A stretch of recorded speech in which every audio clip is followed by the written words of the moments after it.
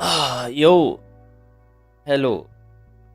I restarted the router and now the numbers look better than before, so let's see how long the stream stays up. If it dies again, I guess then today's cursed. How is the stream? Is it buffering? It's good. Good quality. Yeah, I put the upload bitrate higher than before even. Now it's on 8000 instead of 6. Hello Ace. So far it's good. Very, very nice.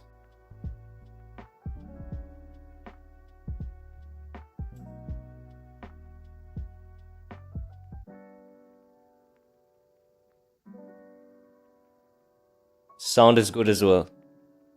Very nice. Let's wait a little bit for everyone to come and then we continue.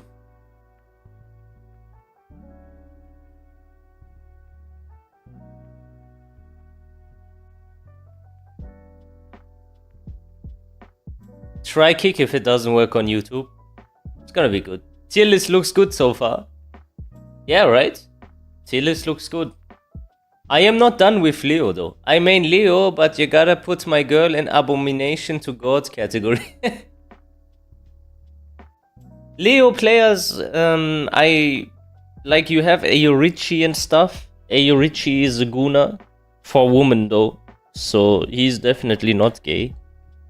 But Leo players tend to do Leo cosplays also, and I think cosplaying as a man is a bit gay, a little bit. So maybe bisexual is justified. What do you say? Leo is a boy. In Tekken 6, Leo was introduced as a girl. And then became whatever it is now. But wait a minute. So Leo is officially transgender, but the player base doesn't reflect that. The player base really doesn't reflect it at all. And Tekken 8 he looks and sounds more like a man though. Yeah, but he has a bikini custom. I've cosplayed before. I've cosplayed on stream also. It's still a bit gay somewhat. I can't lie. Yo, Mist, what's up? Dude was... Yeah, it depends on what cosplay you have also. It depends who you cosplay. I cosplay Kazuya, I don't think that's gay. But if you cosplay Leo... that's probably a bit gay, bro. Leo is a female, but motherfucker has a male voice actor. No. Okay. Keep him here. Reina. I think Reina players are straight. But they like feet. They are into feet. Yeah. They like feet. Yo, Houdini. Why do they like feet so much? If I would be a genie and I would go to a Reina player and I would say, I subtract 20 years of your life expectancy. So if you would be 80 and die, now you die at 60. But I give you 20 minutes with Reina's feet. How many would say yes of the Reina players? I think many. I think a lot.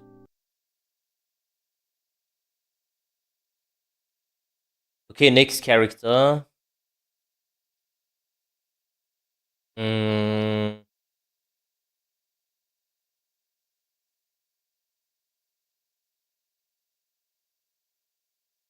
Asuka. What do you say?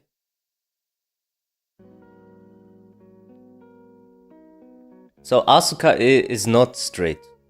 That's for sure. It's not metrosexual. They look like they don't wash themselves. Bisexual at least. But according to the main figures of this character, like Fergus and stuff like that, I would go one tier up. So already gay. But maybe not faggot. Maybe not faggot. Would you say gay is okay? Just gay? You know?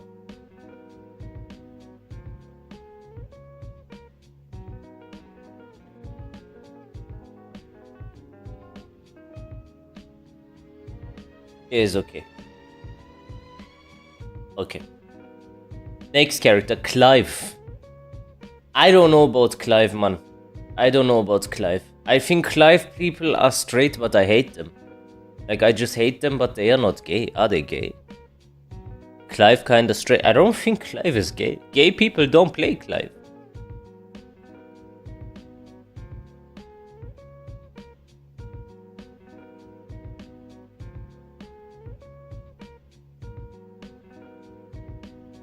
Straight losers, okay, but we don't have that category, so we just keep him in straight. Blackheart loves Clive Meduse. Yeah, but he doesn't. But Clive doesn't love Blackheart back.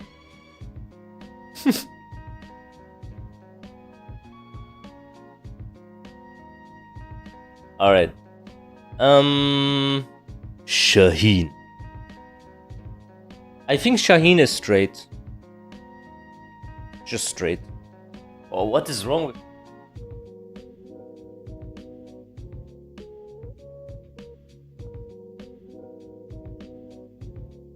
What even is metrosexual? Metrosexual is like David Beckham. You know David Beckham?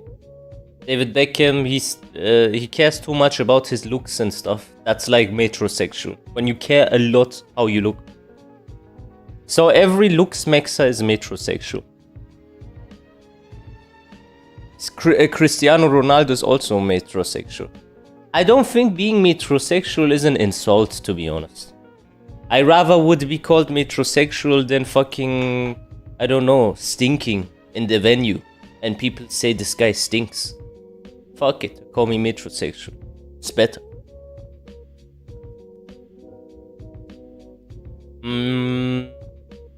Raven. I think Raven also is straight, to be honest. Raven is literally Blade.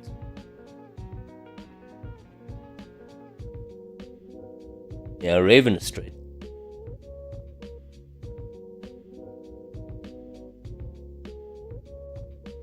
Paul. I think Paul is straight.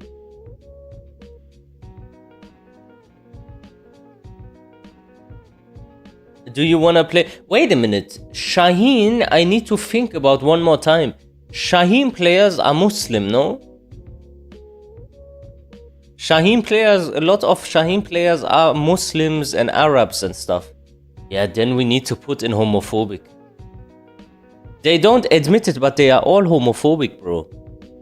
All of them. Let's put him in homophobic. They just low-key. They just low-key. They don't voice it, you know? They just shut their mouth.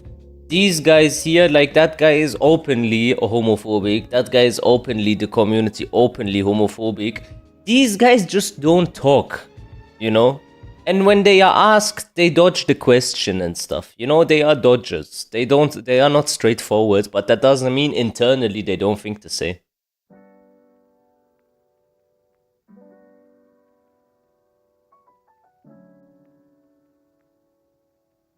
Scroll a bit down to show all the tiers.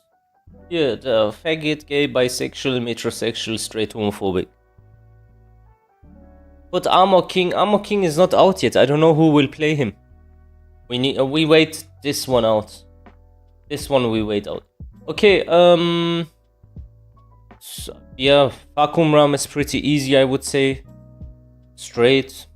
Heihachi is not so easy. It's not so easy. Wait a minute. So first of all, Big Nose main Heihachi. Big Nose is already very sus. I think he's also a Jew. I'm not sure. Also, there is a player, Shwondi Dondi or something in America. He paints his fingernails black and all that shit. So I would say there already we need to go into bisexual.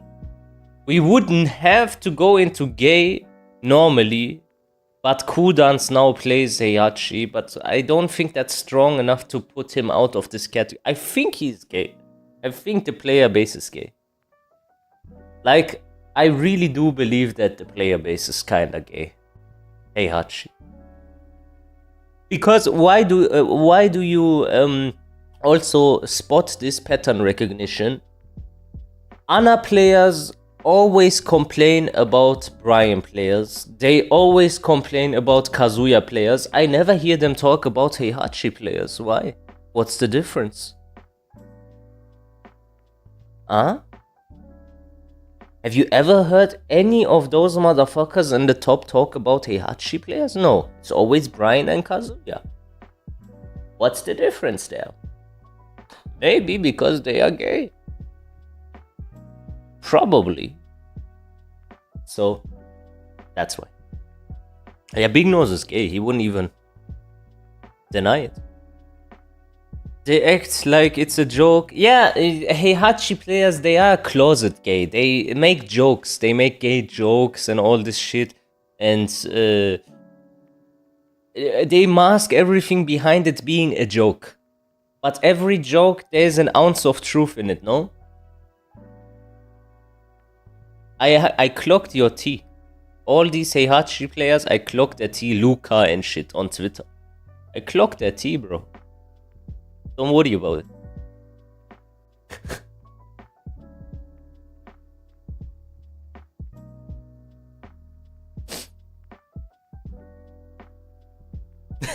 CMM was trying to get GOD1 with Heihachi.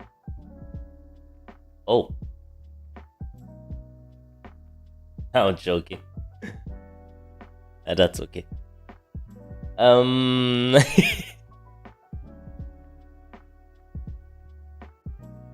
If he got God 1 with Heihachi. Not bad. What kind of Vegas is he playing nowadays?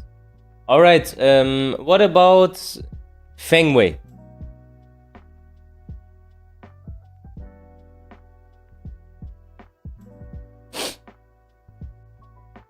No, I don't play Kolya. I don't play today. My mom is around and she doesn't like the sound of the stick. Straight or homophobic? Okay, also the Joker is homophobic, but Kokoma is gay. And they both play Feng. So then we need to go in the middle.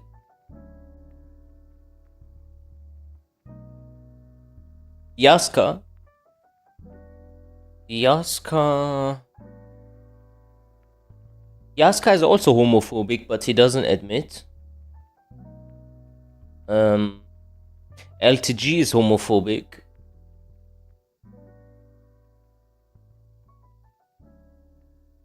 Maybe we put him into straight. More people are homophobic that play Feng. You play Lily and Kazuya. What does that make me?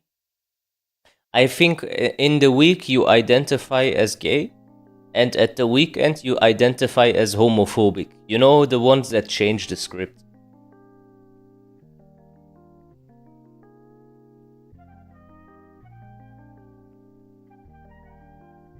Kokoma is fruity as fuck, but I think he's into girls at the... I saw something, I swear to God, I couldn't believe it. There was on Twitter showing these in Thailand, the transgenders and all this shit.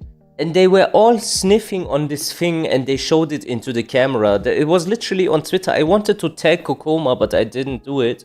And they said like, yeah, our customers like this also a lot. And I didn't make this up, by the way. Legit. I can probably find you this.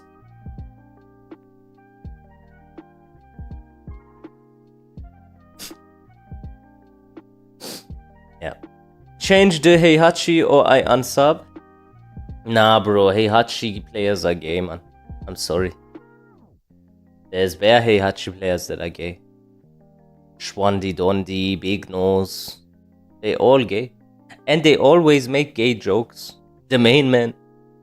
That guy is minimum bisexual.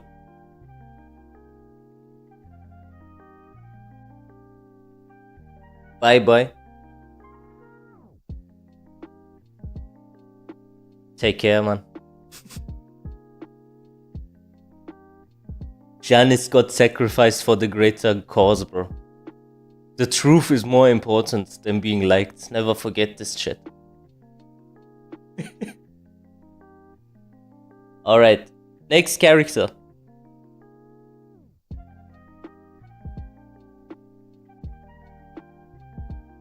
What shall I do?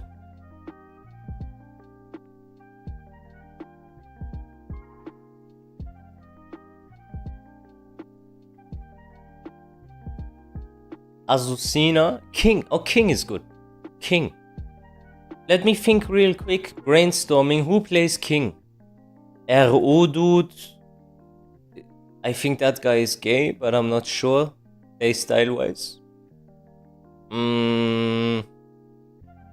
The main man plays King. He is also gay. Lil Margin isn't gay. And Infection isn't gay. Federa isn't gay. Mohammed Next is not gay. Ola is a faggot.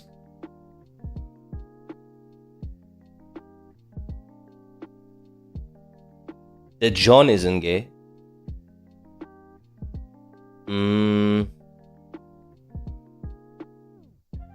Lucaso is a faggot. Well, it's pretty even out, but I would say it goes more into straight. More into straight. I would go more into straight. Fuck it.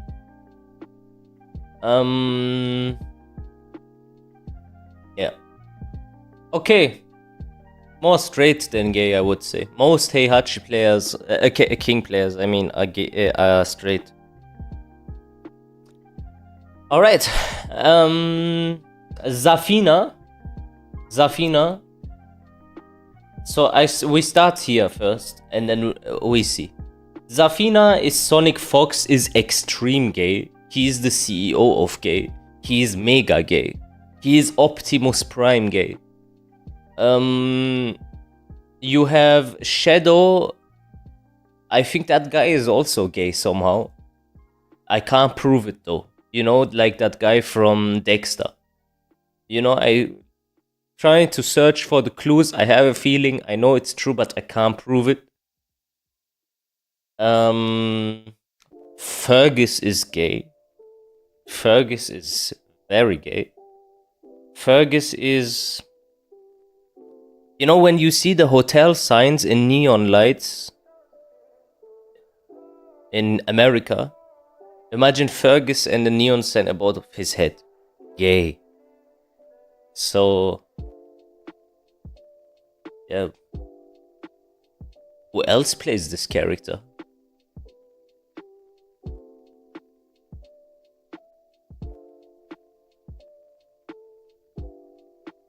Cuddlecore plays this character.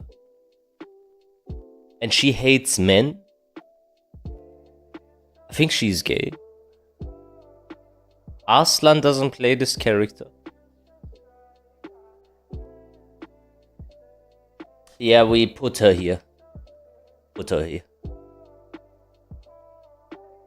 Chanel? Chanel is not enough to put her out of this. There's too many gay Zaf players. Way too many. Azucena. Let's do Azucena. What is that kid with the green hair again? That kid with the green hair. Neon Kai. Neon Kai is a faggot. So I would say here.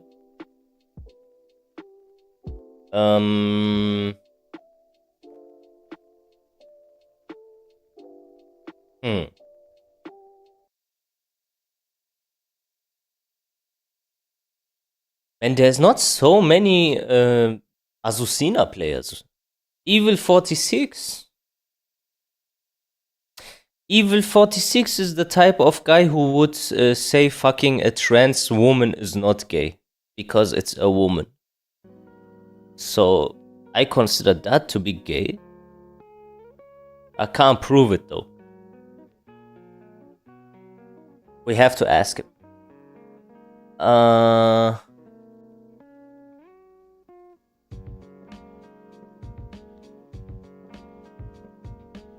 Nah, this is okay. This is okay. Next! Jack. I think Jack players are homophobic.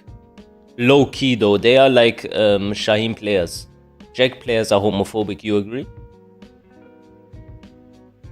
Jack players are homophobic, they cheat on their OnlyFans fiancés. Medusa, you look like the sun into at the lighting.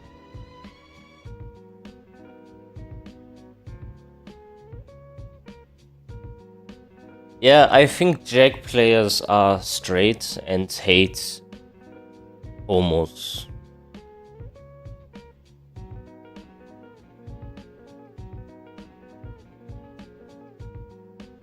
Okay. Next. Dragunov. I think Dragunov players are also homophobic. I'll be very real with you. Joe Crush's girlfriend was trans though. No, she wasn't. I went down this rabbit hole. You know what she was? She was trans mask. That's something new, bro. Let me update your iOS. That's when you are born female, but on some days, when you feel like it, you like to have a male vibe. That's why they say mask. You put a mask on. So on that days, maybe she fucks Joe Crush in the ass. And that's pretty gay though. That's pretty fucking gay though. Joe, that's gay. What a freeze, bro. Yeah, trans mask, bro. People started to see that she said trans and all this shit. And then assumed that, yeah, that means transgender. But it didn't. I didn't mean transgender. It just meant that she some days feels like a man. Whatever that may mean.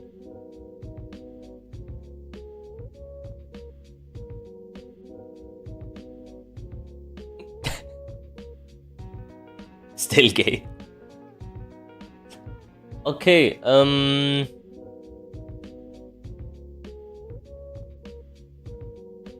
Victor Chevalier. So first I would say in the middle, Victor. Is Blackheart a Victor main? Is Blackheart a Victor main?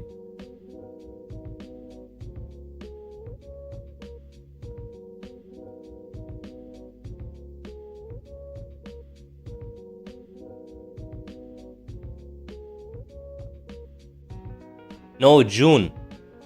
Hopper. I don't think Hopper is gay. I think LTG is homophobic. I think Blackheart likes Victor a lot. Why is Heihachi gay? Big Nose, Shwandi Dondi, especially Big Nose. Especially Big Nose. Yo, Yannick, what's up, man? And TMM.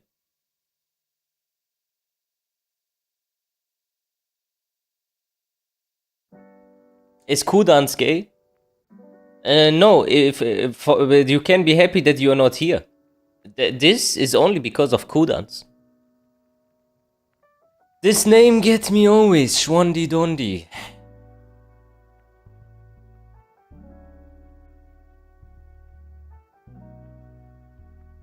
Does this tier list apply to female players? Yeah, they can be gay too. Here, this is the best example, Ling. the girls are here, this one. They are either lesbian or they just cosplay girls. Most of them that you define as girls, they have a bigger dick than you.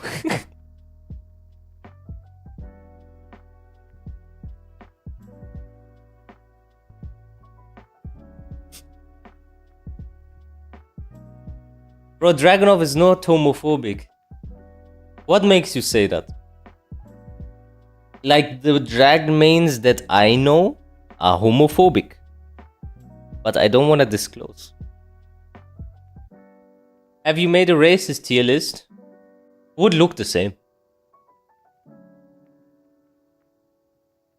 Racism and homophobia is very close to each other. I main Dragonov and I am an ally. Yeah, but you are not one of the known drags. I am talking about the known drag community. Which may be true that you are not homophobic, but yeah. I mean, the female players of Tekken who play the characters you say are gay. I mean, the female players of Tekken who play the characters you say are gay.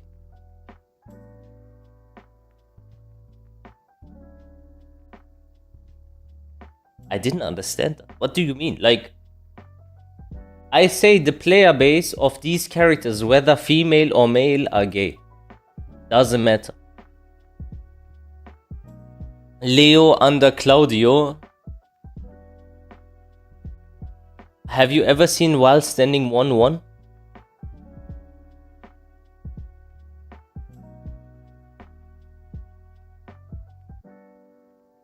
Okay, next.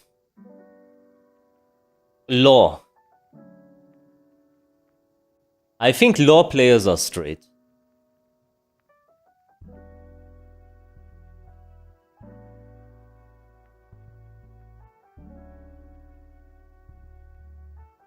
Listen, man, his pose is flamboyant, but he's just Italian. He is not gay, just Italian. Do you guys in Italy just wear like BDSM outfits in leather? Like in Tekken 7, his custom, his official custom. Custom free. Is that like an Italian thing?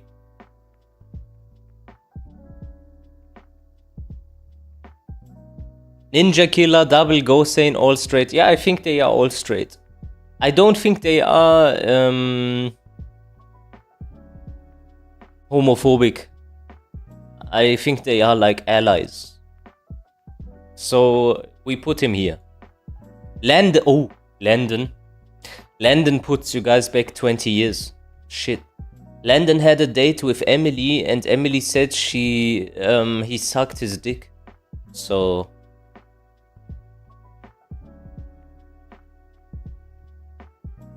But that's only one person.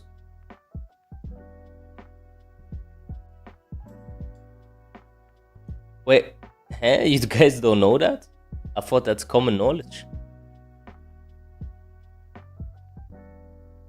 Who the fuck is Emily? Don't you remember that transgender Lydia player?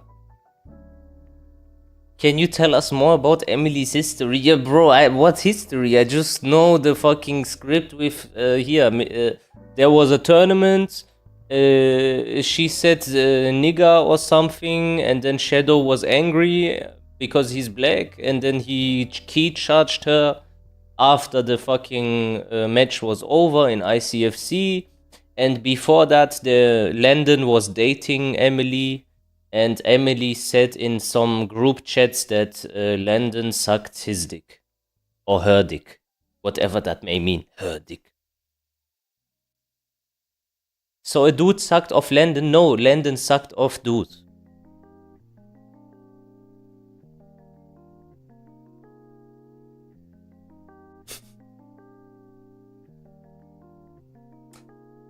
Boah, that puts this character fucking higher though.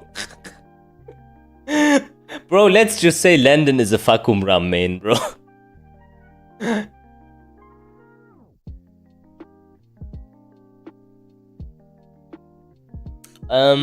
Next character, Lydia. Lydia. Who do you know that plays Lydia?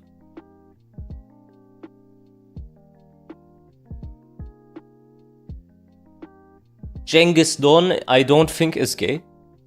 Tetsu, I don't think is gay. I ain't playing this bitch.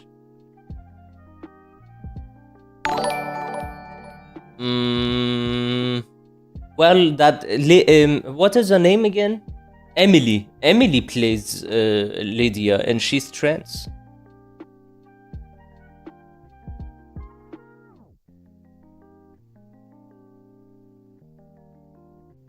Okay, we put Lydia in straight. Alright. Now June. June, I would say... So first we start with Blackheart, who is obviously gay. Then... Who else do we have?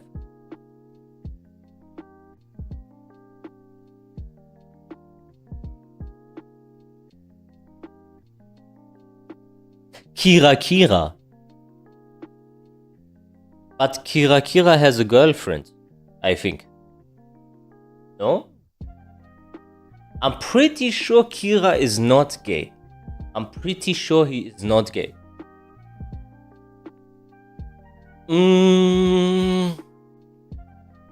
Fergus plays June.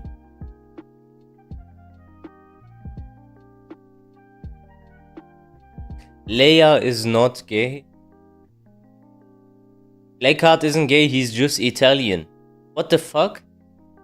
That means Italy is gay. If that's the benchmark, bro, it don't get no more than Blackheart in terms of gay. He is the gay fucking LeBron James.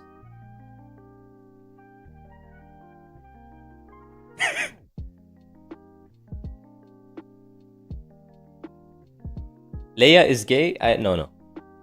Leia is not gay. She's straight. Is Blackheart actually gay? Yeah, he's gay. Hey, he talks about it all day on stream.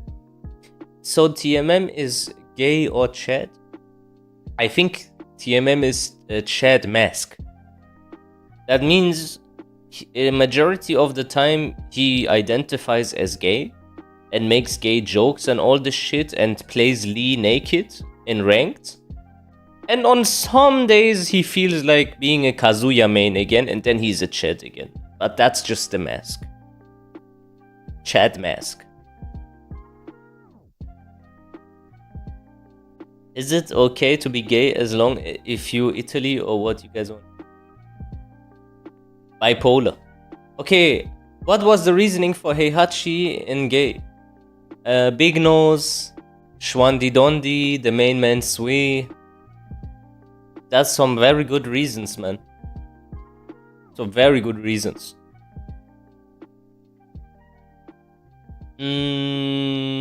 Eddie. Who plays Eddie? Who plays Eddie? Ronaldo Sui plays Eddie. I don't think he's gay.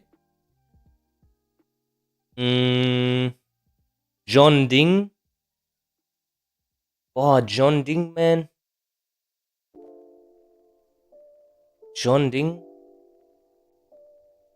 Man, John Ding could be gay. Could be gay. Really.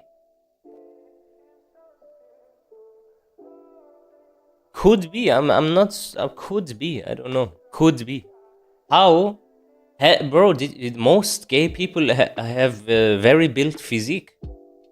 Stop disrespecting people. Oh, please don't cry, man. This is just a joke tier list. If you don't like it, watch something else. I'm tripping. Tekken Master is straight. Zona is straight.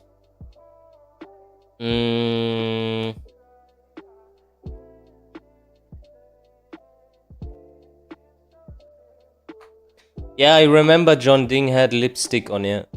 Kokoma is gay, but he doesn't play Eddie. Elias is not gay. Elias is straight.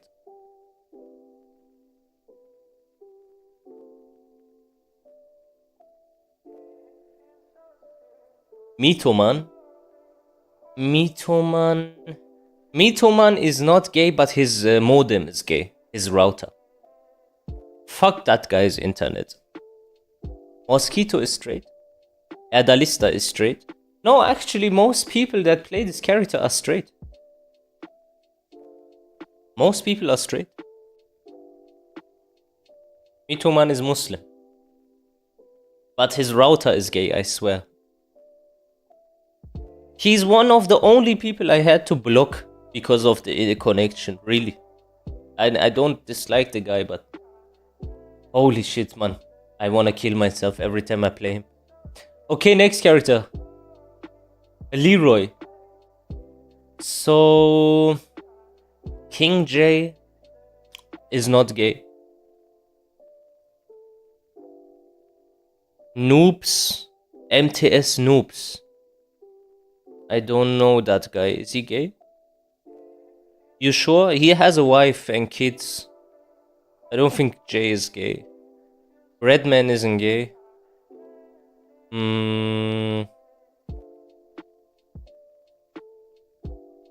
Khan.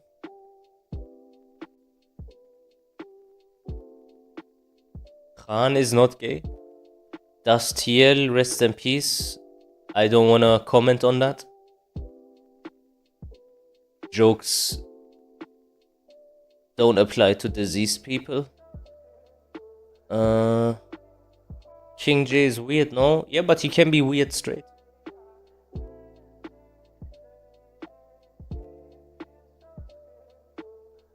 I think Leroy players are straight, honestly. I don't know any gays Leroys. Yeah, he's straight. Yoshimitsu.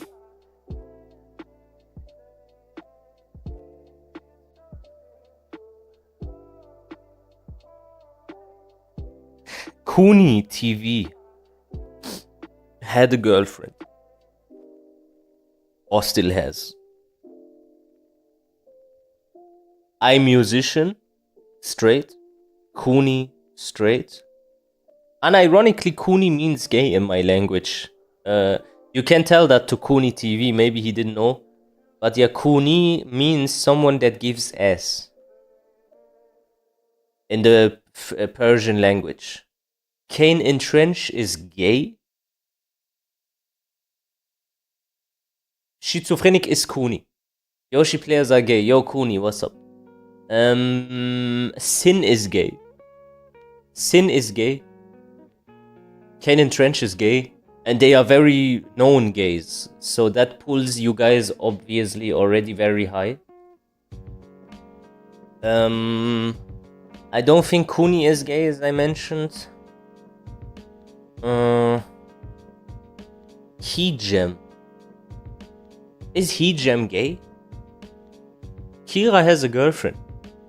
Is Hijam gay? You are dating a Lily player. Are you sure it's a girl? Be careful. Hijam has kids. Okay, he's straight.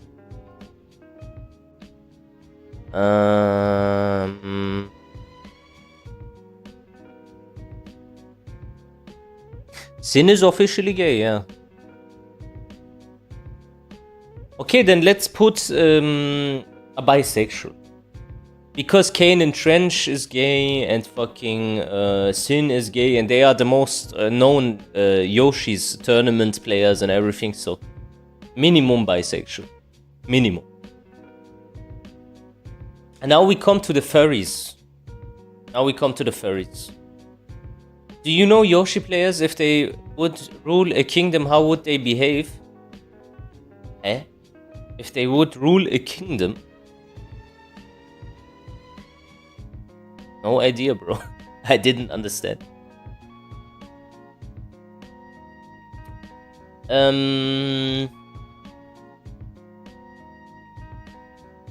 King is a character. No, it's not about the character itself. It's about the player base secrets.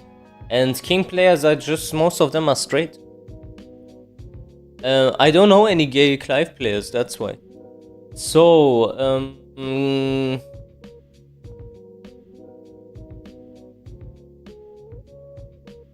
I know some gay bear players, to be fair.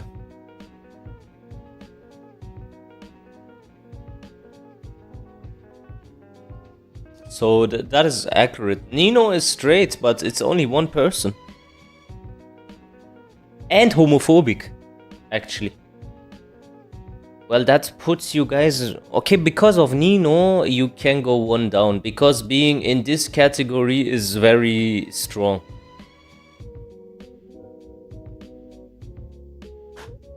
Yeah, he is.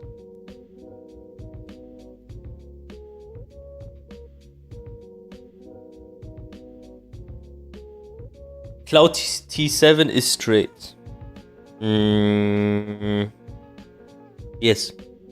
True. Why is Jack 8 and homophobic? Like the German Jack players, they were all homophobic. But they dropped the game. Because they don't like what they did to Jack. They only like his visuals.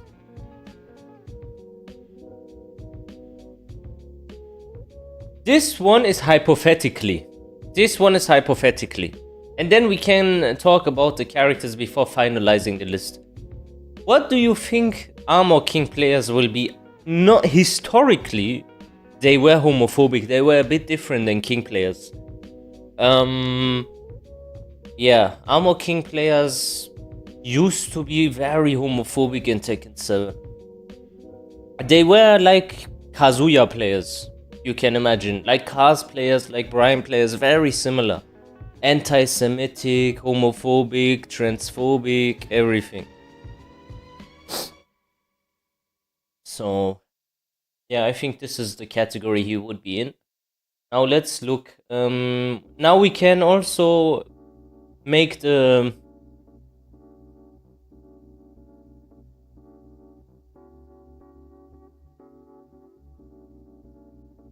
Okay, we make the order now. Who is the most homophobic character in the entire game, the player base? Who is more? I think it's obvious it's gonna be between Kazuya and Brian.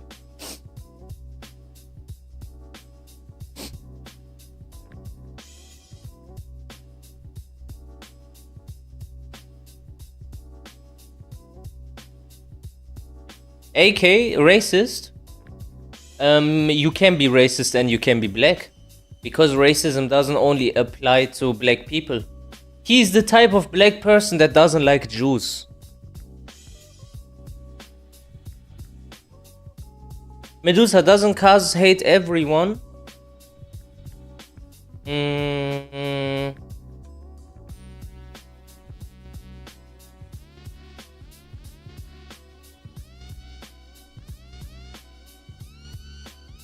Somewhat. Somewhat. I think his biggest hate, or the biggest like anti thing that he has, is not even homos. I think he would be fine if there wouldn't be LGBTQ. He wouldn't care if they are just gay for themselves. I think he hates LGBTQ specifically, but I think he is more anti-Semitic than he is homophobic. He's the type of guy who would like to nuke Israel now. And I would support him. I have seen so many Bryans with a Nazi costume.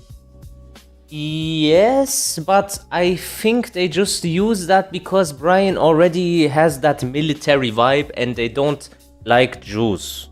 But that doesn't mean that they dislike Jews more than Kaz mains. I think Kaz mains dislike Jews the most.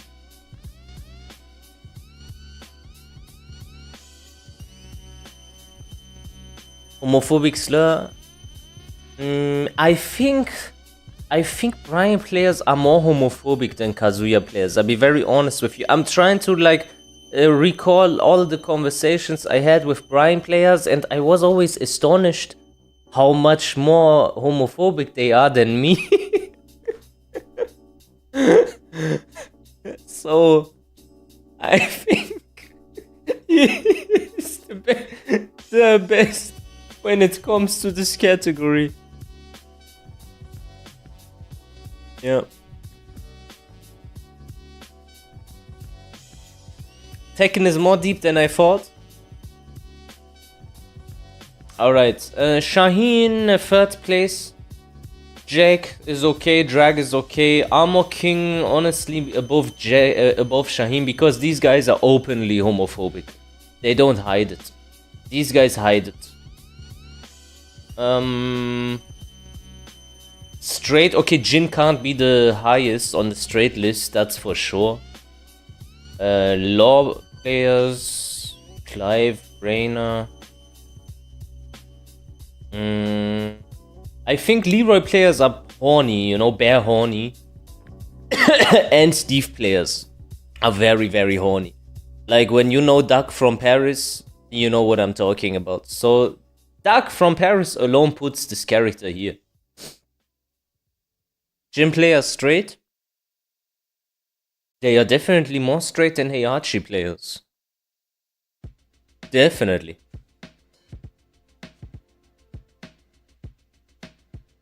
Definitely.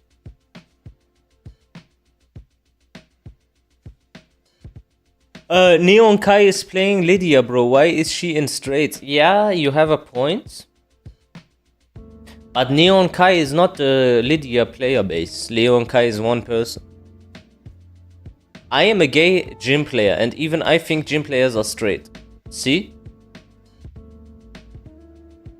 You can have exceptions in these things. Like, just because like Neon Kai is gay and he plays Lydia doesn't mean that the player base reflects this. A lot of Lydia mains are Gunas. That is true. That is true. Yeah, I agree with that. Okay, from the gay list, who is the gayest of all? You know? Planet Gay. The return of gay. I would say Anna. Anna. No?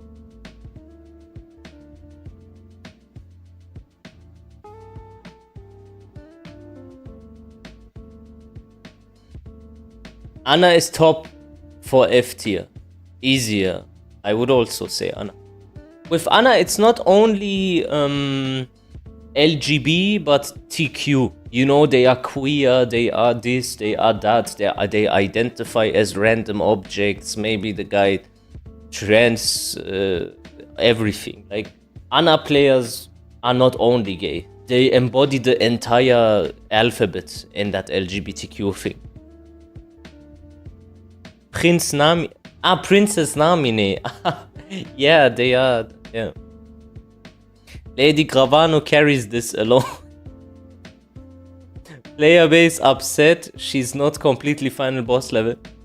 Even Murray admitted that most Anna players are gay. Huh? Did he talk about that? In what environment? Did you know that Anna players are actually all gay? Like, how did he even come to talk about this? That's interesting. Anyways.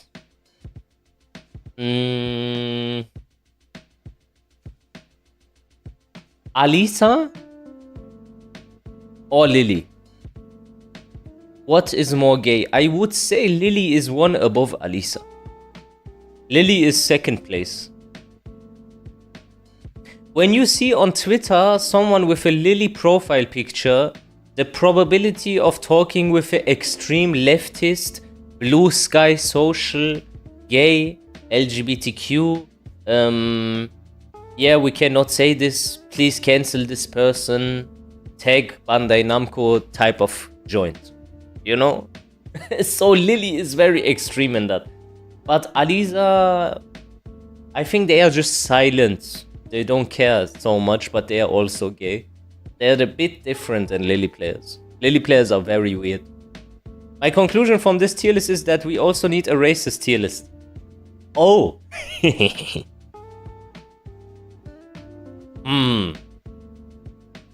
What do you consider racism? Do you consider racism of an... let's say, for example, me. I would say I am racist, but only against Jews.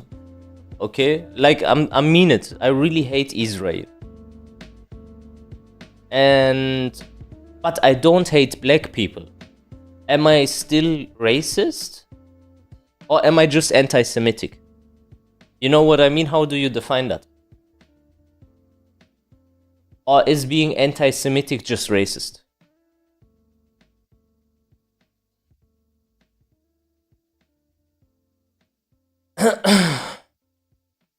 Maybe we should do this tier list. Maybe we should. Sounds like fun. I don't date no bunnies. You don't like white girls? You're anti-Semitic is a different thing, I believe. I don't know. I don't know. Brian on top again, yeah, but Kazuya too. Bro, will you do a blue rank run today? Not today, bro, unfortunately. Not romantically. I get it though. I think I am also more inclined to date romantically someone that is closer to my culture. Racism would be putting a hierarchy on the ethnicity. Hate towards one group of individuals isn't racism. It's just hate. Man, that was very, very smart. You're right. Racism is when you think that there is a race that is more worth than other races. But I am a Muslim and I don't believe that. I think everyone is the same in front of God. But I don't like Jews because they kill children and think this is okay.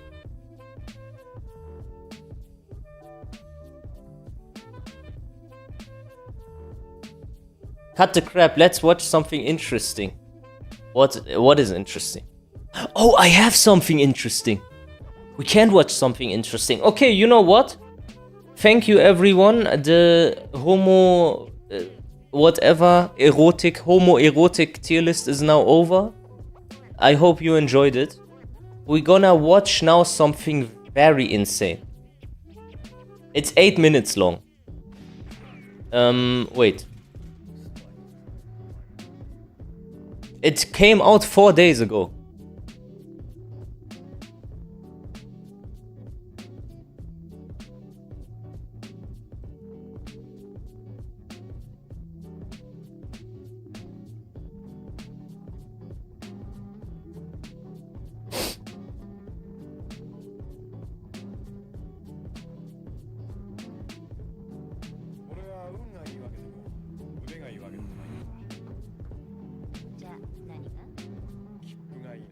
It's called The Worst Patch Ever.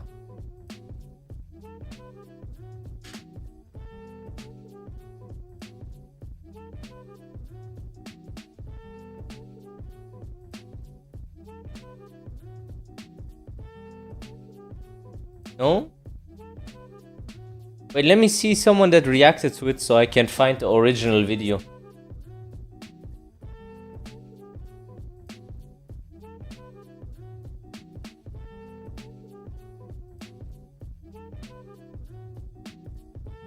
The Score Esports. I found it.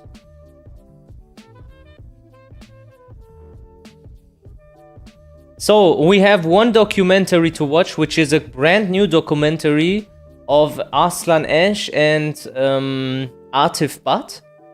And we have this is what we can watch, but after this also this one. Wait. Here. The worst patch ever. Everything wrong with Tekken 8. Did you see this yet?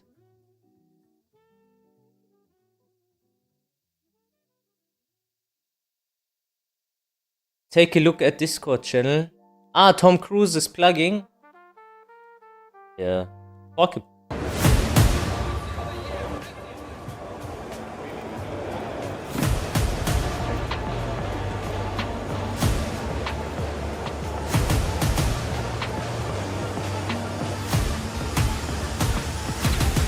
What were your initial impressions of the Season 2 patch as a player? I think that was the worst patch ever in the history of Tekken. The initial reaction from the community was one of, I would say, disbelief. I think a lot of people were expecting that there was going to be across-the-board nerfs to a lot of characters. They really emphasized like this season is going to be like a defensive season. We're going to be improving defense and this and that. And then they showed nothing but like the craziest offense we've ever seen in a Tekken game, and we're just like, this is the defense patch? Like, where's the defense, bro? Tekken is always about small poking, and risk reward has always been nice. From the beginning of Tekken 8, we have seen like a lot of 50-50s, a lot of force situation where you have to block, and the risk of doing 50-50 is very less. So we have been complaining from the start, and then they made them worse. Oh, this is not looking good for Arsene. He has to get out of here. Yo, want it! He got it! Oh my goodness, want it! The system changed very heavily in regards to how certain statuses like heat engager and heat dash and stuff like that were changed. So heat engagers went from being super plus on block to only, I think, +9 on block now, which is huge. There's still a lot of situations that you get put into where if you essentially guess wrong, you die. And then Bro, when you think about it, Season 2 was Tekken 8, 9, 11, really. That this channel makes a video called Everything Wrong with Tekken 8 is insane. and some situations where if you guess right, you are rewarded, but even sometimes if you do guess right, you're still not. They added in moves in Season 2 which were incredibly strong, as in they covered every option. I'll give one example, Zafina's back on +2. It was a move which basically, it's homing, it's mid, it's safe, it is actually plus when she has install, so it's like there's zero counterplay to that. So even if you've buffed sidestep, you've added in moves which counter people sidestepping, and it has zero risk. So I think a lot of people were like, okay, this is a good system change, but now you've added in all these options to counteract that system change, so nothing's changed. Season 2 did so much that wasn't even necessarily inclusive. It felt like it just took away earned work part of it. Tekken 8 is really inclusive to beginners, but Season 2 alienated the intermediates. Any defense you learned got patched out. Safe ways to play offense, maybe you didn't want to gamble, you wanted to be a bit of a safer poking player, that got patched out. Characters themselves and the individual designs are what have been so toxic. But he just, wow, what a crouch big launch from Hafiz. that's gonna seal the round likely. This is probably, Yeah. that's it. Round 3 pools and Nee is out of the tournament. Wow. It's very technical thing, but I think character who has 10 frame heat engagers are really strong. I think Anna and Brian currently are like the strongest character right now. Brian damage is insanely high. How we think about Brian is like counter hit combo. That's the strength about Brian, like wall standing 3, forward 3, QC back 1 +5, anti high. But these characters, I think damage is high and 10 frame heat engagers. In heat, they both are insanely good. Anna is such a strong character because first thing is her damage is super high. Her wall combo damage is really nice. If Anna punish you with while standing 1 to 13 frame punish, you have to block a 50-50. If I do 2 into forward and just block it, it's really far. I think that's almost broken. Her recovery is stupid. The way that Anna released in Season 2, I was saying that she is every problem with Tekken 8, and she, like, this whole season was made for her. Full crouch after a heat engager, made for her. The chip damage with the debuff, made for her. Sister trap.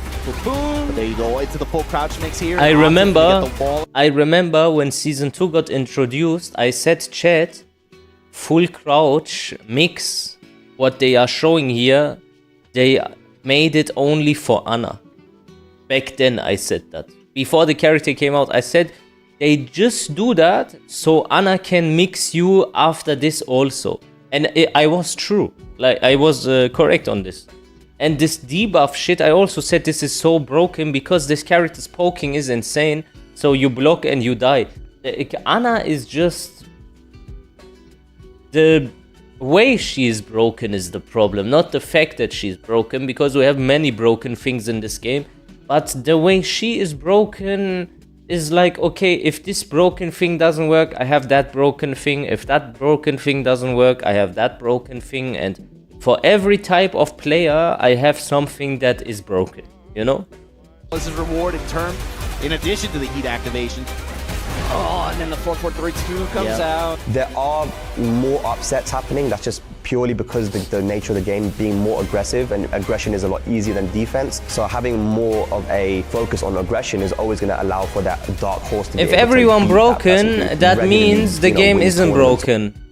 No, that's not true. Because of the game's nature being so broken, that means that a good player can lose to a bad player. That is a broken game. That's true. Just because you make everyone broken, that doesn't mean it's balanced. It's broken still. You can make a game balanced by giving characters strengths and weaknesses, but because everything here is so volatile, anyone can lose to anyone. Or places in that top 8. Oh, break her legs. Yo, wait, that's at the wall. You better tech that I shit. don't think he even gets a chance at the wall. The damage. Gene and my man, Dr. the Jake Man, puts Arslan Ash into losers. But the game, I think, is going in the right direction now. Finally, we have seen top 8s with more top players and then less random players, which means the game is kind of stable. At the end of the day, This, what he said here, Rangshu said the opposite. He said that just because the top 8 is filled with like the OG players, that doesn't mean that the game is in a healthy state, because these players play the game every day for a living. 7 hours a day. Obviously, they will still have an advantage, but the advantage is much less because they destroyed the skill gap. And now people that don't play this game for a living don't enjoy it. which is something interesting, is that the top players are still... But wait a minute, do you think that the game is going into the right direction? Do you have that feeling? Is it going into the right direction?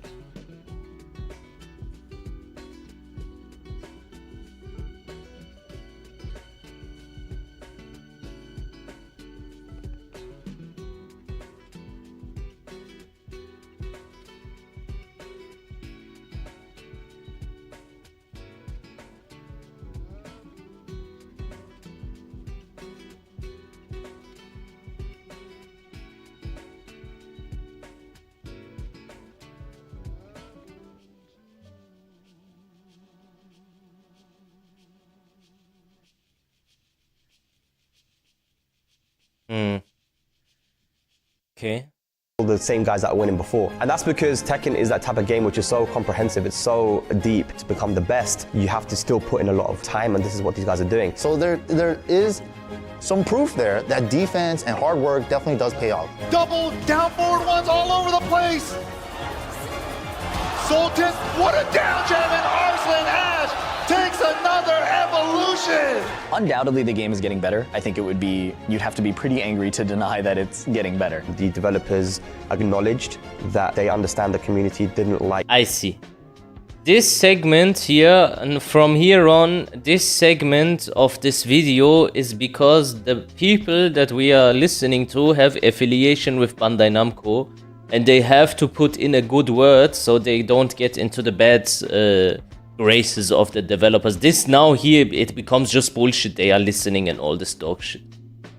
Stable. At the end of the day, which is something interesting, is that the top I am the players are angry still guy, the same guys that basically. are winning before. And that's because Tekken is that type of game which is so comprehensive, it's so deep. To become the best, you have to still put in a lot of time, and this is what these guys are doing. So there is some proof there that defense and hard work definitely does pay off. Double down forward ones all over the place.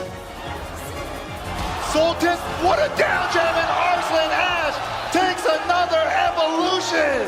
Undoubtedly, the game is getting better. I think you'd have to be pretty angry to deny that it's getting better. The developers Very angry. acknowledged that they understand the community didn't like what was presented to them in Season 2. They've said that, look, we're going to be making changes, and that communication was very important. I think the dev team is in a bit of a tough spot where 1,500 changes were made, and they were pitching it, they were selling it as total overhaul of the game. And when all of that is almost universally rejected, how do you backpedal that? Do you slowly try to fix it, which is the approach they're taking? Everybody's gonna have their own opinion on all the technical stuff within the game, but ultimately it's gonna come down to Bandai. This is horse shit, because they say good communication. What is good communication about saying, yeah, soon you're gonna get a huge defensive update again, you know, after the Season 2 update, where they said we need to just wait for the tournament season to be over.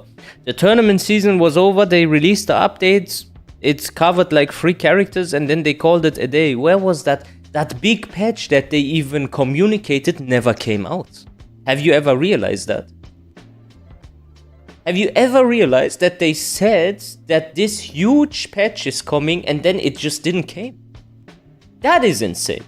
What is that kind of communication? Rather, don't say anything instead of lying. That's the problem with the communication I have with them, is that they continuously lie.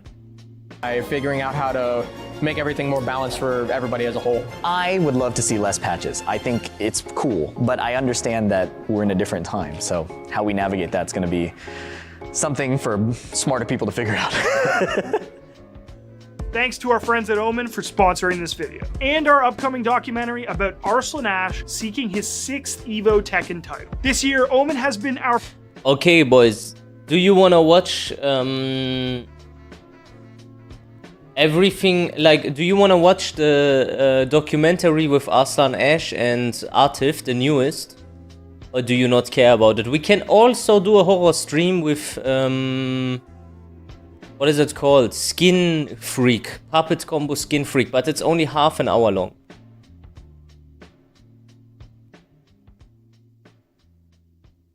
Okay, I have a good idea. I just turn it on and download Skin Freak in the background.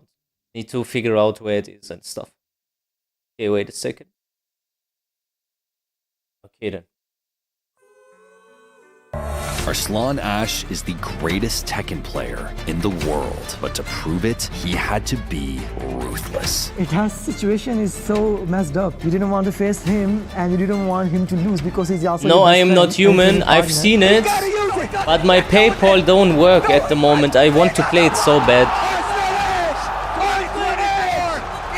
I want to play it so bad, I swear. Atif's loss was crushing, but sometimes the most painful losses drive you to new heights. Oh, this is not looking good for Arslan. He has to get out of here. Yo, Atif! He got it! Oh my goodness, Atif! This is very dangerous, Steve. He's looking for the closeout right now. Oh my God, what a combo! And Atif wins Grand Finals CEO 2025. Personally, for me, I think Atif is the best player in the world. It is not easy in world-class Tekken to be a threat on a week 2 character unless you were an anomaly like Atif. Going into EVO 2025, all eyes were on Atif, while the reigning king of Tekken looked lost. After Tekken 7, other people started saying that I'm not the best. I was not like winning anything, and I struggled. To reclaim his crown, Arslan would have to reinvent himself. And to cement that he was still the best, he would have to overcome his most feared rival. Atif is one of the toughest opponents I never want to face in any tournament. We play with each other every day, and we know each other's weaknesses. We cannot hide anything from each other. Big low carry after the burst meta. Little wall, sick carry. Oh my gosh, the damage. The smash. This is big news. Oh, and the 4-4-2, he just believed, and he was right. 1 round away from taking the tournament. Before we get into the video, I'd like to thank our sponsor, Omen. This year, Omen has been our portal to possibility by sending us all across the world to cover the biggest events in esports. And thanks to them, we were at EVO in Las Vegas to capture the hype for all of you. Unleash your ultimate gaming potential with the Omen Max 16 laptop. Crafted for powerful performance, the Omen Max 16 is equipped with up to an Intel Core Ultra 9 processor, offering gamers desktop Champion! Oh my gosh! But in the year after that win, things were a lot rougher. The reigning champion didn't collapse after his dramatic victory, but the rest of the year didn't look great. On the slide, the combo's gonna be messed up by the wall. He goes for a reset. What up? The down jab, the hellfire, the slide, the duck, the wipe the floor, the whip, and Pena takes it. Pena takes it, and he knocks Arslan Ash down the loser's side. Look at the emotion on Pena's face. I can't believe that. And as 2025 picked up, things didn't get much better. Longtime Tekken fans, including Arslan, decried Tekken 8's aggressive shift towards offense, but he adapted and was ready for EVO 2024 with a new approach to the game. And then, Season 2 changed everything. When I first introduced Season 2 patch, I think that was the worst patch ever in the history of Tekken. For a lot of legacy players, we were looking forward to the defensive lateral aspects of a 3D fighting game, and most of the patch notes directly spat in the face of that. After months of criticism, Namco Bandai promised the game would become more defensive, but instead they turned around Okay, we and have a broke problem. the game, making it even. This Puppets Combo Skin Freak game is behind the paywall you need to sign into their Patreon and shit, which is annoying. I don't know, we might need to do something different. More aggressive and linear. They really emphasize like this season is going to be like a defensive season. We're going to be improving defense and this and that. And then they showed nothing but like the craziest offense we've ever seen in a Tekken game. And we're just like, this is the defense patch? Like, where's the defense, bro? The initial reaction from the community was one of, I would say, disbelief. They added in moves in Season 2 which were incredibly strong, as in they covered every option. So even if you've buffed sidestep, you've added in moves which counter people sidestepping. Season 2 did so much that wasn't even necessarily inclusive. It felt like it just took away earned work part of it. Any defense you learned got patched out. Safe ways to play offense. Maybe you didn't want to gamble, you wanted to be a bit of a safer poking player. That got patched out. Tekken 8's Season 2 patch was so hated that Namco Bandai apologized and began deploying emergency fixes, slowly trying to claw back their players' goodwill. But the damage was done, and pros like Arslan were massively affected. Tekken is always about small poking, and risk reward has always been nice. From the beginning of Tekken 8, we have seen like a lot of 50-50s, a lot of force situation where you have to block, and the risk of doing 50-50 is very less. So we have been complaining from the start, and then they made them worse. Arslan Ash made his career on careful defensive play, carefully timed sidesteps, and incredible patience under pressure. Now, the game rewarded endless aggression, sticking to an opponent like glue, pressuring them with safe attacks and autopilot strings that would eventually wear them down or chip them out, whatever came first. Arslan still saw himself as a defensive player. Last year, he was forced to adapt. He was forced to change himself to match the pace of Tekken 8. Now, he was doing it all over again. My playstyle is a mix of defense and offense, I think, now. Before it was like completely defensive. Tekken like 8 ranked? Defense. I think now it's 50% defense. And there was No, I something am not else human is weighing 10% on off. Arslan's mind. Arslan Ash tested positive for anabolic steroids while he was attending the 2022 World Esports Championship. While the tournament wasn't massively important and the community didn't feel like Arslan's failed test impacted his Tekken play in any way, it was a mark on his reputation, one that caused a bit of a rift between him and other I would players. like to get it, I swear I would like to, but I can't. Very, very good guy. All the time he has been. But he knows as well that that whole IESF stuff is bullshit. It's bullshit. It's straight bullshit. Steroids don't make a difference on your reaction time. It makes it worse, actually. I still don't understand why he shared that tweet. He was the first ever person to share that tweet, and then the rest of the world got to know because of him. To his credit, Arslan apologized. Get what? The game is called... What is it called again? Not the Puppet Combo game, though. This because that one is only a half an hour. No, I Am Not Human or something. It's a very... No, I'm Not Human. Yeah, that one. I wanna play that so bad, but the shit PayPal doesn't work at the moment. What shall I do? Stating that he wasn't aware It was that a better his time when you supplements could contained go banned to the store and substances just buy the immediately games there, stopped man. using them after he was informed. But still, heading into EVO, the incident and his recent performances hung over his head. Oh, stays down, Arslan. Able to rotate around, Atif stepping with him. Use credit card. Yeah, but then I need to connect it. I don't want to do that for some reason. He got it! Oh my goodness, Atif with the bazooka blast after the running three, and Atif, you can see it. Nerf steroids. You can see it in his Bro, eyes. He this, wanted that win on a if you want a stage gift, like this. obviously I would Real appreciate bad. it. But you don't have to. Listen, this steroid shit, when that came out, that's why I said that this Moonsault Slayer was the person who basically put this out. And this put the hate between Ni and Arslan because Ni retweeted it. And I check it. And then, bro, like, how can you do this? Why would you post something? Oh my god, Sebos gifted us this horror game, bro. I kiss your heart, man. Nice. We have something amazing to play today. Thank you, bro. So anyways, I was like, okay, why do you share a thing from 2-3 years ago where he took steroids to go to the gym and it's long over already and you make this like a new headline again and all this shit like Moonsault Slayer? Why did he do that? It's so retarded. Like, you can like, do your clickbait and all this shit. You already do this, but at least have some sort of like lines that you don't cross. But that guy has no lines he wouldn't cross. And when he gets called out on, or if he gets called a slur or bad words, then he is all of a sudden a victim. And yeah, but I already knew that the Twitter community is a cesspool of degeneracy, and you are the cesspool of degeneracy. He's been waiting for that moment. 5th at the Tekken World Tour Finals, 5th at Combo Breaker, and 3rd at CEO. These weren't bad placements, but they were far from Arslan's high standard. Yeah, I've played Arslan did make the necessary adaptations. He altered his playstyle, he switched characters, but there was still a mountain to climb. A victory at EVO would vindicate him, prove he was still the best, that all the controversy meant nothing, that no matter the meta, Arslan Ash reigned supreme. It wasn't going to be easy, but Arslan always comes alive at EVO.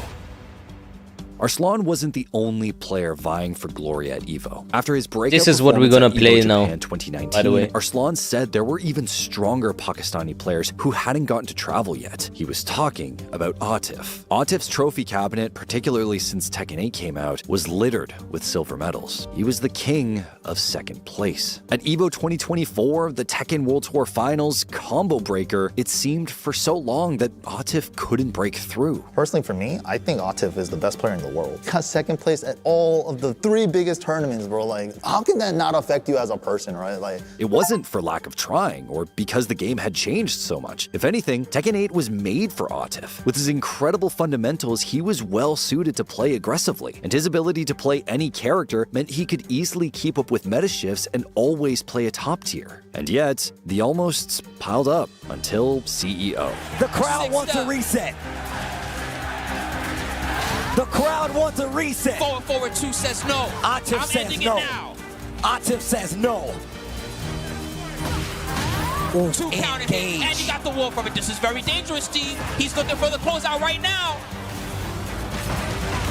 Oh my God, what a combo! And Atif wins Grand Finals CEO 2025. Everything was finally clicking for Atif, and a big part of it was Ana. Ana is such a strong character because first thing is her damage is super high. Her wall combo damage is really nice. If Ana punish you with while standing 1 to 13 frame punish, you have to block a 50-50. If I do into forward and just block it, it's really far. I think that's almost broken. Her recovery is stupid. the way that Ana released in Season 2, I was saying that she is every problem with Tekken 8, and she, like, this whole season was made for her. Full crouch after a heat engager, made for her. The chip damage with the debuff, made for her. She's got all the strengths that she had in the past, but the weaknesses that she had are no longer there. You know, tracking and risky lows, those are not an issue for her anymore, right? And she just has insane mix-ups. Sure, there were other Ana players, but Atif's Ana was different. Ana is a character built around mixing an opponent up and gambling on correct predictions after entering her hammer chance stance. That much was obvious to anyone picking her up when she came out. But Atif took her to the next level, developing layered mix-ups and perfectly conditioning his opponents faster than anyone could be ready to defend against him. It is not easy in world-class Tekken to be a threat on a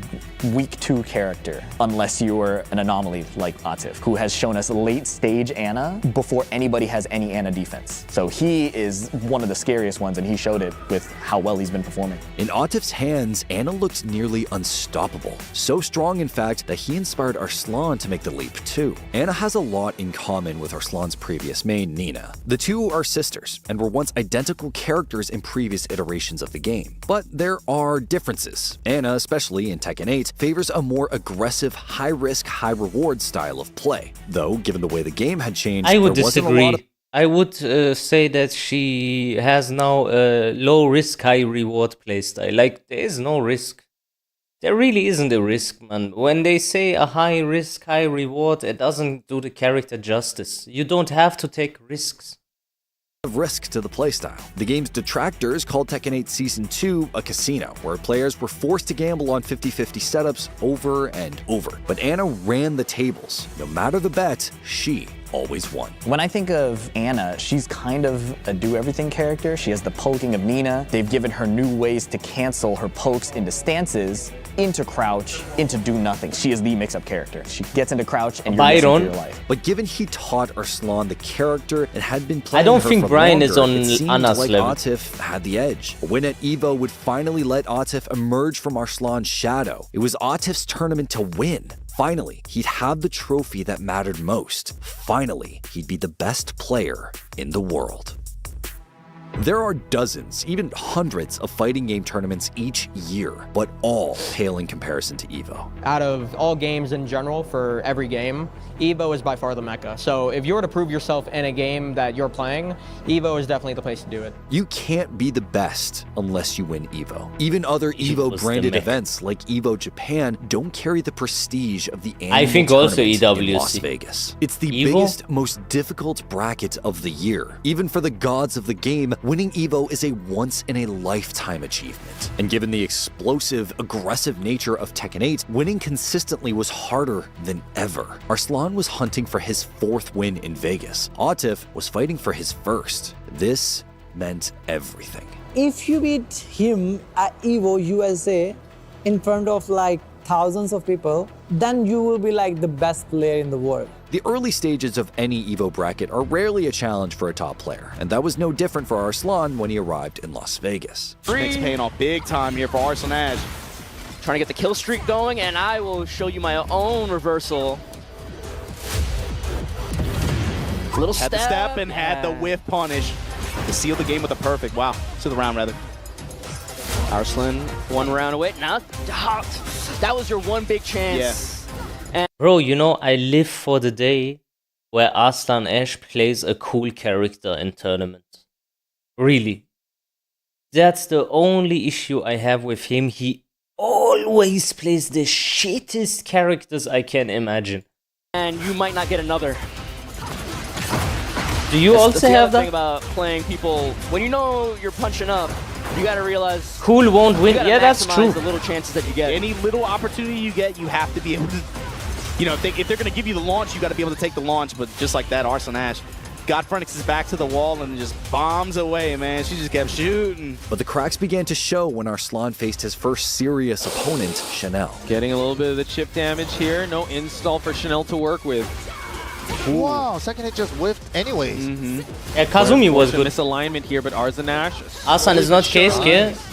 Keisuke dropped Wall Kazuya. pressure coming from Chanel, but no, nice. He plays Anna, he plays Reina and Heihachi now. Left around the down forward one and got him to duck on the scarecrow down forward. No way, one. wait. That's huge. Gonna be big damage. He announced here. We have it an install himself. as well. Goes low that time. We keep going low, but the Ikari also. Arslan picked Nina for his first game against Chanel, hoping to avoid a counterpick. But after a loss to Chanel's Zafina, Arslan switched right back to Anna, and it wasn't Berlin even Bridge close. has fallen. Why did Keisuke change? Ooh. He says Kazuya is too weak in Season 2. Goes for damage on that link instead of the engager. In comparison. Oh my god, perfect wall carry as well. Just getting smothered, Chanel. Yeah, that's actually a good word. Smothering pace by Arslan Ash. Chanel getting left behind. Opportunity to get off the wall. As soon as he tried to step off the wall too, 1+2 homing attack. Yeah. Mid 16 frame, homing attack, decent range. Clearly, Anna was the character who would take Ah, Arslan can't blame back him. to the top at EVO. But elsewhere in the bracket, she was helping Atif too. Counter hit. I mean, Heihachi It is a high to middle string still 4-2 cool to with a watch, high. at least. True. Man, Do you think Kaz is weak? In comparison to the rest? Yeah. Quite enough. One more There's blow, no point to play interrupts. Kazuya Sidesteps the burst, not in quite. tournaments. Book really needs to gain back this great It's health, cool but for rank. Those 3 hits string to close it out. We're at the potential set point for Atif. Trying to go for a parry of his own. But in Season 2, we're looking at these characters like Anna and stuff. Mid extension. TH, you never had that You waste mid your extension time with before. Yeah, Kazuya. just really pulling out all the stops here. Nice block on the hop kick here. Got him with the legacy defense. Good defense so far, but how long did it +6, took? locked down. Oh my goodness. Wow. Atif continued to look like the best player at the tournament. He was shredding every opponent he faced, a missile targeting grand finals with no sign of stopping, until he hit a wall. You gonna get the break here? Yeah. Voila, tornado. Activate. Little punish. Nice again. He's been blocking that pleasure back charm at low. you, every yeah. You single got time. God of Destruction. Oh, man, Great nice. Nice, step. congratulations, man. Stepping low in the mid kick. Chikarin has long been one of the best Tekken players in the world. He won the Tekken World Tour Finals back in 2019 and won EVO Japan's first Tekken 8 tournament in 2024. And he's been a character merchant his whole career, always switching Was to the strongest whoever he felt Mishima? had the strongest shot in the current Heihachi. meta, which is what drew him to Lily and Clive. Chikarin used Clive to dispatch the defending Tekken World Tour champion Rangchu earlier in the bracket, and now he brought out Lily to trump Atif. Atif with the 50% advantage already. The mid pressure. The flip.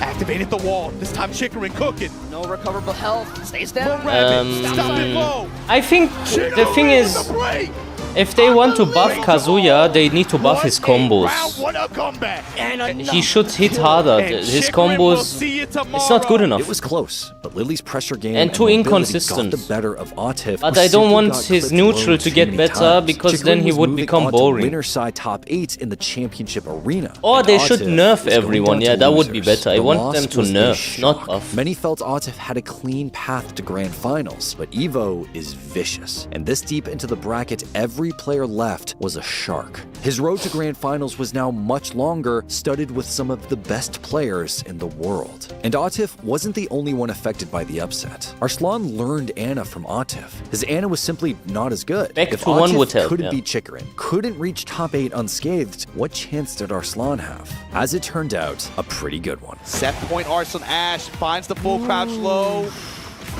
It's sunlight. 70 damage. We get Power Crush. Wall control. Does not want to let Mogul get away. Check with the Sidestep jab. left. Activate. Sidestep. Down by 2-1. And then the reversal. Again. The side movement from Arslan that entire How set did was he avoid crazy. that? What the fuck? Sometimes when I watch things like this, I be like, when I was this, I was getting hit, even if I would do the exact same thing. The side Like, how does he avoid Reversal. this here? How does he avoid it? I would always get hit by this shit. That's why I sidestep duck, because I can never sidestep it. Is it Ana specific that her sidestep is somewhat better than Kazuya's, or what is the script here? I don't understand. Again. The side movement from Arslan that entire set was crazy. And GG's, man. Arslan cruised past Molgold to make top 8, and on Championship Sunday, he repeated the performance with an absolutely brutal one-sided victory over Nobi. Similar moves has a little different notations between the sisters. Isn't it unfair that these characters, on top of being stronger than your character, also have better movement? But not the same. Like, where's the drawback? Break the floor? Yes, we are. Okay. Where's the drawback? Cherries everywhere. No, the burst doesn't hit. Sidestep burst And to a better activate. heat burst range. Okay, little down 4-1. Just a little nade check, but the heat smash, one of the fastest. This is why Kazuya is not worth it. You have less sidestep. Your backdash is probably worse. Your heat burst whiffs from everywhere.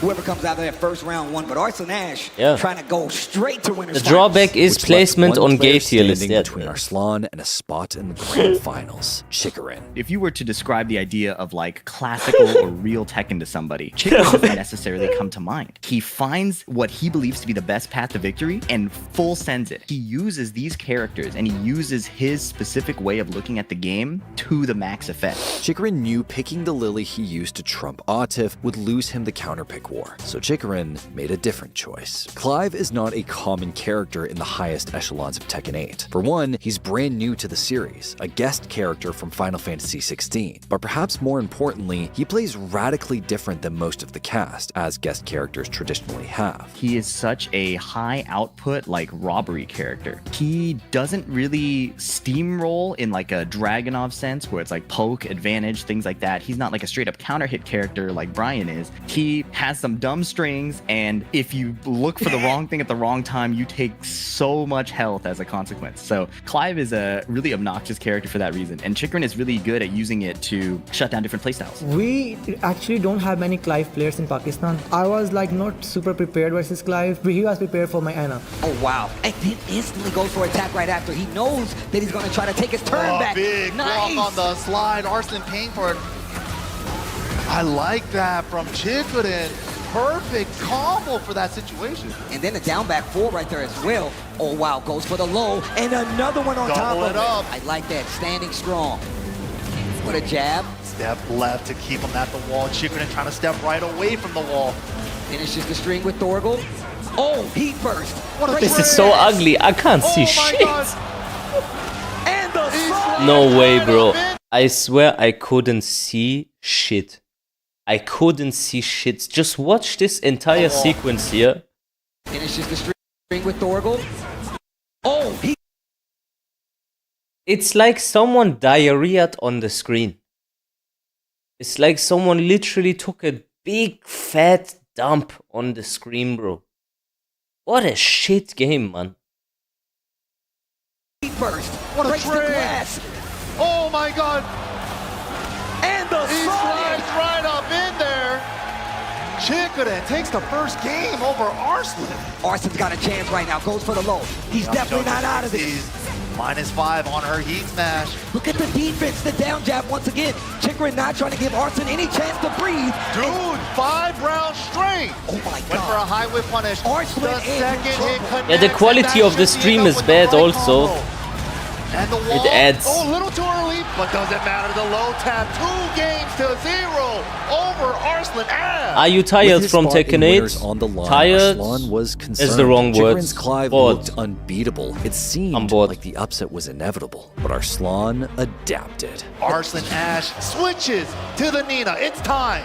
No more Ana. Wow, the tracking to her left on that down back 3. That is the way it goes. I will say when it comes to tracking, you can call out a little bravery with Nina. Gets the big launcher on the wall. This isn't going to kill, especially with no damage though. But it's 17 seconds left on the clock and not even going to be an issue for Arslan Ash. Did he come back this? Stops the round count lead and now has one on the board. Gotta stop the bleeding, man. Gotta stop the bleeding somehow. We don't want extra innings. We're trying to clock out right now. Oh, sidestep. Step. Head first on the mind though. Great punish. Down back 4, sprinkling in the lows. Little down mid checks, man. The mid checks. Mid checks. Keep it mid. And right now, Chikrin is 1 round away from going to grand finals. Arslan isn't gonna give it to him. He's gonna have to earn it. Okay, gets the wall. Arslan wants to close out this round, of course. The pressure, he needs to keep him on the wall. He can't let up. Oh, the down jab to stop it. The full crouch down. Nice dog. Sidewall in play though. Nice adjustment from Arslan. Beautiful, all in control. Still gotta close out the round. 18 seconds. Did he wait? And he does. The clutch from Arslan. 2-1, not going out yet. Flame bash, get off the wall. More get off the wall with the running 2 into Phoenix. 2-1 + 2. Sidestep 2-1. Finishes. Just pushing him on block. Look at this. Oh, down jab.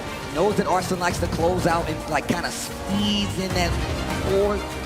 Oh, wait. Nice punish from Chikrin. Uh-oh. Still awake. But the double up low. Same strategy from Chikrin used against him. Going in. Doesn't duck it this time. Tags him low. Nice step, but had burst on the mind. That was a clean whip punch opportunity. Sidestep of his own. They're slugging it out. Smash. Don't use yours. Nice duck. The forward out of the air. Out of the air. Pressure with the running 1 + 2. Trying to get out of there. Finishes the string. The nice small punish. Breaks the multi-throw. Got to do a lockdown. Down 4-1-2. Doesn't want to wipe the floor. Too scared to do the wipe the floor now. Oh my God. The down 4-1-2 and Arslan's gonna take it. Arslan Ash going to grand finals.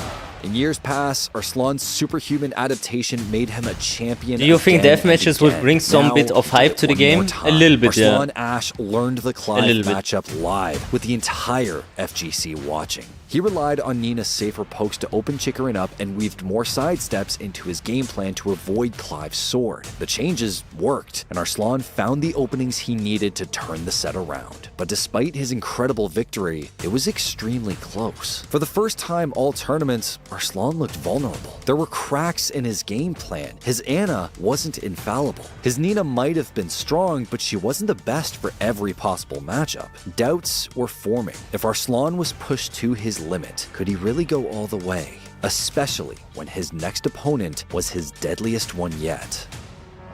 Atif did not take his loss to Chikarin lying down. Block all of this, so I want to give him a chance. Poison arrow. Oh, but say it's low, high. The defense from Atif to give himself this chance here after this activation. Where's he going? Wall.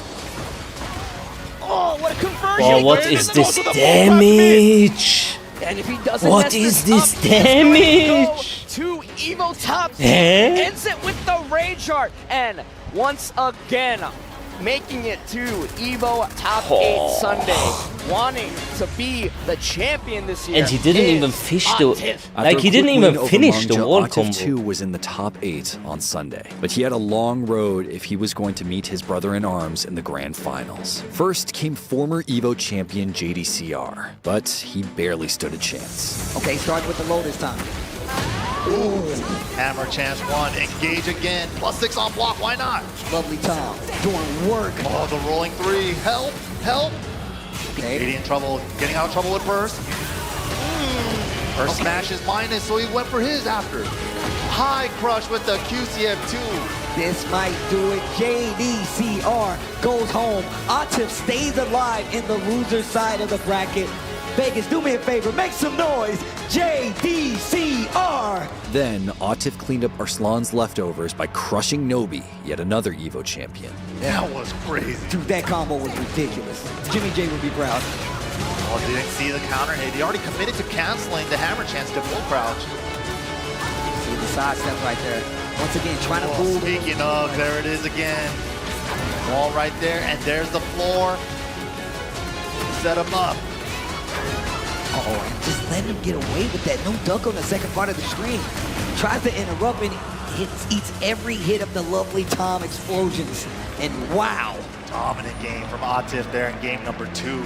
Next, in loser semis, came Molgold, who had beaten Atif 3-0 at Combo Breaker just a few months ago. But this time, Atif was more than ready.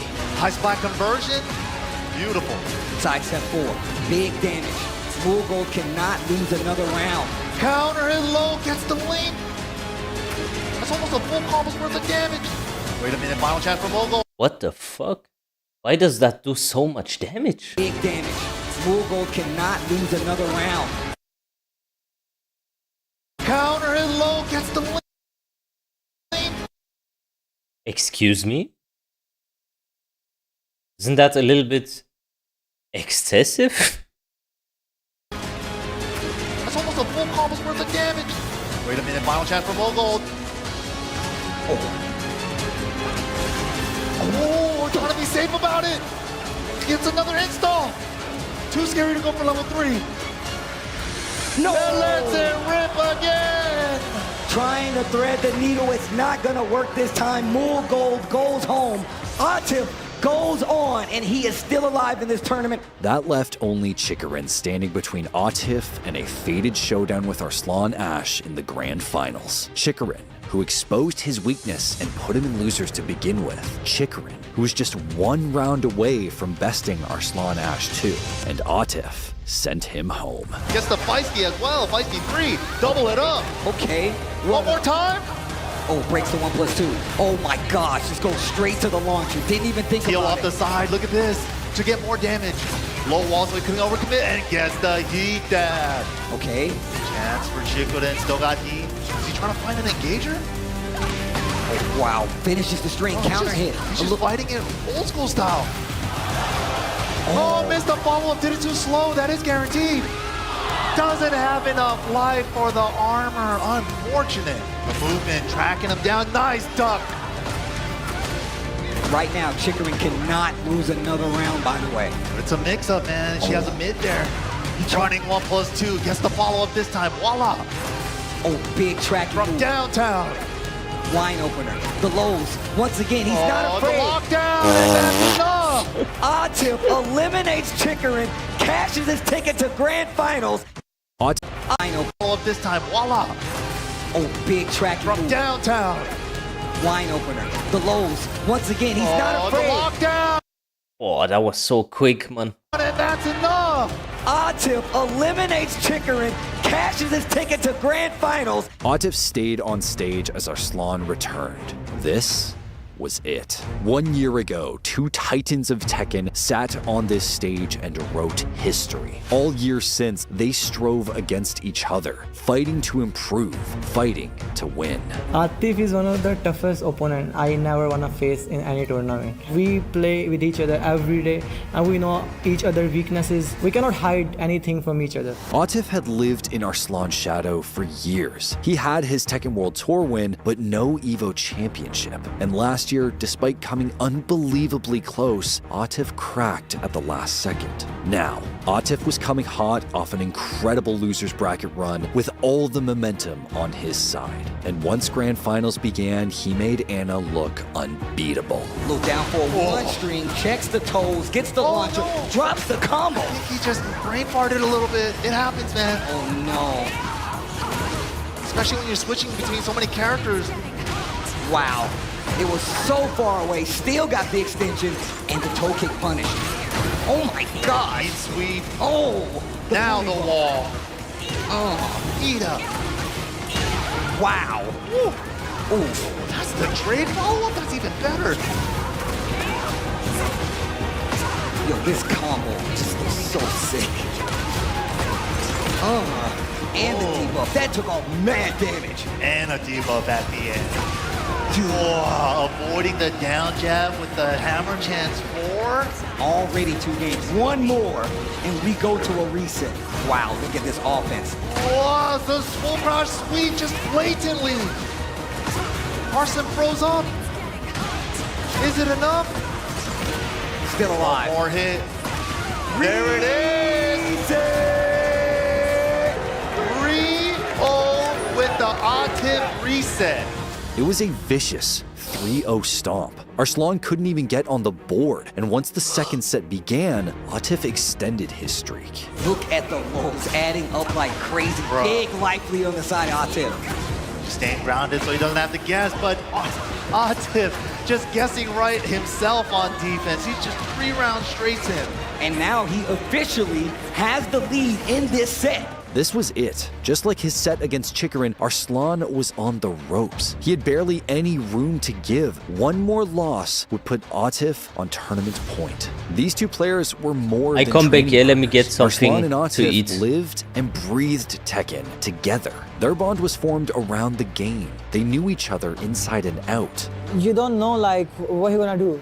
What is the next move? Arslan is visibly less comfortable on Anna, and you could see Arslan was missing some of his like clutch reactions or his super precise awareness because he had to devote energy to the mix-up. Atif doesn't have that. He is free-flowing, the mashing, the stances, the mix-ups very cleanly, and I think that's why we saw the reset, was because there's a clear comfort difference. Arslan's Anna was clearly outclassed. Atif was just better, so Arslan once again turned to Nina. There it is, the Nina! Nina was Arslan's last hope. The stage was set, and while Atif's momentum continued to carry over, Arslan found his opportunity. Oh, the low crush at the wall though. 2 rounds apiece, the down. Good mid check. That was a wipe the floor coming. But speaking of sweeps, finds a launcher. Yo, big life lead on the side of Arslan right now. No heat on either side. The mid follow up. Now the question is this dead? Straight wall splat into Rage Art? No. Oh. The step! Huge step clutch! Arslan gets one on the board. And from there, Arslan came alive. Little Hayashida's great space. Small lead for Atif. Already ties it back up. And those little down jabs on both sides, those are those preemptive checks. to make sure they're not going for these big lows.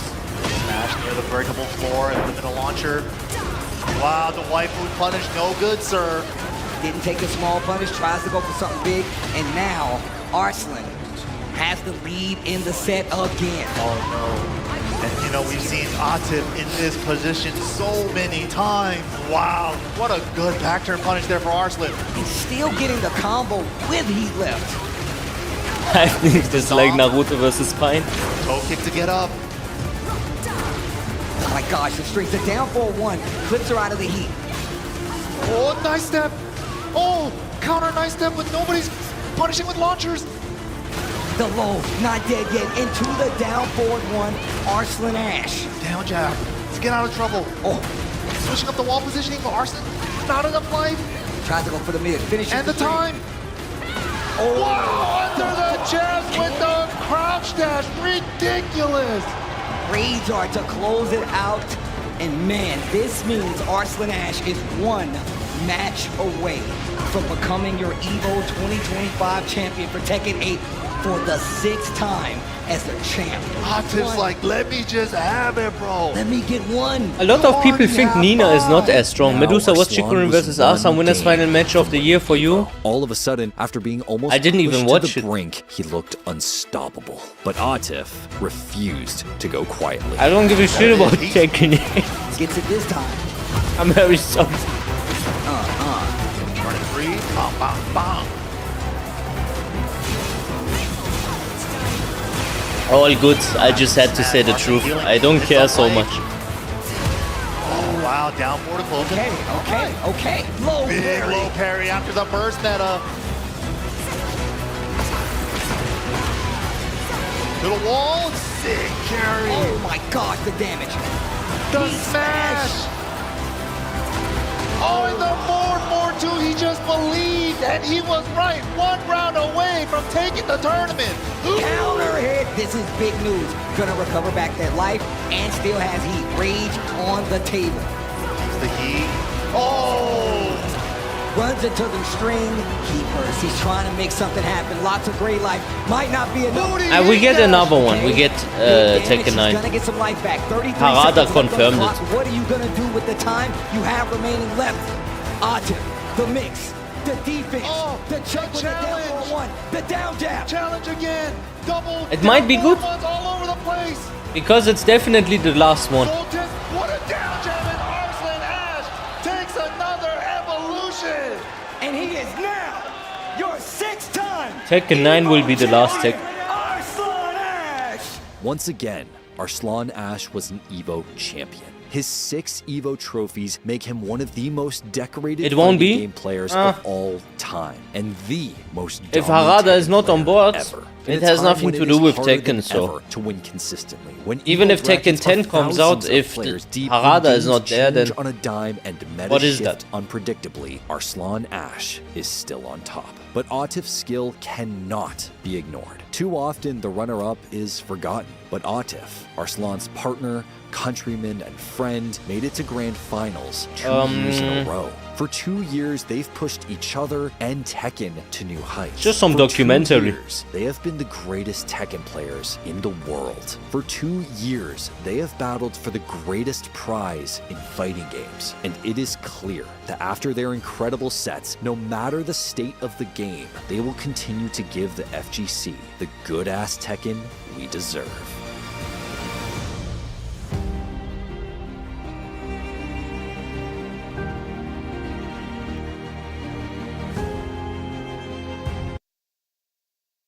All right.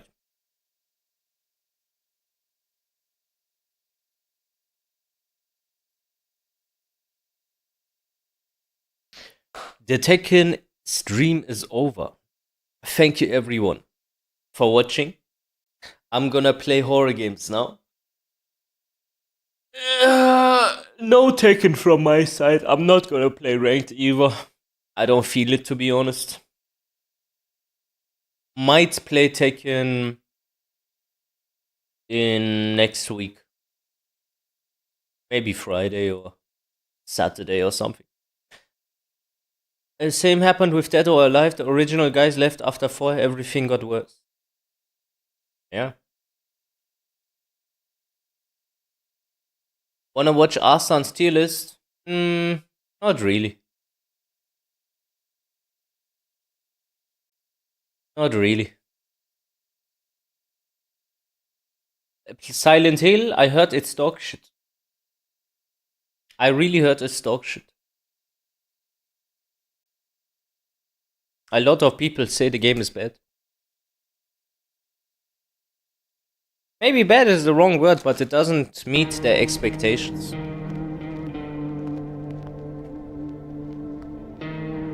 Okay. Let's see the script.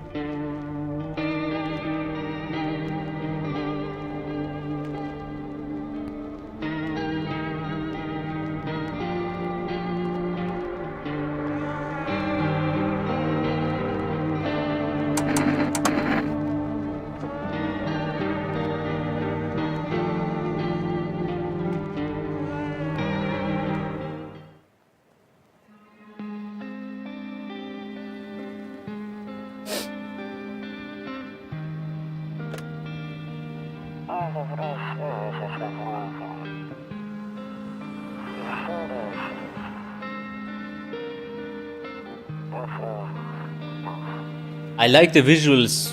It has a vibe. That 1996 vibe. 1998.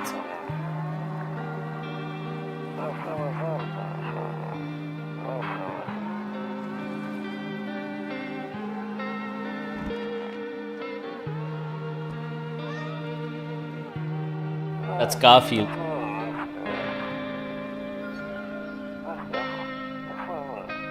Resting Duma vibe.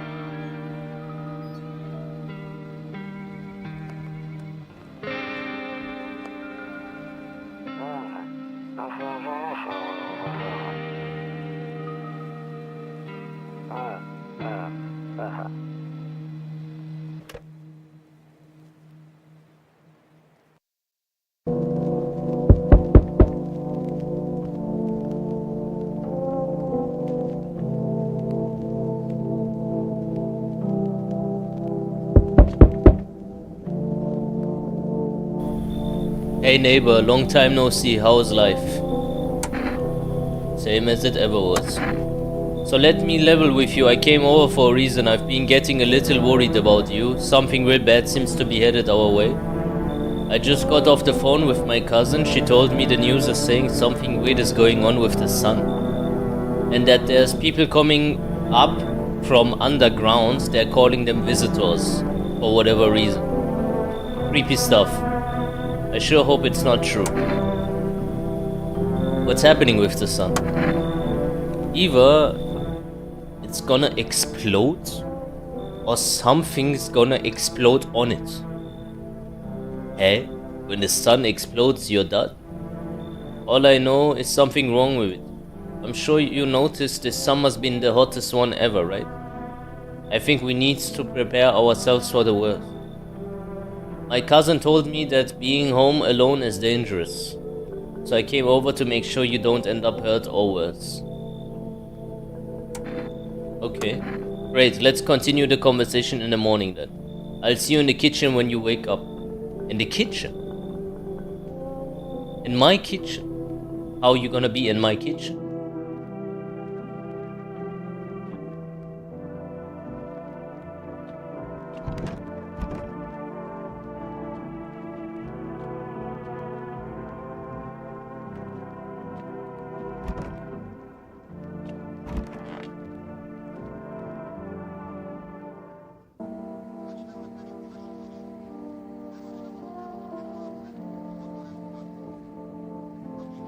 I don't need sudden jump scares. I know what this game is like. Okay, breaking news. There was a powerful emission of energy from the sun. The disperse of energy was far larger than scientists had predicted. The temperatures outside have reached critical levels. The government has since declared a state of emergency. We ask that viewers refrain from going outside during the day. Up next, something lighter. Okay, so we are fucked. Fair enough.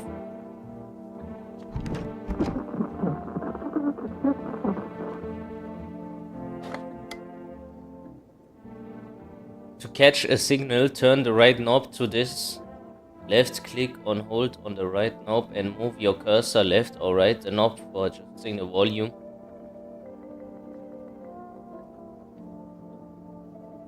Okay.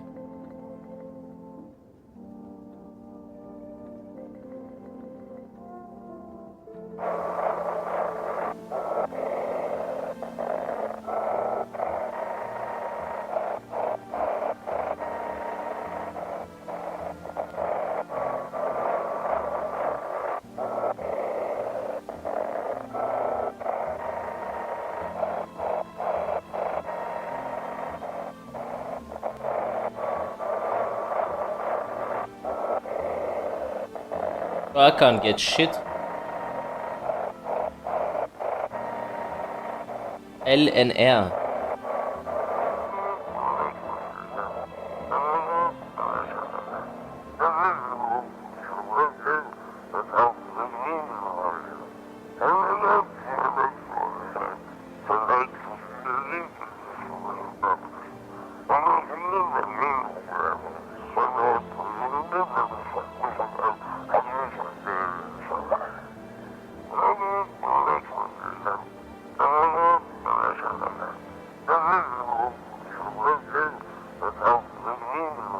Pale. Okay, the guy that is pale is not a human. Maybe that's a tip. Okay, the pale one is not human. I'm gonna remember that.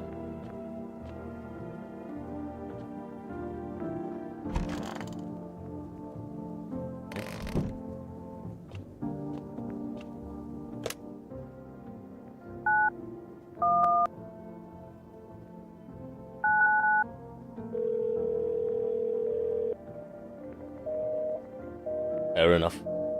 Just tried it.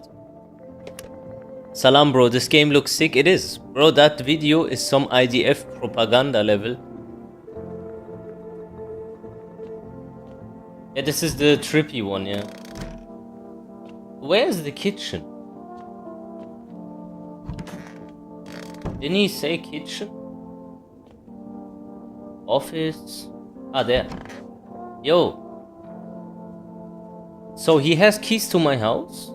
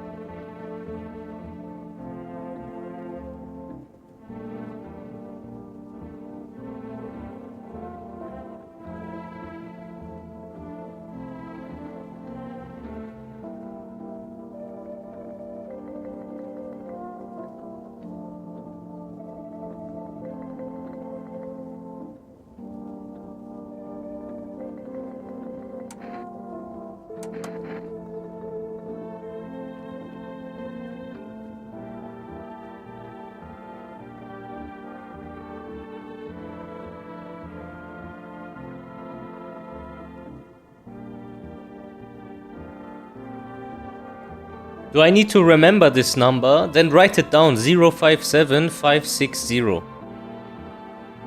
I remove the camera, yeah. Like here, I guess. Just do me a favor and write this down.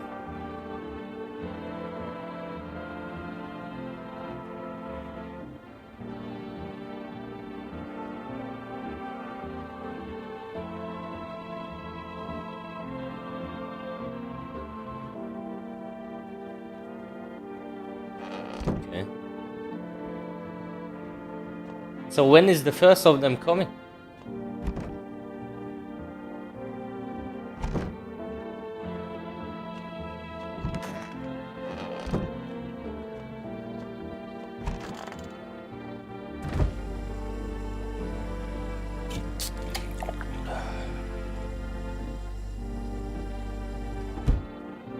Okay, 2 of these things disappeared.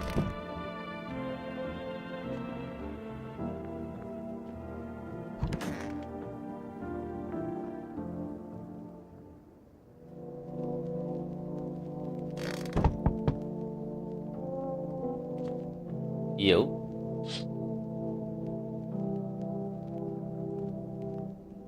In the distance, you spy the house of your neighbor who is currently visiting you. Okay, that is the neighbor that is here right now. Okay. You see few teenagers hanging out in the yard. They're sitting with care in the world, chatting about something. Alright.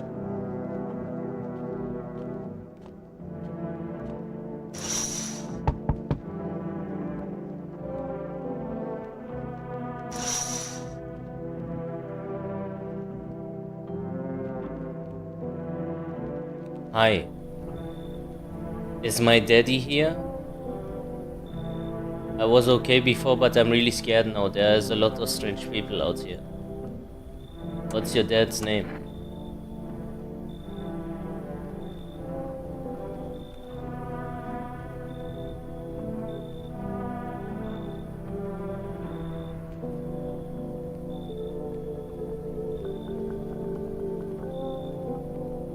I don't trust this bitch.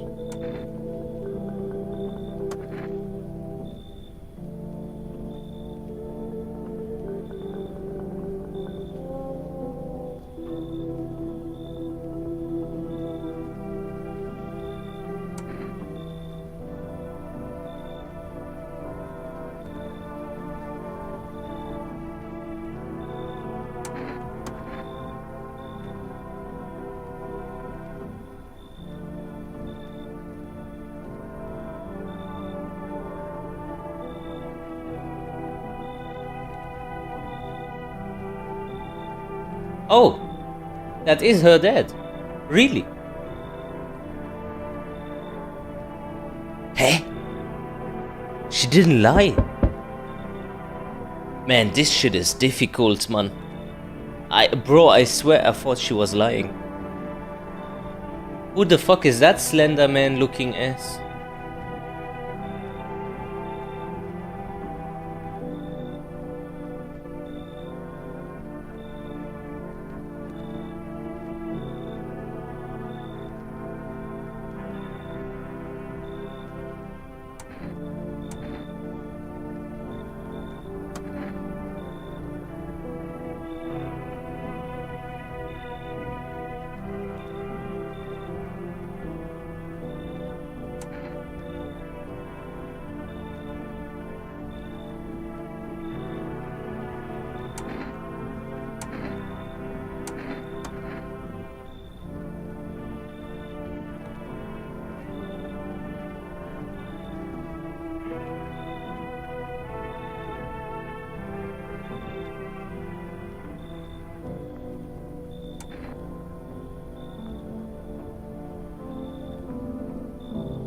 I have no idea, bro. I have no idea.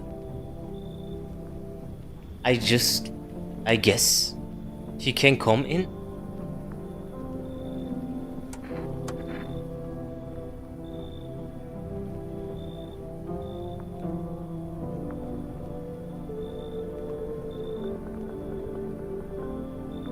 This is hard, bro. Another one? Sorry to bother you so late. It was just so hot today, and the TV said we shouldn't go out in the sun, so could you maybe find some space on me? Who the fuck are you?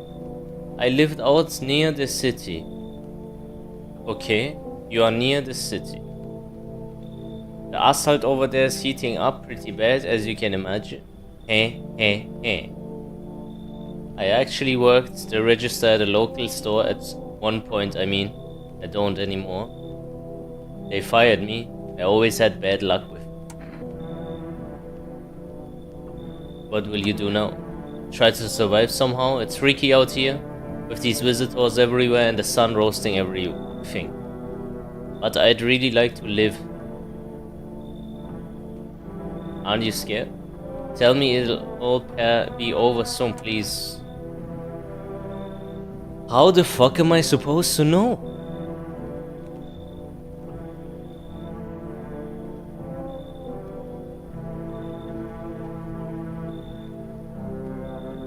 I guess when they are inside we can still kill them, right? So, come in.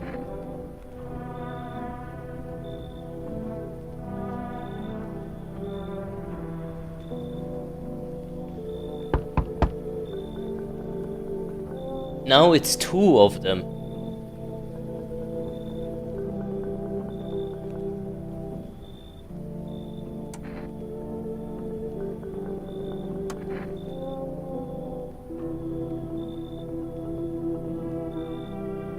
You had 5 kids?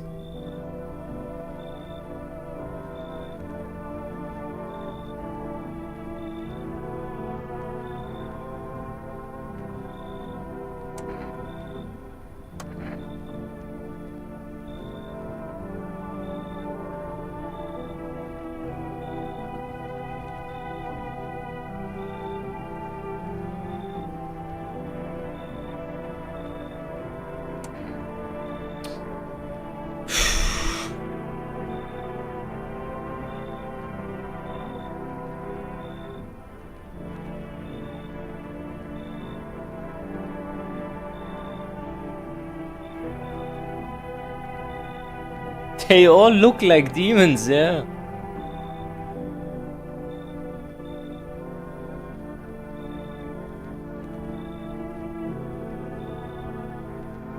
Shall we fuck this one off? I don't like these. Fuck off.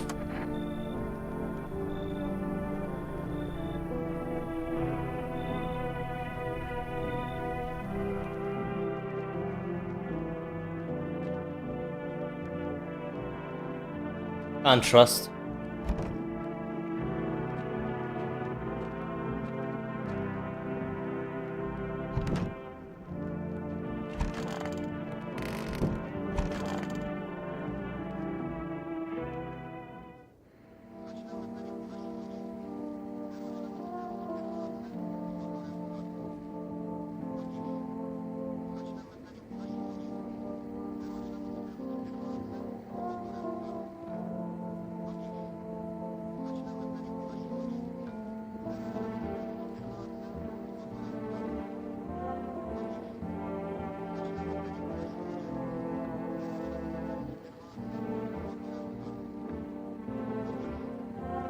Okay. Perfect white teeth.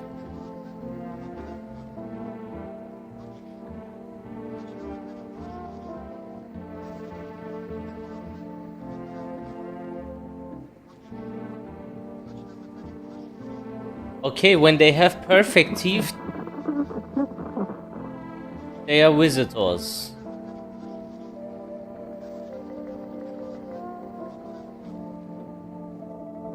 But what if they had like an appointment at the dentist? Then what?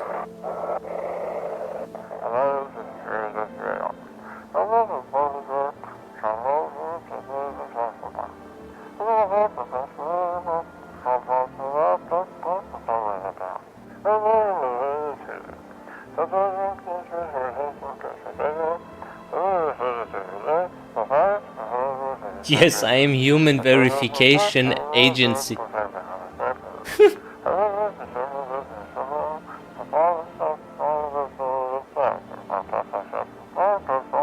Eyes, teeth, fingernails.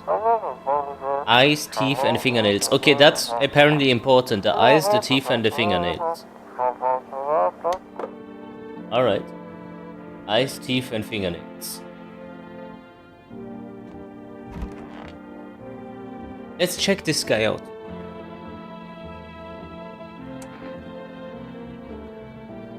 Ah, this testing takes a bar. Why did they throw you out of the bar? I blame the chain of catastrophes that broke everyone's mind. The sun, brink of explosion, the arrival of the visitors, the economic crisis. What does that have to do with you?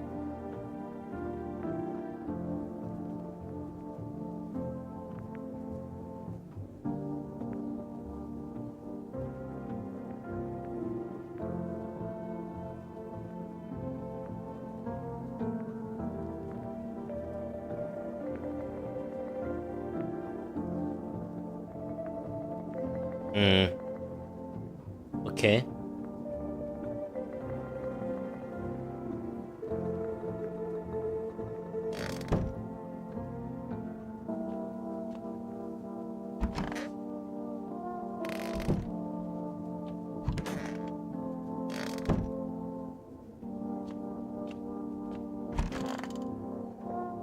Yo.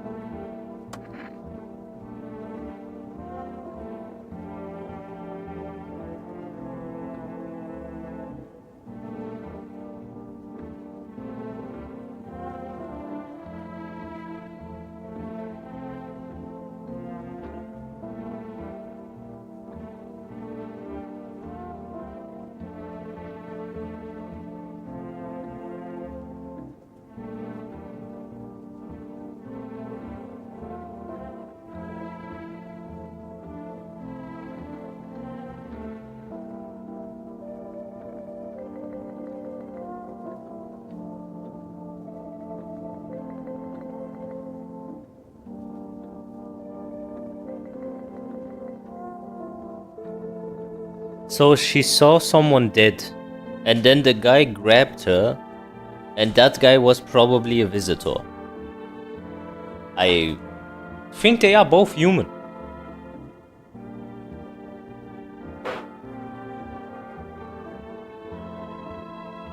So, can I just test them and then go sleep, or...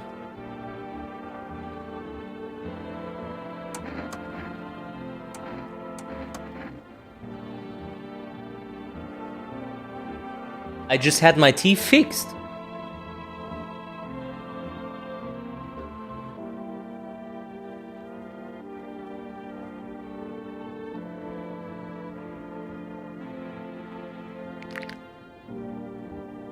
These are some perfect fucking teeth, bro. Shit.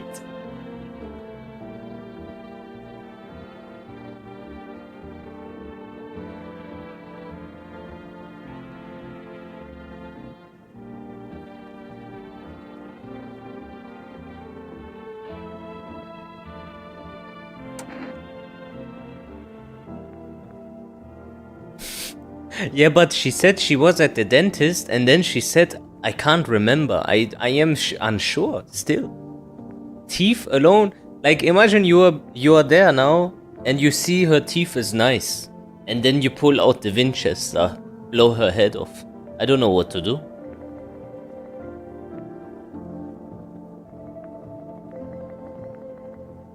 Shall I just blow her head off?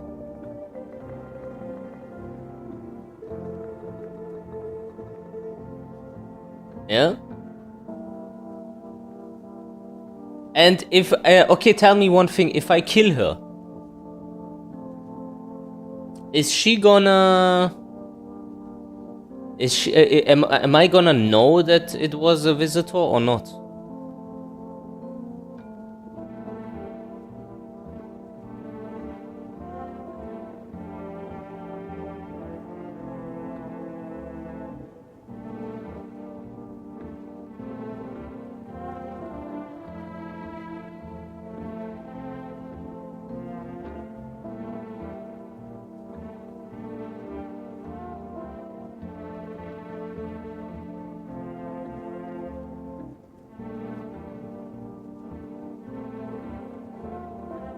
I risk it. I leave her alone.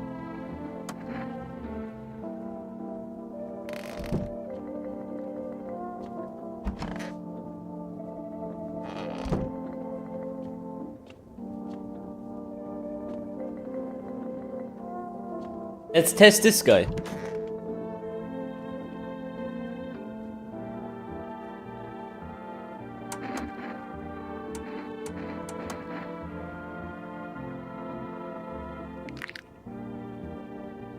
Well, those teeth are dirty.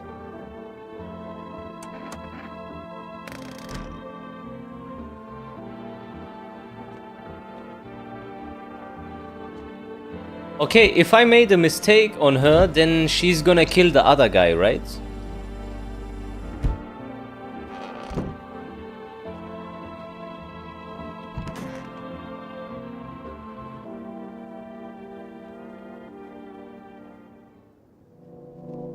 I think my stream only buffers for you.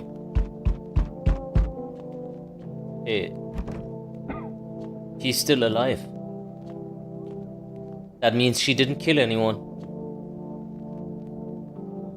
Hey kid. How are things holding up round your neck of the woods? I ain't from around here, never been one to stay in one spot too long. But I can't roam around like I used to no more. Age do that to you, son.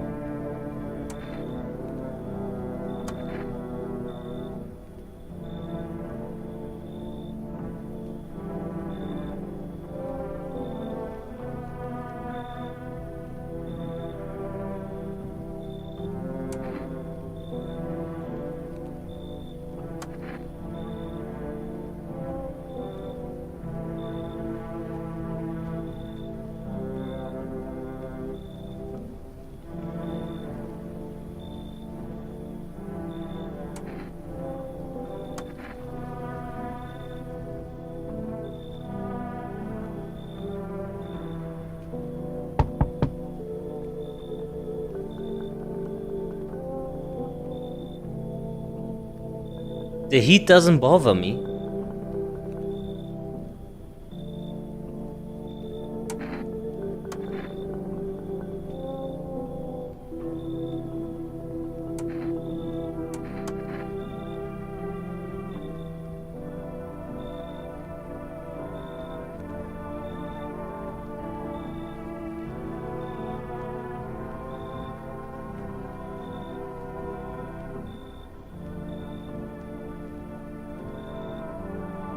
Yeah, I don't trust this bitch.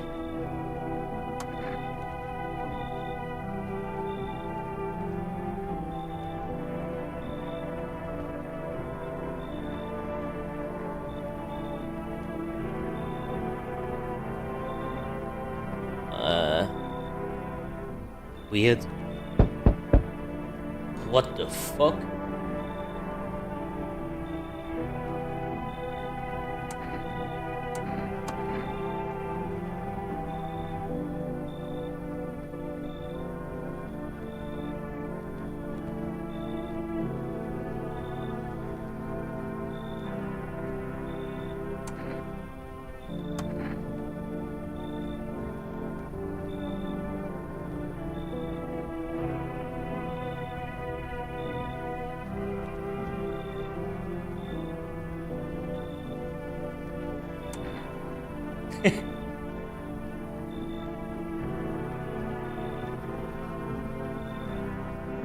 I guess. Come in.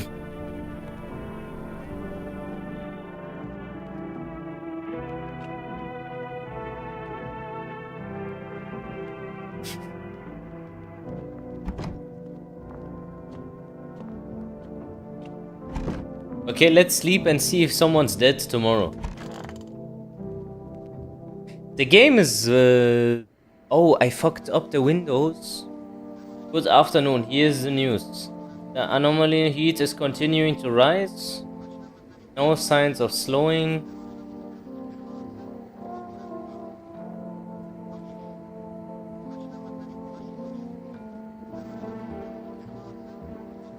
Okay, yellow hazmat suits.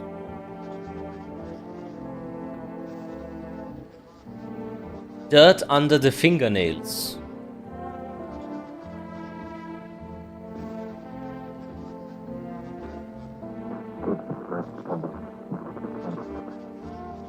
Okay.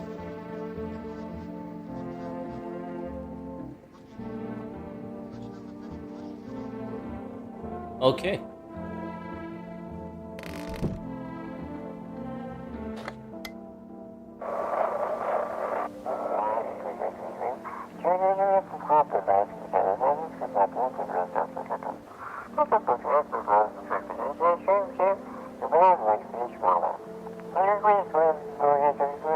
Red eyes.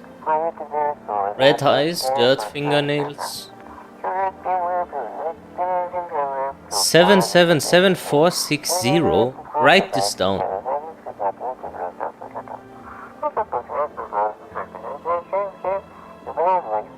Let's ring there. Let's see what happens.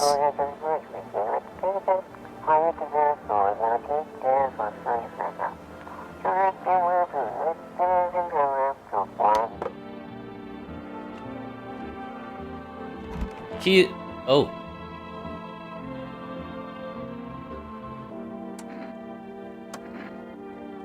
What the fuck is wrong with her eyes?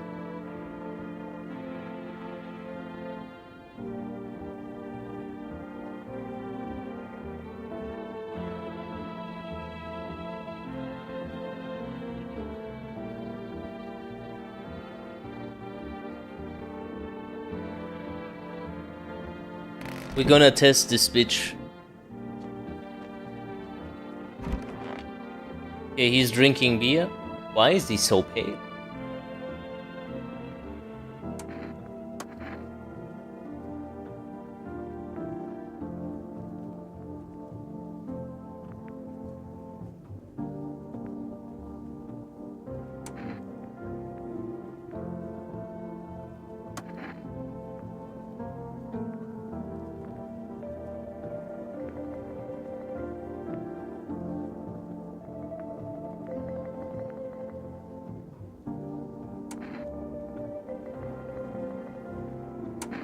Okay, the tall, pale visitor.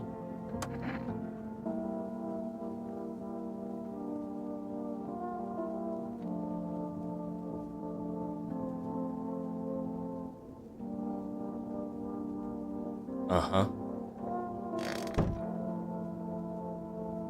My neighbor is gone. Let's see what the bitch is doing. Hey. Ah, here she was. Wait, are you human? You play Tekken 8. Yo, Darkman, thank you for the $2. No Tekken 8 today. Chilling. I'm too tired for Tekken.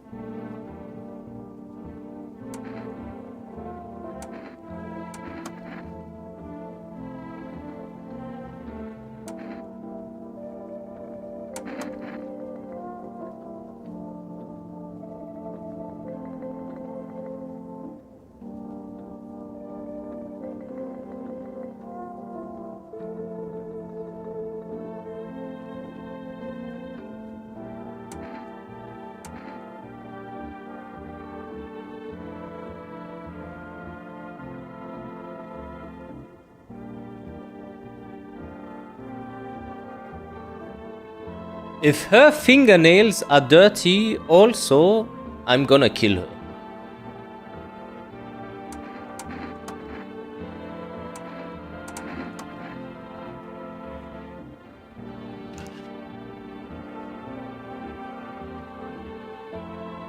They don't seem dirty, do they?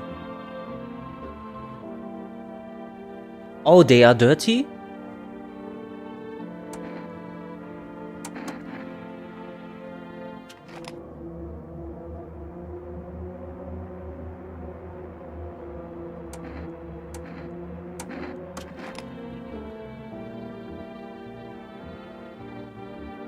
Hey, I wanted to shoot, fuck!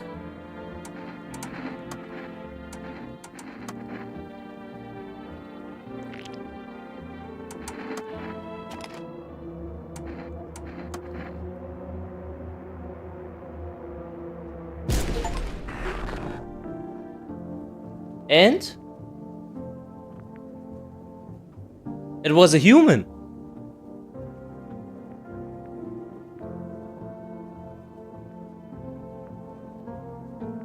Eh?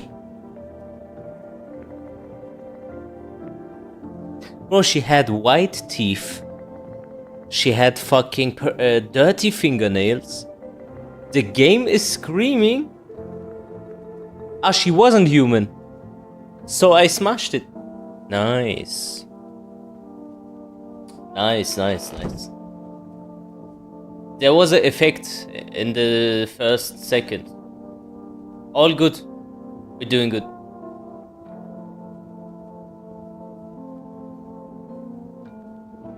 But now I can't fucking test the priest. We have a problem. I messed up.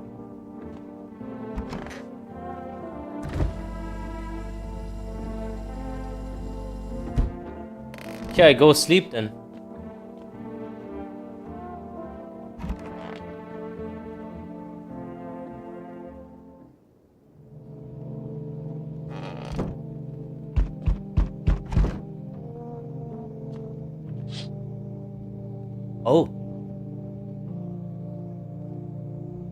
We should ring the neighbor.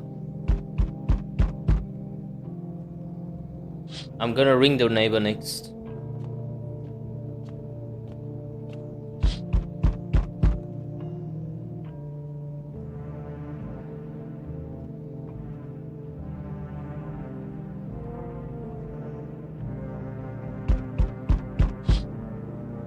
Okay.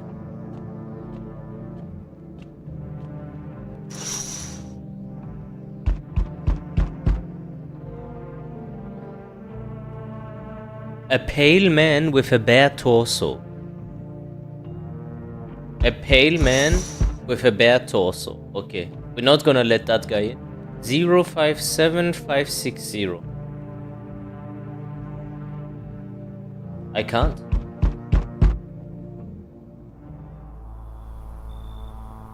That is a visitor.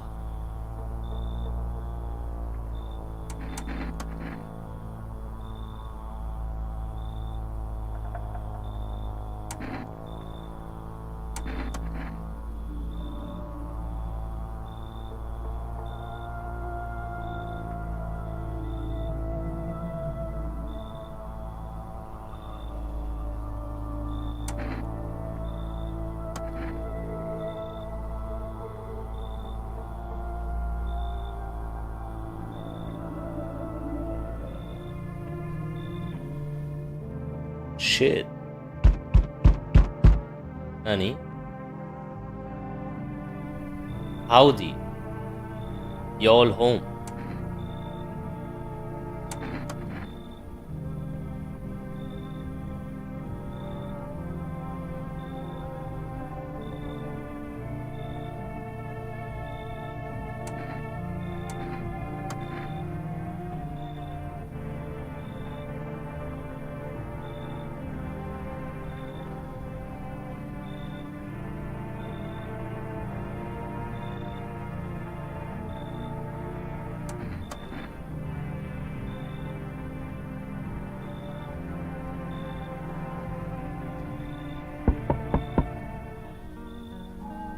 We meet again?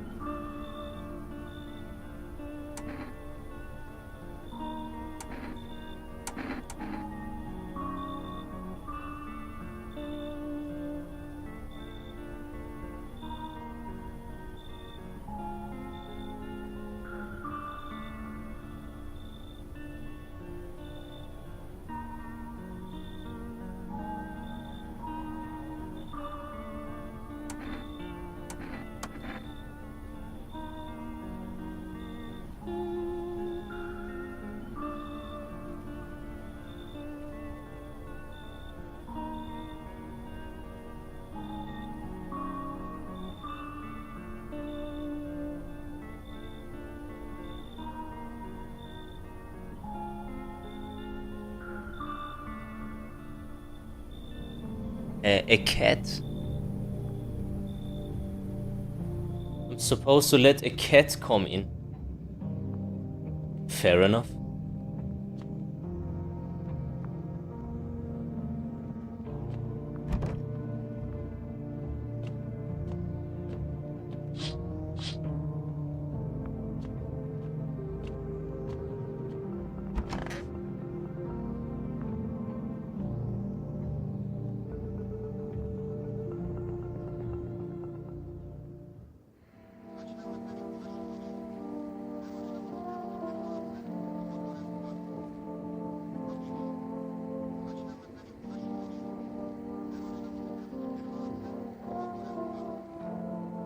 Blood red eyes.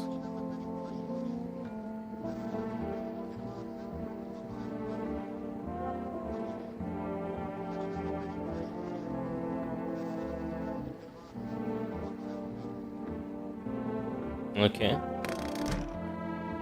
Now we have 3 charges.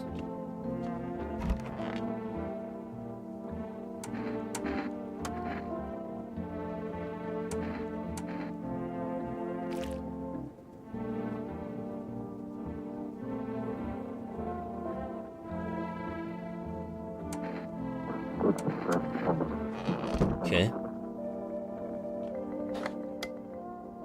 I seem fine.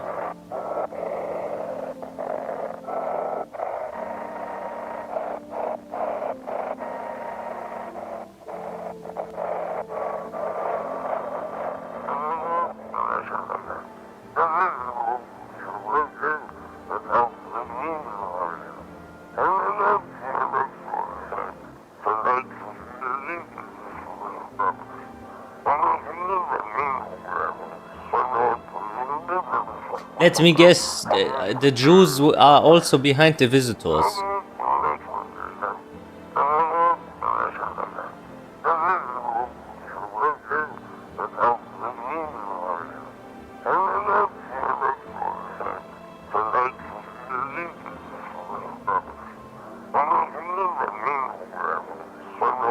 It's the Jews. It's the Jews.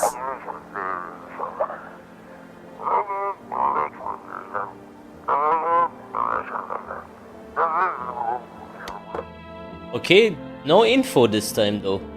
That was dog shit.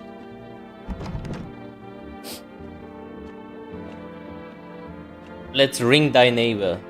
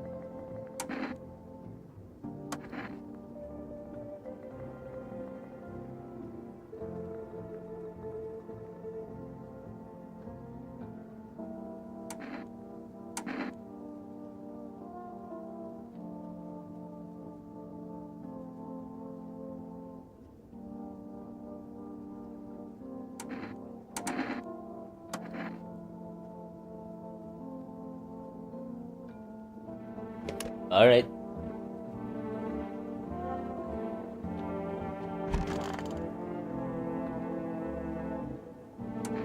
I need to check myself.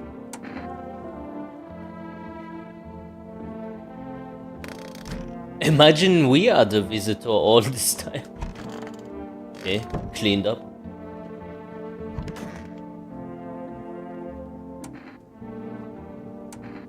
Shall I test this guy?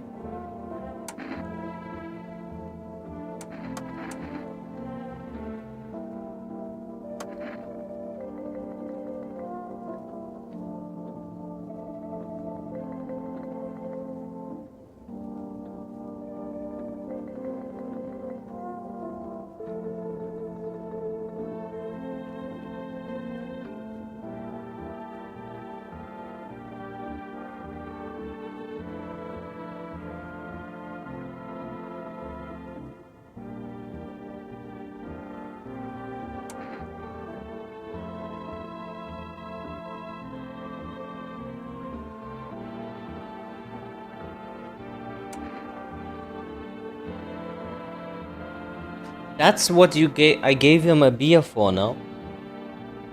What a dick.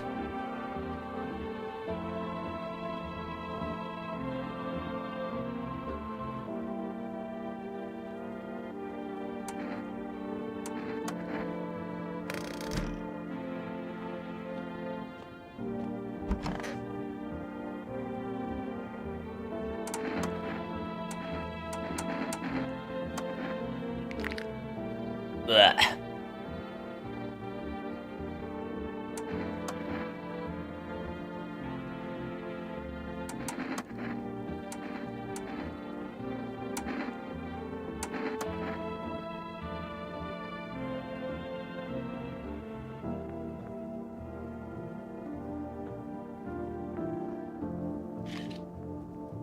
These are some clean fucking hands. And he has a point. What if they just wash their hands? He has a point.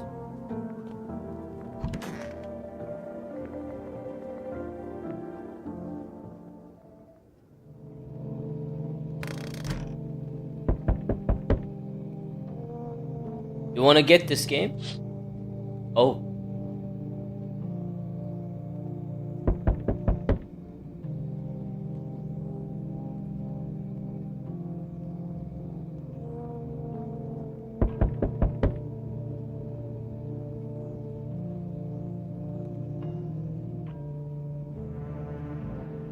Okay.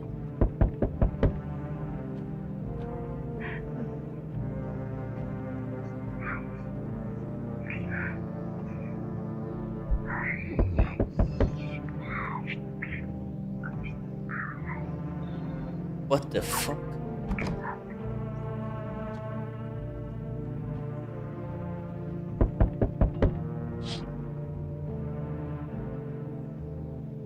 Oh shit.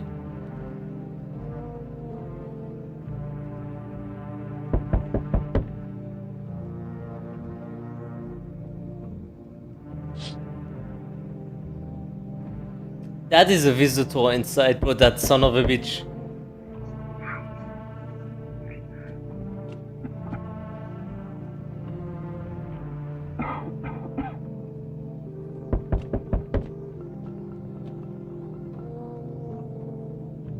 Oh, this game is tight.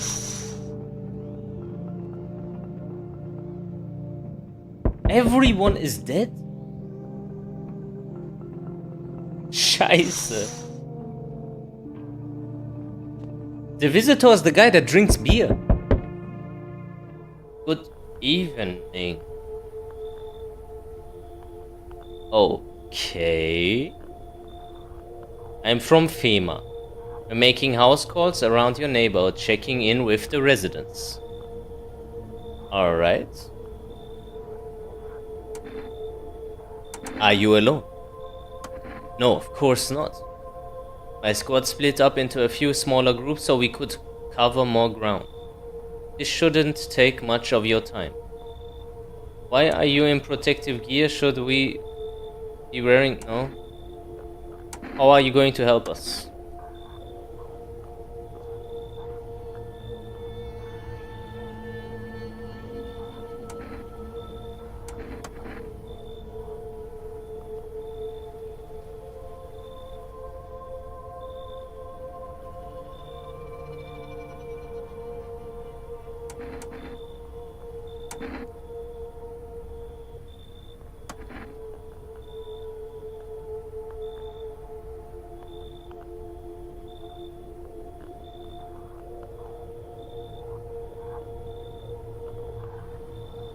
Who is that in the background? Isn't that the nun?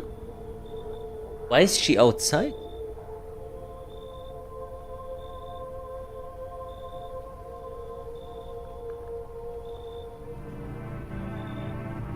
What the fuck?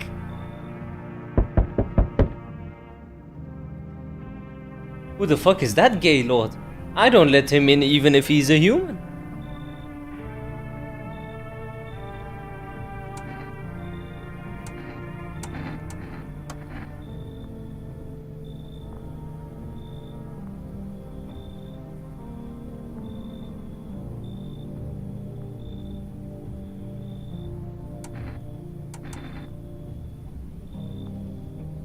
Ah, they took the nun. Okay.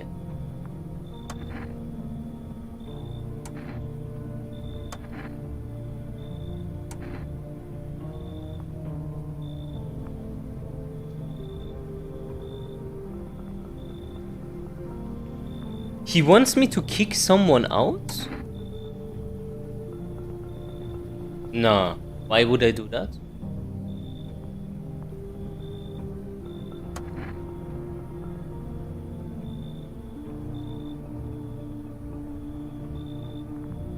What is that, bro?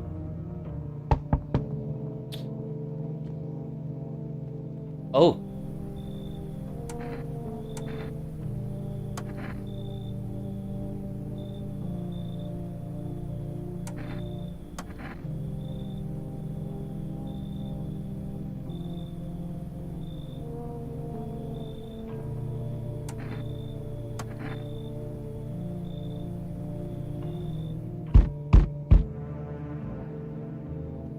The cat.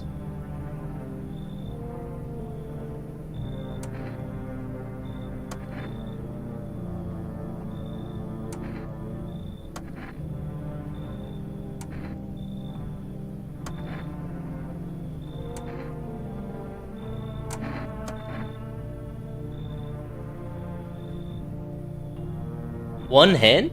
A head, also.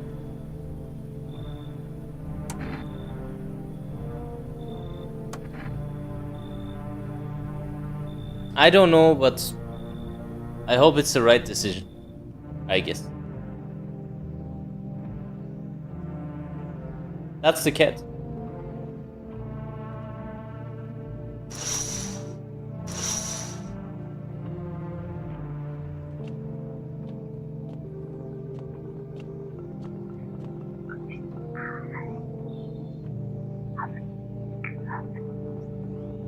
I am gonna test the shit out of this son of a bitch here.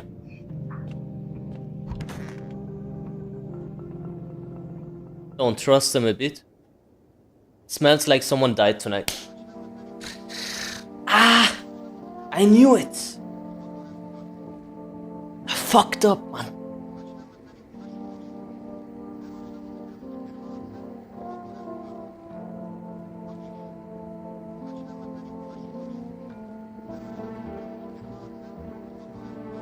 Hairless armpits.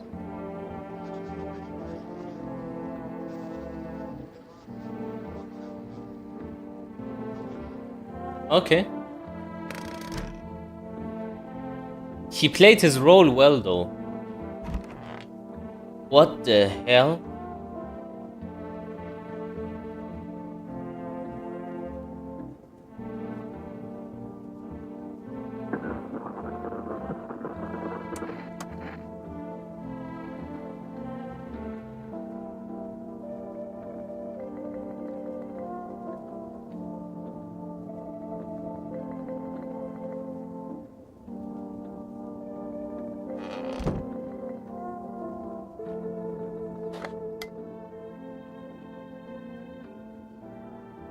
Scheiße.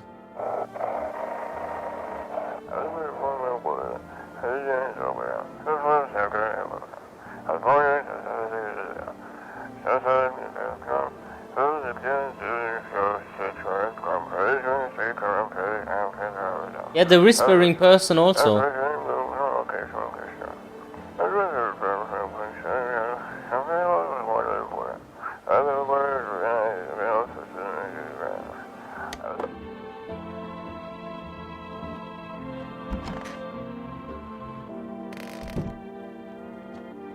Oh.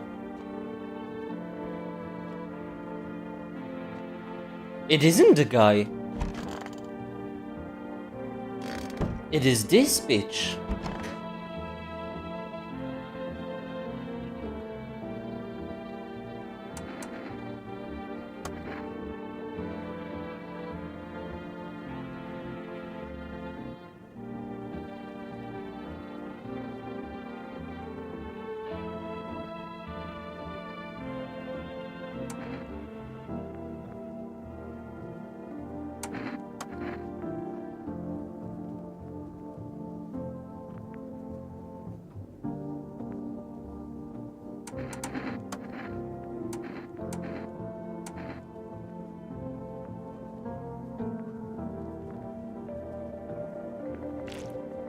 Oh shit.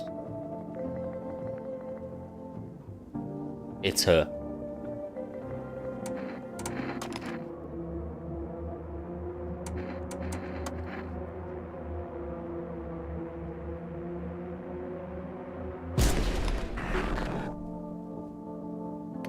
Gaddy.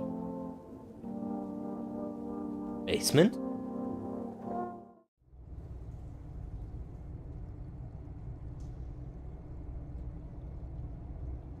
This is new?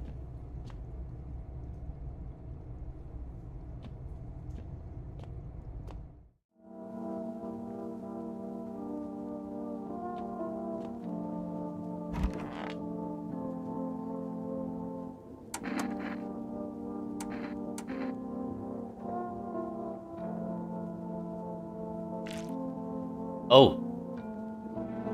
She also has red eyes.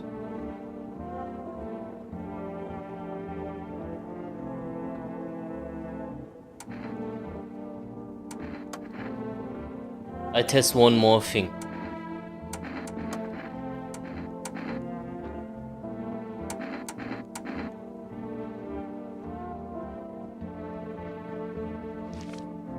Oh. Bah. But she has hairy armpits.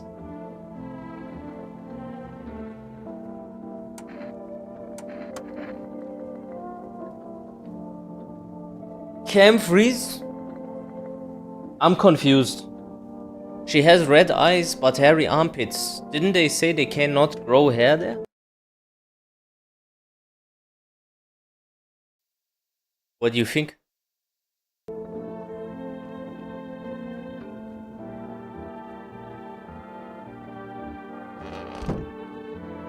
I think she's a human.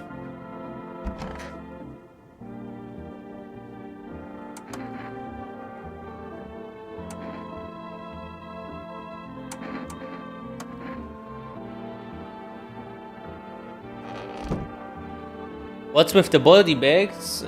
Someone killed this person, but it was probably this person. I already assassinated her.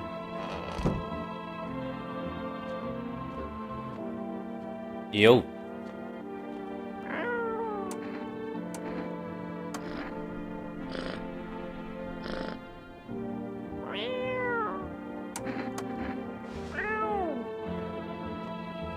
What the fuck?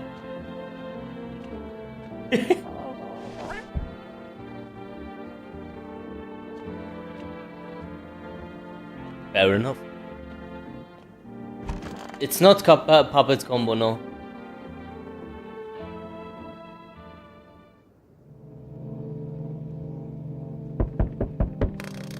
Okay.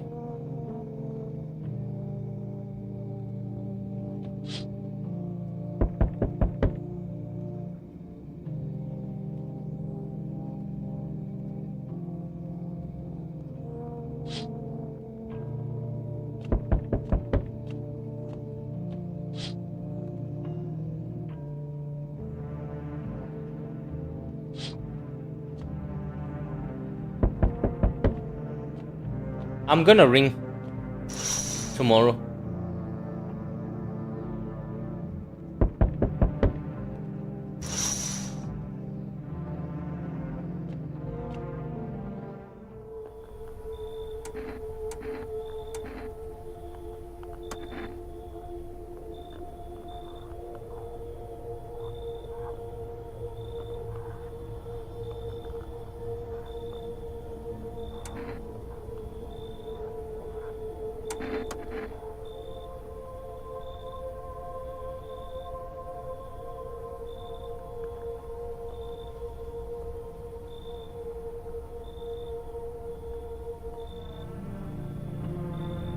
Okay. Yeah, but this is good. I didn't want her here.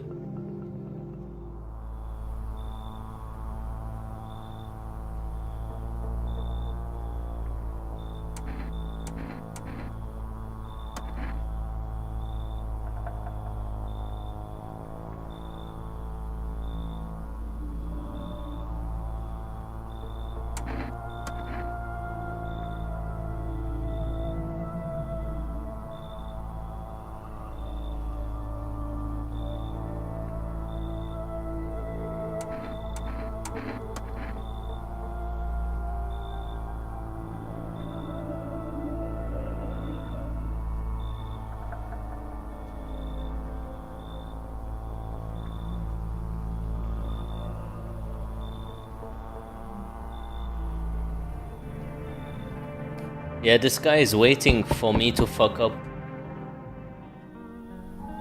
Yeah, the cat is with me. And then?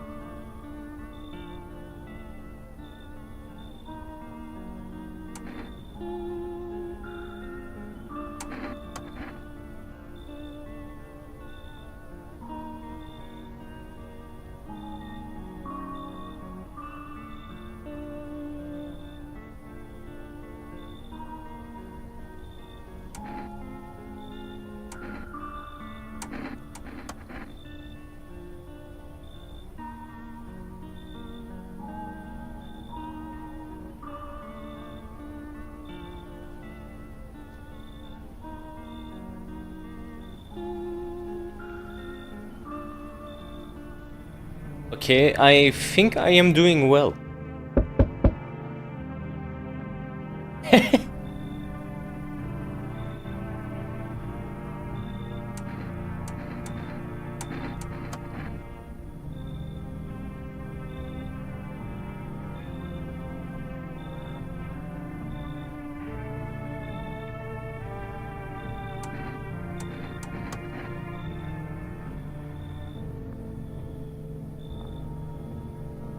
This guy is a conspiracy theorist.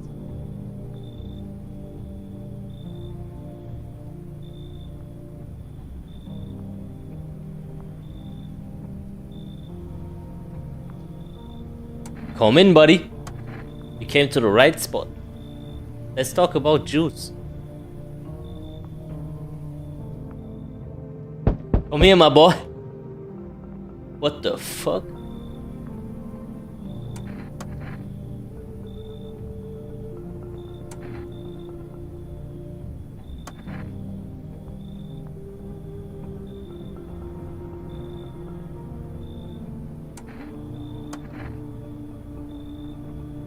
Come in, I guess.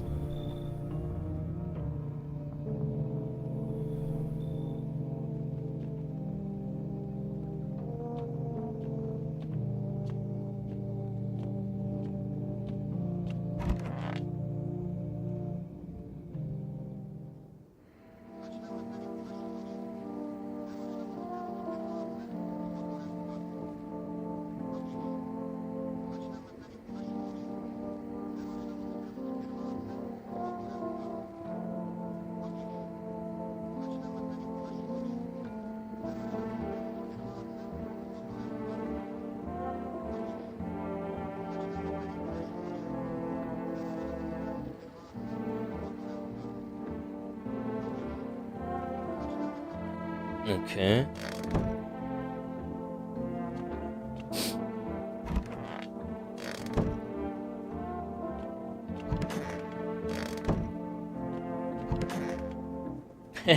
They be chilling here.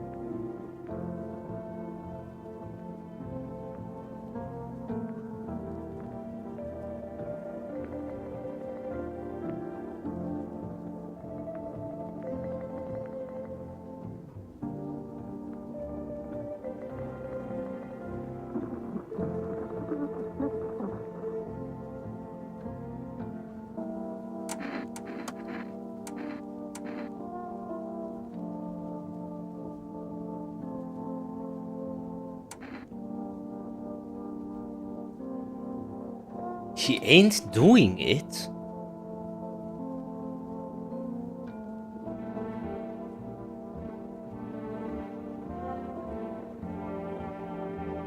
He just said I'm not doing it.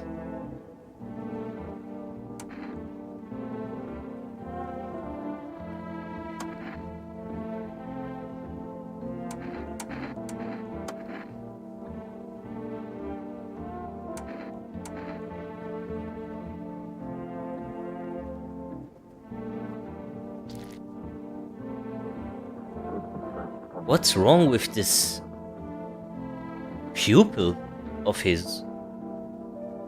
It looks so weird.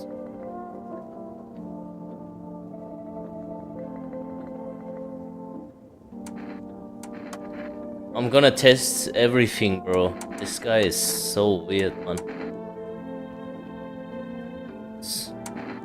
Hands, armpits. Oh, he has hair.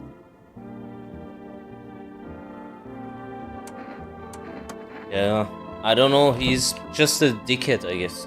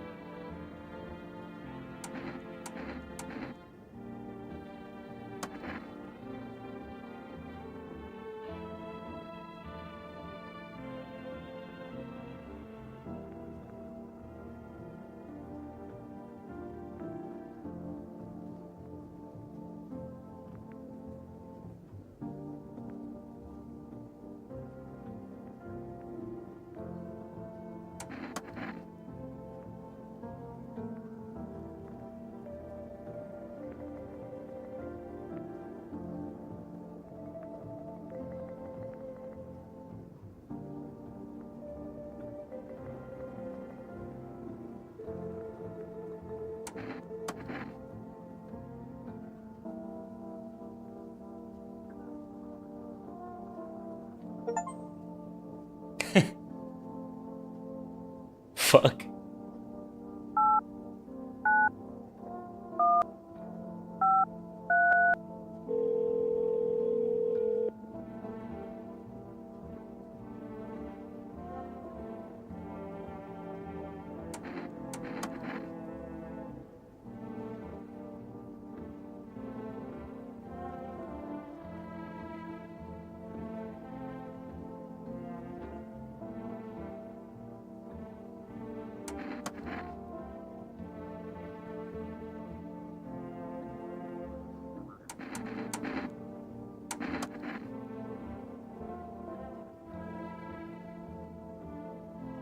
I am confused. The game is like a drug trip.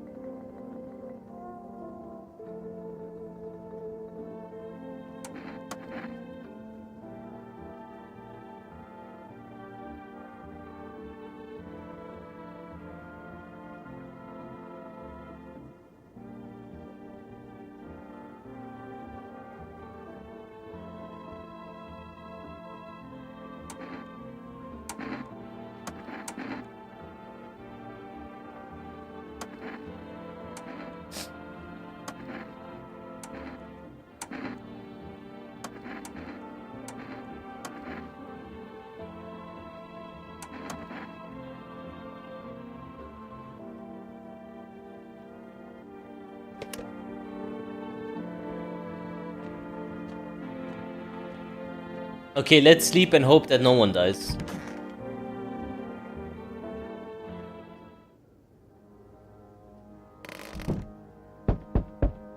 The music is different.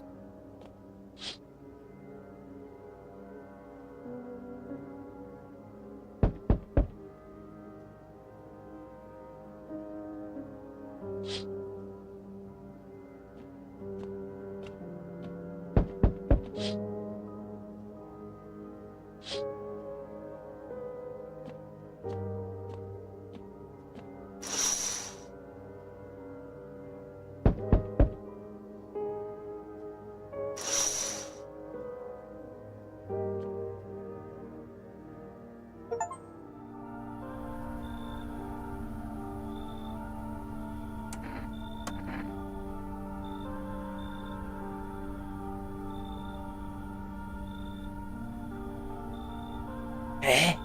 Wait a minute. I just ring this hotline. They ask me, did you take mushrooms? I say yes, mycelium. And now he's talking about it.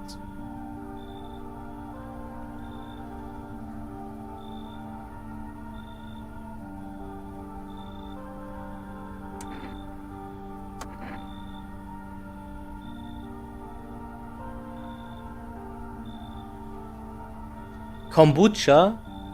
Oh. I thought it was also called mycelium.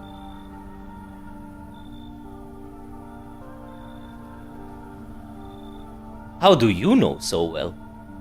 Motherfucker.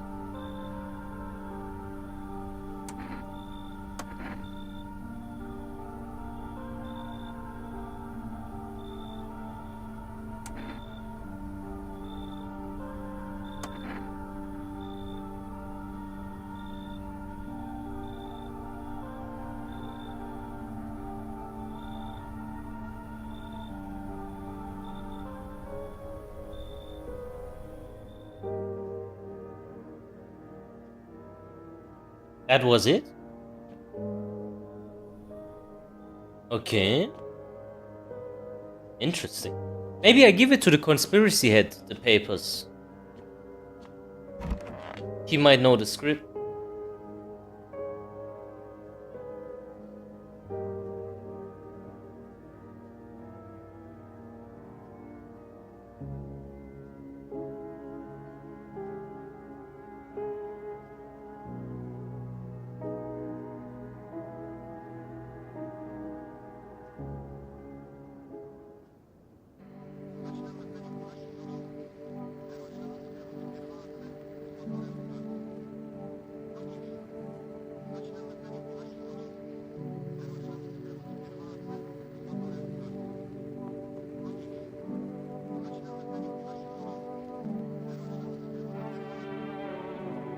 Man, this game is amazing.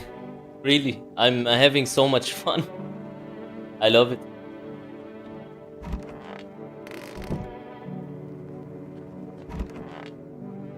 Is every playthrough the same?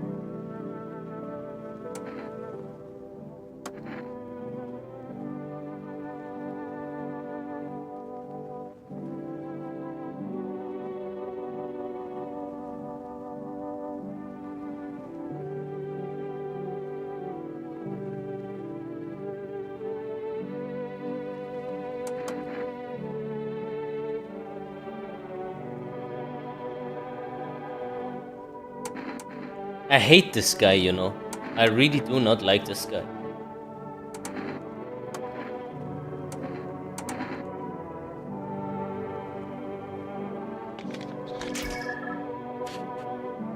What the hell is this?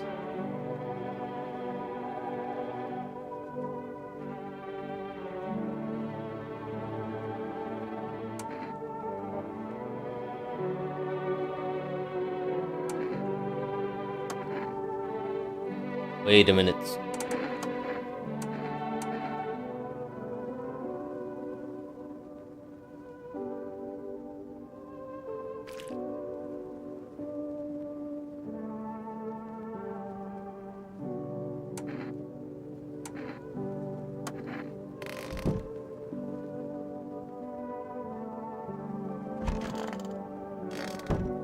We didn't let anyone in, did we?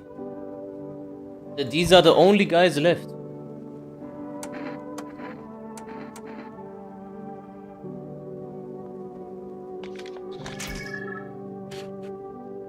Oh, this is how it looks.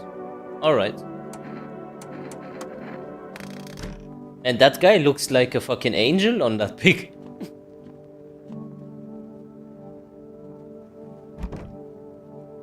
Okay, let's go sleep.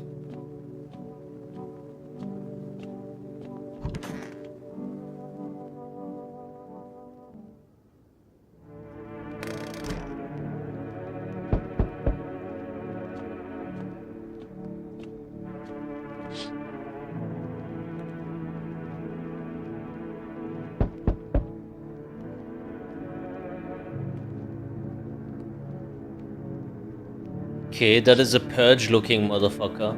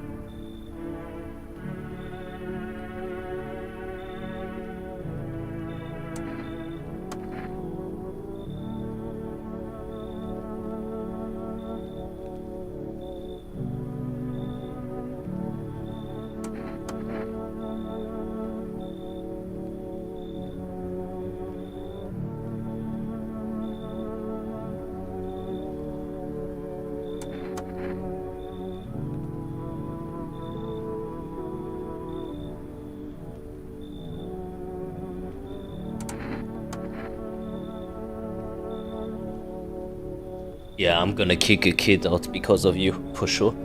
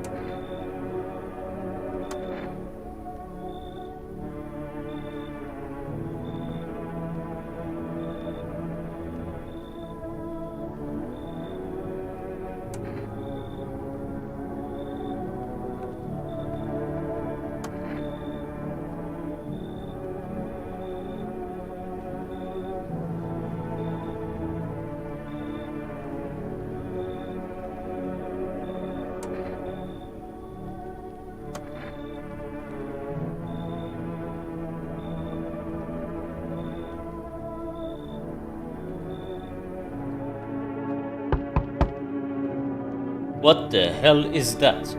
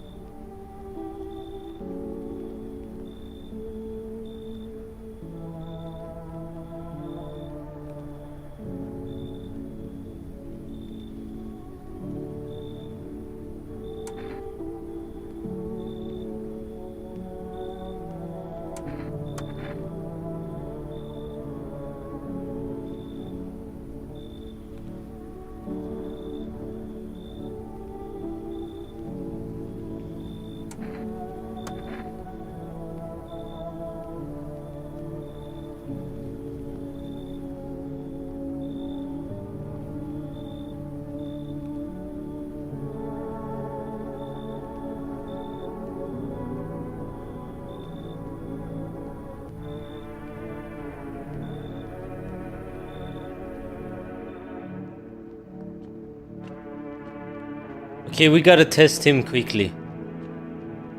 These guys walk around in Frankfurt a lot. Yeah, we have them in Essen also. Smells like someone died today. What? One night?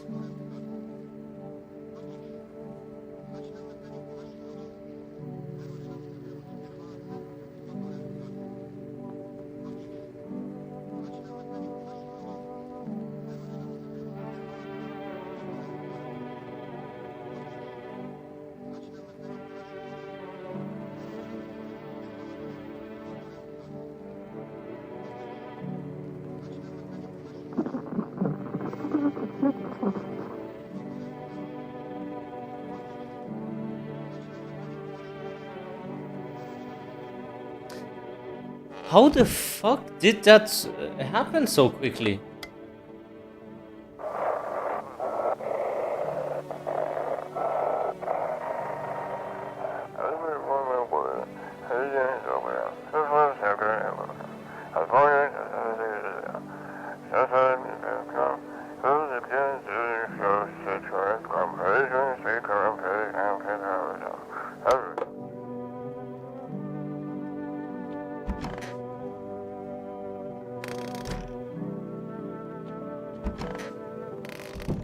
Who died?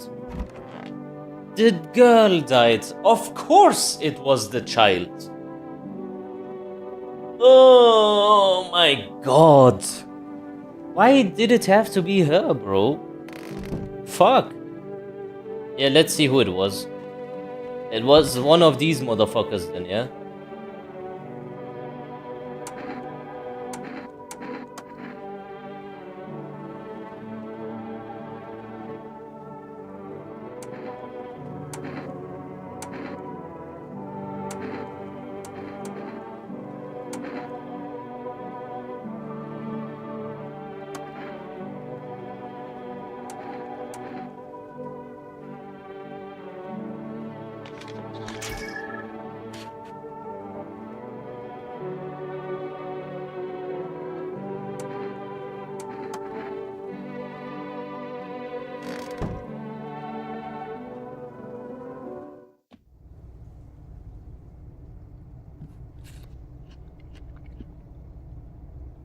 A mushroom?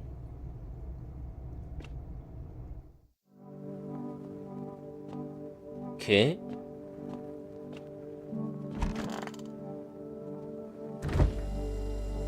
A mushroom.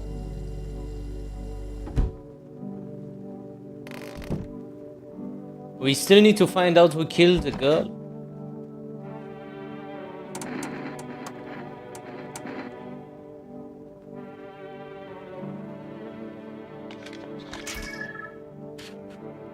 Oh shit.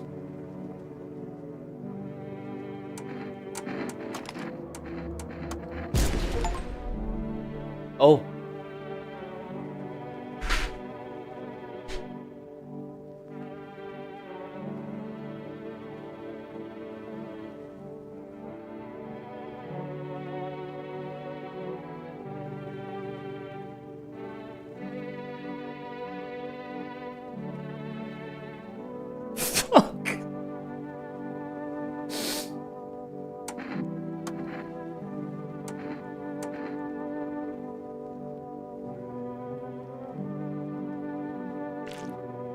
It was her.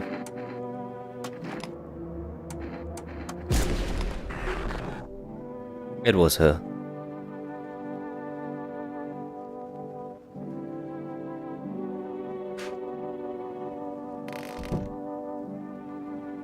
But this is bad. Because now we only have 2 people in the house.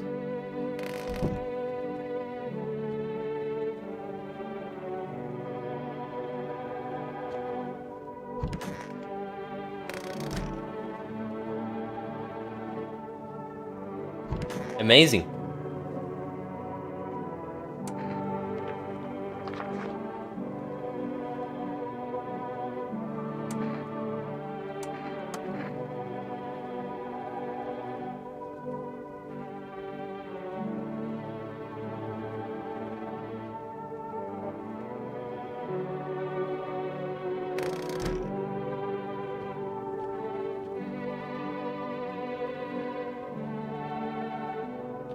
Da ist keiner mehr im Haus. Oh.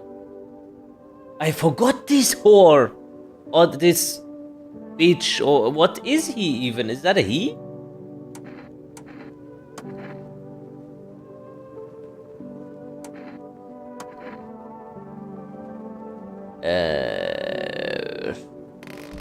Yeah, guys, if that guy is also a visitor, we have bad cards, bro.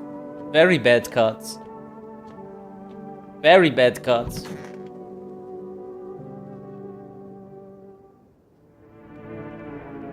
I completely forgot about him.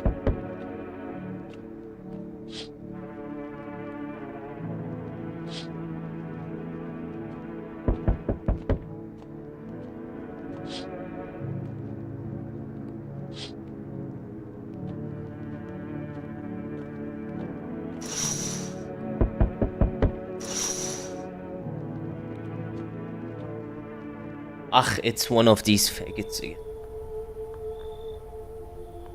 You know, every time they take one of the persons out of the house, it's bad for us, because once we're alone, we're dead.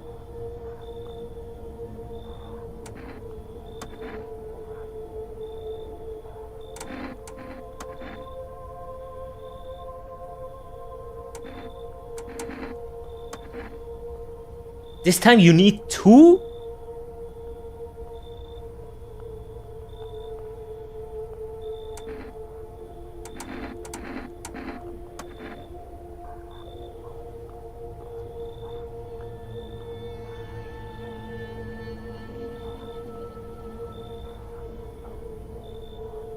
And I am alone with that guy. Shit. If that guy is a visitor, I'm dead. No.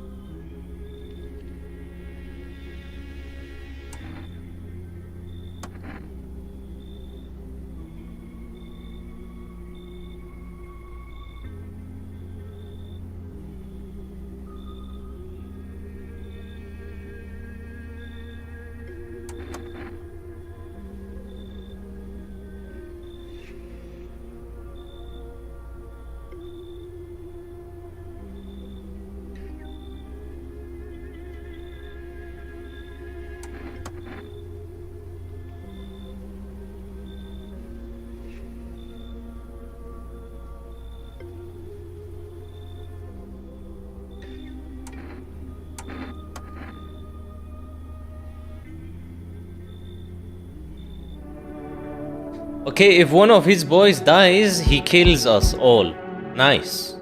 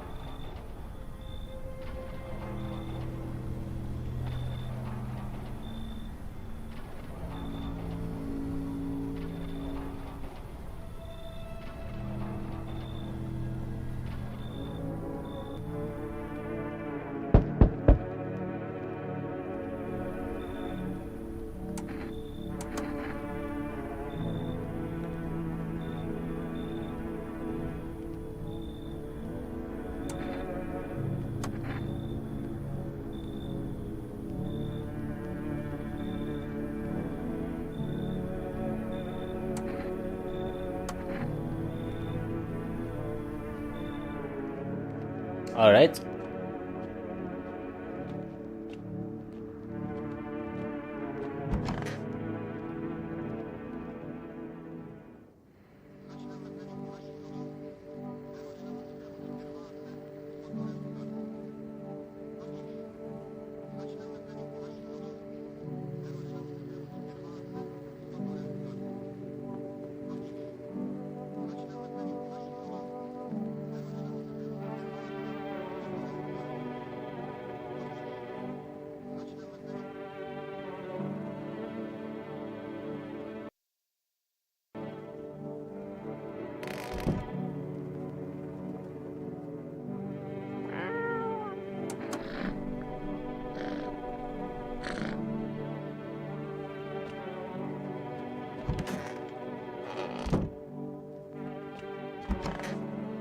Eh?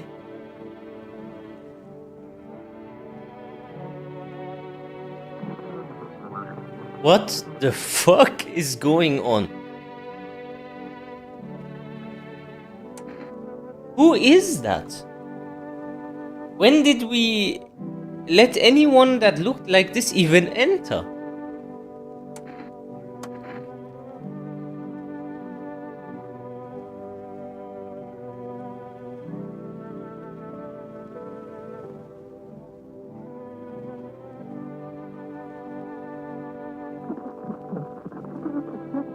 Yeah, I don't know what the fuck's going on.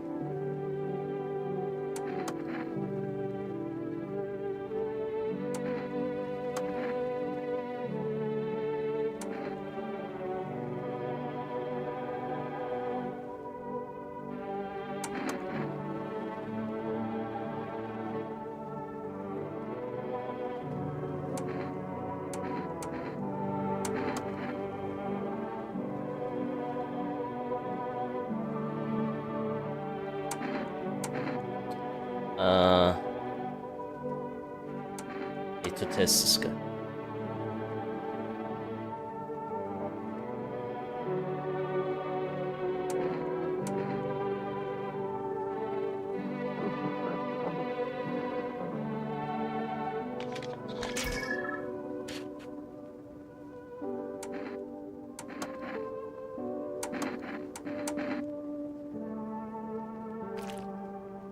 It's a bit yellow.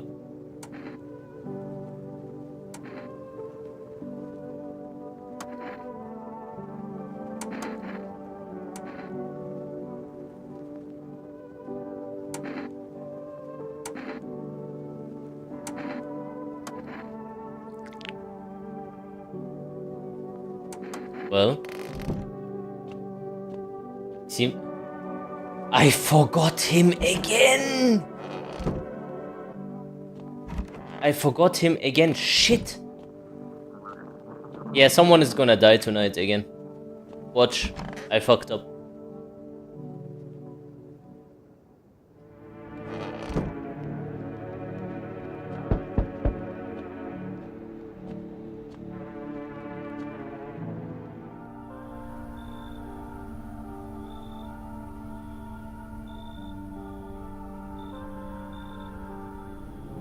I forgot this guy also. Fuck.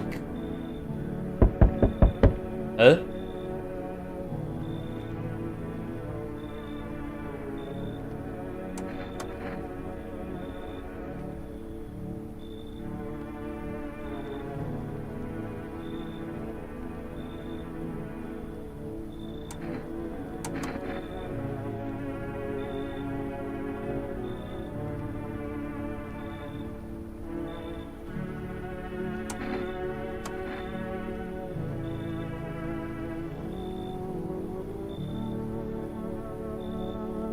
Okay, this guy is a visitor.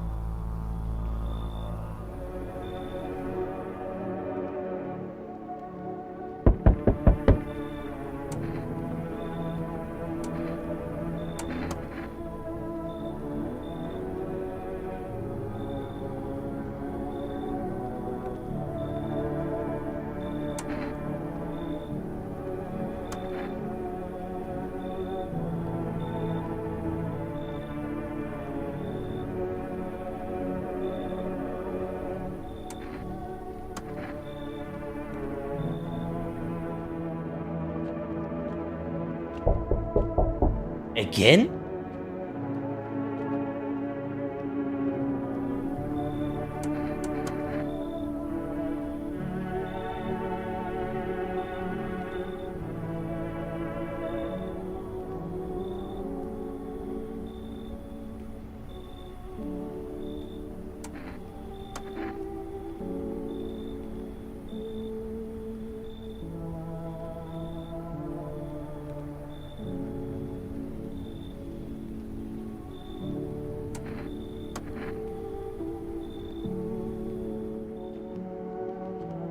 And that's a lot of fucking people in here now. Let's see if someone dies tonight. Yup, we have a visitor. And if someone of that cult died, then that means I am gonna die.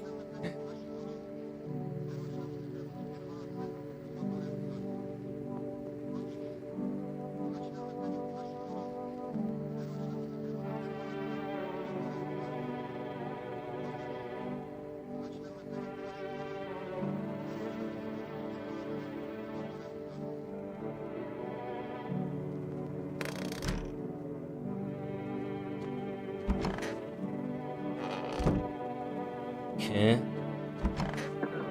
Yeah, GG's. Gonna get fucked.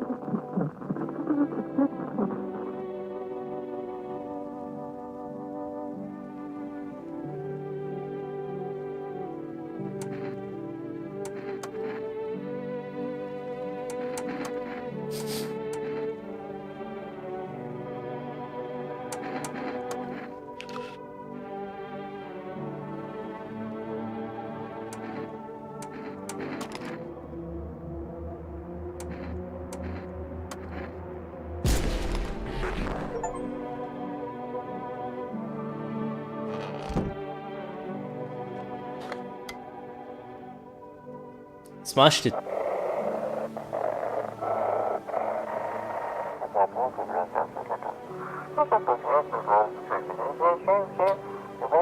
The Cottonmouth guy is okay.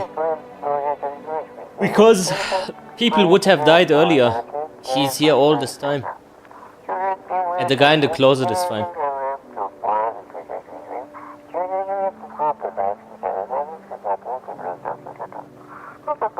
And I'm getting hungry, bro. We need to take a small break.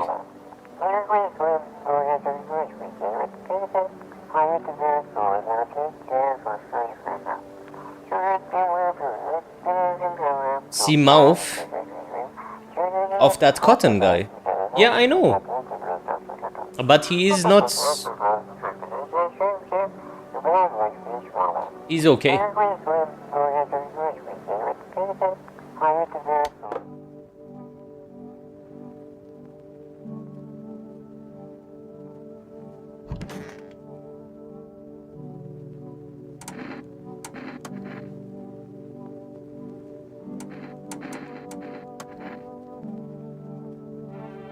He's the last person I want to test.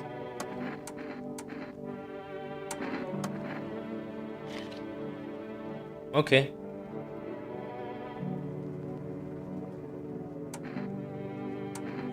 He seems fine.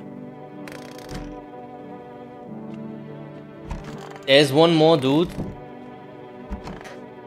And it's that guy.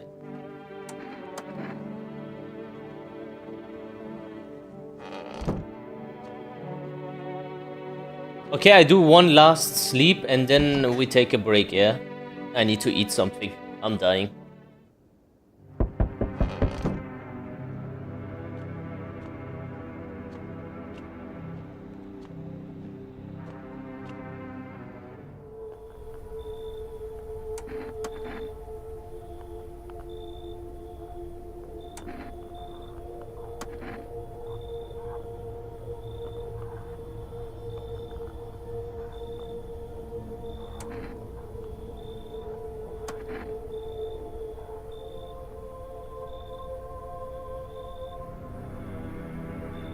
Okay.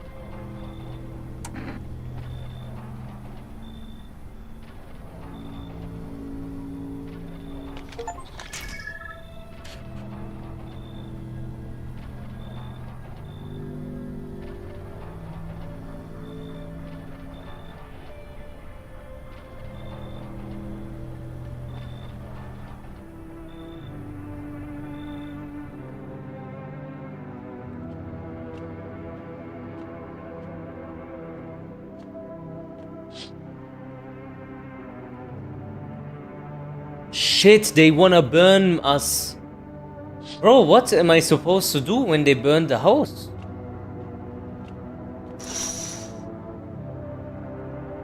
Hold a gas can and Molotov. Yeah, bro, we're so GG's, bro. It's so GG's, man. I swear to God, it's so GG's. Yeah. We fucked up.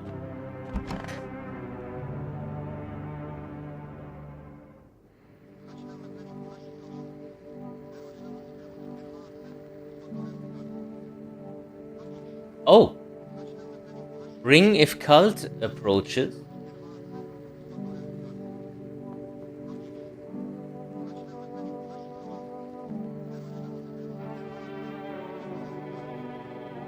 Okay.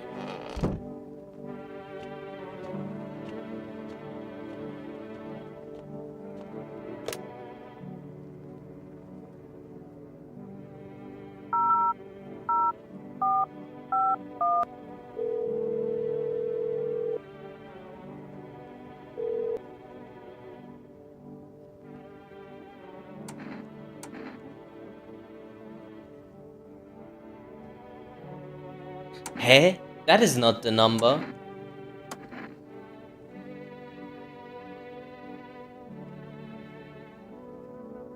Boys, we have a problem. What was the number again? Can you go back on the VOD quickly? I expected it to be here. Shit.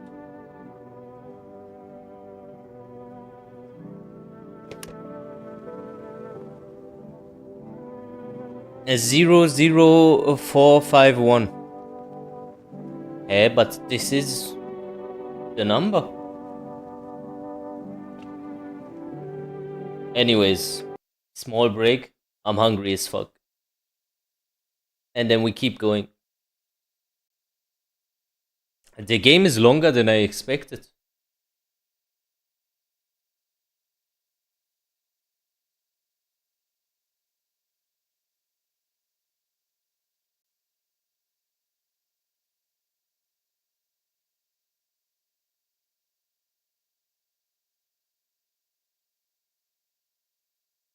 Let's see, what can we watch in the meantime?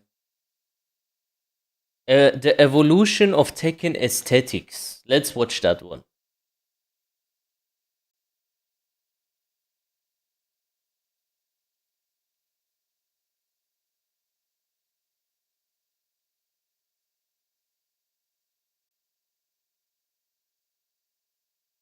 Man, this game is addicting. Shoutouts to Sebo one more time, because he bought me the game. Really cool game, man. Love it or hate it, I think most of us can agree on one thing. Tekken is pretty damn cool, visually speaking. While the gameplay is extremely deep and has attracted a very loyal, dedicated following, it's usually the visuals that attract us to give the game a try. When you see these sick game covers, the badass ambo screens, the fantastic opening cinematics, the unusual character designs, or simply the gameplay itself, most of you will be compelled to play the game and see what it feels like. However, Tekken has been around for over 3 decades at this point, and the way it went about cultivating its own image, well, that's the interesting part. When going back, it's fun to see how many things have changed, but it's even more interesting to notice the elements that remain the same throughout many years and different iterations. In this video, let us go through the visual evolution of the Tekken series and try to figure out how it got to where it is right now. If you end up enjoying the video, thank you! You're the type of person that motivated us to keep going.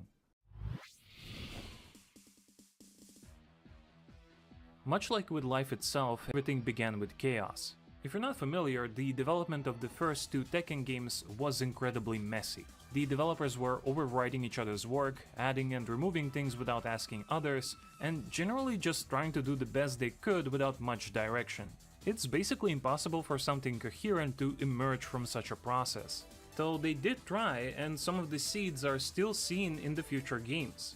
After you get through the intro, the first thing you see is the menu. It's not the most visually pleasant menu to look at, but look at the colors.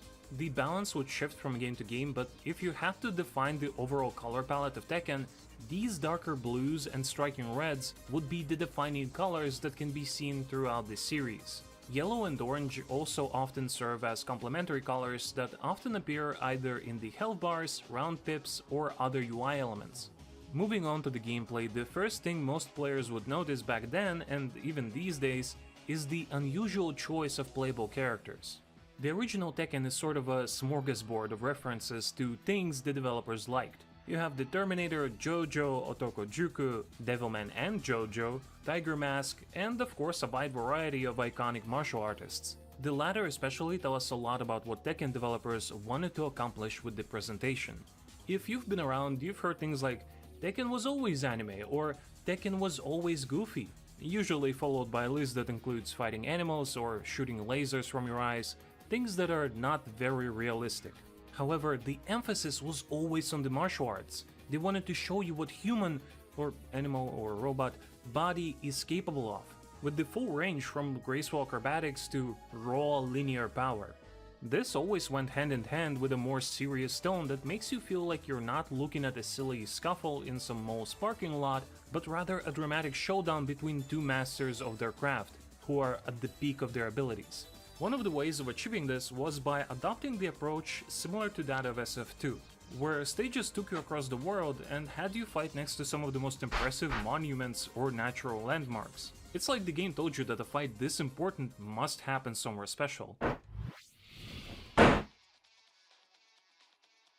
The interpretations may differ, but I believe Tekken 3 was the game that took these seeds of style in Tekken 1 and 2, Yo, I'm back. and much like it did with gameplay, Can I forced it loan out the into a game? truly unified, coherent How? aesthetic. I don't know about you guys, but to me Tekken 3 is the first game in the series that evoked a feeling of this secretive world of all-out combat.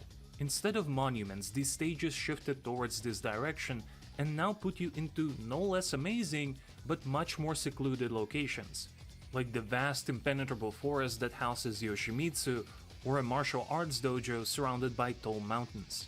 Perhaps a byproduct of technical limitations, but the sheer lack of spectators contributed to this feeling that these fights must happen away from the public eye. Even within the game's spectacular opening, while we see characters I think fight, Tekken 3 had the never gets best, other like, characters style. to the roster, which makes it feel like they also lead two separate lives, one in the normal world and one in the world of the Iron Fist. Another significant point of this game is that it marks the only major time skip in the Tekken history, and the way characters are depicted reflects this. The cast of this game, including the returning characters, has a distinctly modern look and feel to them. Much of this might come down to the fact that you start seeing less timeless martial arts clothing and more contemporary fits. The first tag game would largely follow this direction, as one might expect, but Tekken 4 would once again iterate on the concept. We made a whole video about Tekken 4 being overlooked at the time, but in retrospect, it might just be the strongest offering Tekken had in terms of aesthetics. You don't have to think it's the best looking one, but Namco somehow managed to crystallize a very specific feel and mood with this game. It has been the first title to really focus on the story, and I think the livery alone tells you a lot about the sort of vibe this game tried to evoke. Bitter against his peers and society, Craig's wrath consumed his soul. One day, Craig started a bar brawl in Arizona and killed an opponent during the fight. Convicted of second-degree manslaughter, Craig was sentenced to 10 years in the state penitentiary. The somber voice and the crunchy audio of the narrator, the overwhelmingly cold color palette, the distressing music in the background, and the rough, sketchy artwork. Almost everything in Tekken 4 had a certain level of grit to it. The music, the designs, the stages, everything. It truly cranked up the theme of secretive world of fighting to 11 and made it feel like this tournament only brings suffering to everyone involved. While it had to sacrifice gameplay to get there, Tekken 4 totally enveloped you in the setting. It quite literally made the world around you more tangible by not only introducing walls, but also creating environments that look organic. Even animations had to follow suit and appear more naturalistic, which sadly nerfed the movement that people loved so much about Tekken 3 and Tag 1. And remember the Tekken color we talked about? Well, this might be the only game to try and extend this beyond some UI elements, and make it come through in the stages. More so blue than red, and plenty of complementary orange, but overall it really hammered in this somber tone of the game in every way it could. Sadly, we all know how poor the reception of Tekken 4 was. Harada certainly doesn't seem too fond of reliving those days. As such, many of the changes made in T4, both in terms of gameplay and aesthetics, were discarded in Tekken 5. This game marked a fairly calm time for Tekken, where the visual presentation of the game would remain consistent, only allowing room for some very conservative changes. After all, sticking to what already works is a far safer bet. That said, while Tekken 5 was far closer to Tekken 3 than the game before it, it did steer the series into a slightly different direction. As you know, ever since the beginning, Tekken had a bit of a fantastical element to it. Angels, devils, ancient gods, even Devil Gene. While it attempts to give a scientific explanation behind the powers, it basically comes down to possession and magical demon blood. With the story revolving around the Mishima Patriarch being possessed by an evil spirit, it seems appropriate that this would be the game to delve more into fantasy. However, it does so in a very reserved way.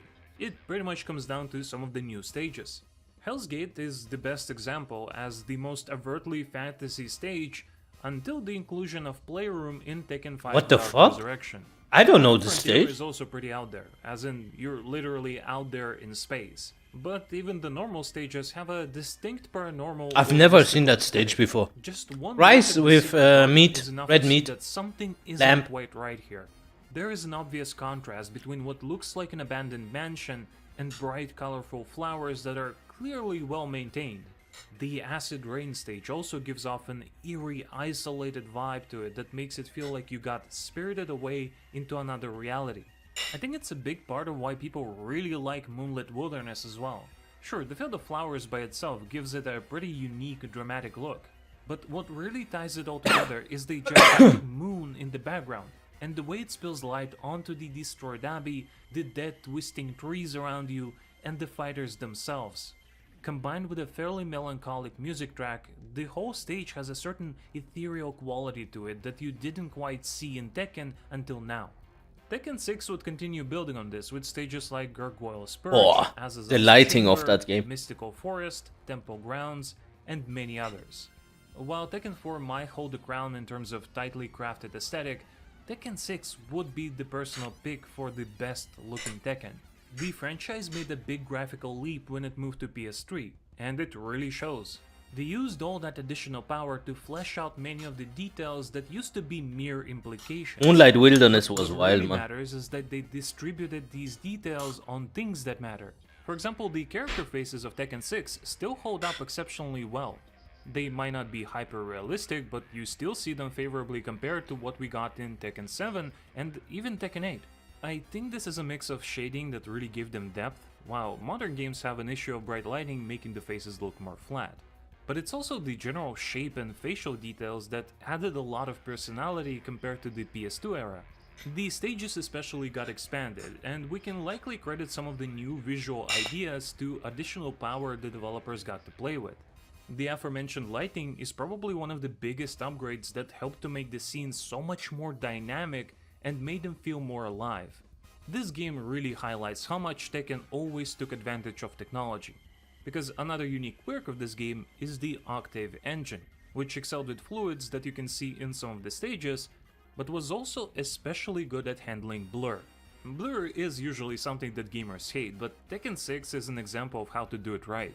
If you ever played this game or Tag 2 and thought it feels really smooth, this is why. Tasteful amount of motion blur helped to highlight the motion of the attacks and made everything happening on the screen feel so much more fluid. As is the case with the original Tag, much of the direction carried over into the I noticed this also with Tekken. Motion blur in Tekken looks really nice. Especially Tag 2, It gives up on a more uniform aesthetic in favor of fan service and bringing back many of the classics, from overt remakes of old stages to something more subtle, like once again situating the fight against some impressive monuments. It's worth noting that after Tag 2 failed to reach the wider audience, Tekken 7 had to face some additional challenges. The team had to switch to Unreal Engine that they had little experience with and seemingly had lower than usual budget, which meant that they potentially had no time or money to execute something more ambitious and fleshed out. This would explain endings using in-game models instead of the usual pre-rendered CG, some slideshow cutscenes, or stages that consisted of a bunch of cubes, or simply one huge skybox, as gorgeous as it was. Meanwhile, some other stages were effectively just variants of existing ones with different lighting. So if we talk about the aesthetic changes of Tekken 7, we have to zoom out a bit. This applies to pretty much any game, so if you ever want an idea of what feel the game is going for, just take a look at the menus. For example, Street Fighter 6 immediately gives off a hip-hop vibe, but with a tinge of retro as it also uses a lot of neon teal and pink in its UI. Meanwhile, City of the Wolves has an obvious comic book aesthetic with the self-shading panel layouts and screen tones. For Tekken 7, it seems that they wanted to pursue a very clean and simple look, but retain a bit of that edge that Tekken is known for, which gives you this combination of cold glass being shattered by the raging fire. However, if we just go by the stages and character designs, it's a general mishmash of previous Tekken games. Instead, its biggest changes lie in presentation, namely introducing rage arts and slow motion. While a controversial addition, the former allowed Tekken characters to express themselves in a new way, since much like intros and outros, they feature animations specifically built around the character identity. The latter, however, Do you think has rage been arts one of were the most bad? genius additions in this series. Usually people frown on anything that slows down the pace, but close shave slow motion fits Tekken like a glove. Since it typically happens right as the round is about to end, it doesn't really hurt the tempo. Instead, it has the opposite effect and ramps up the excitement as we get a short window to guess who is going to come out on top. Not only that, but it's a great opportunity to appreciate Tekken's top-notch animations and, for the most part, fairly intricate handling of hitboxes.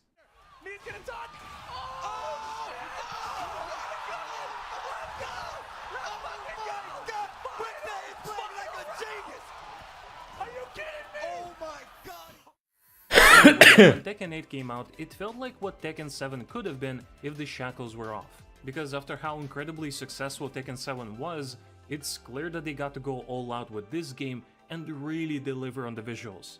In particular, it feels like they wanted to deliver the over-the-top excess and make it feel like everything is cutting edge, from environments to character designs. They are working with a new generation of consoles now, so it's another graphical leap where the tech changes get to underline the Tekken identity. Like you still have this thread of underlining the physical side of martial arts. But what Tekken 1 could only express through fluid and realistic animations, Tekken 8 can express by literally showing you the muscles of the fighters expanding and contracting. Their punches and kicks produce a level of destruction that was never seen before in the series. And then there's heat. There is plenty to criticize about it as a mechanic, but on a purely aesthetic level, it's a fantastic way to represent characters going into overdrive. This might just be the most anime thing in Tekken, because it does follow the classic trope of fighters entering their true form and delivering the most devastating moves they have in their arsenal. And of course, this game went even harder on both the secretive world aspect of the game, while not forgetting about the fantastical elements. Descent into Subconsciousness is the peak example of this, going through some of the most iconic examples of Tekken's more fantastical stages, and then finishing up with its own unique take on this when you reach the final floor. Not to mention the whole showdown between Devil Kazuya and Angel Jin, which feels like a culmination of everything that Tekken has been building up for decades. Tekken is kind of in this interesting position where it's like a fighting game version of The Simpsons. In the sense that even though it has been nearly 30 years since the release of Tekken 3, only a few years have actually passed in the world that these characters inhabit. And yet, while Tekken battles are often set against timeless backgrounds, the character designs have been able to keep up with the flow of time in the changing fashion. Shitty so they're gameplays. fresh and modern. Meanwhile, the games themselves continue to try and squeeze as much as they can out of current tech to make Tekken appear as robust and detailed as it possibly can. It's hard to say how exactly Tekken 9 would look. If the history is anything to go by, it probably won't make any radical changes. But we can very much expect to see another revolution in terms of presentation and graphics. For example, Tekken 8 already spiced up some of the wall breaks, and I could very much see this going even further. Perhaps it can take a few lessons from Dead or Alive, the game where stage transitions might have just peaked. What do you guys expect? Tell us in the comments how you feel about the evolution of Tekken aesthetics. Thank you all for watching. Alright.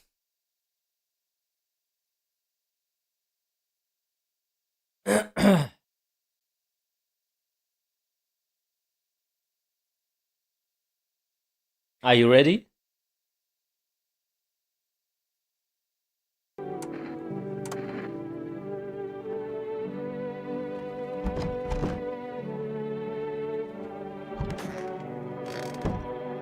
Indie? I think it is an indie game, yeah. But it's really good. Oh, they are gone. Sheesh. It's only 2 guys left.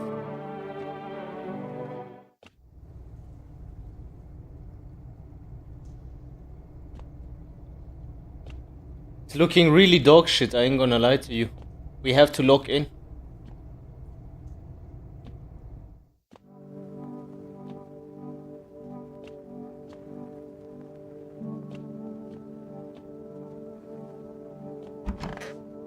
Can we test this one guy there?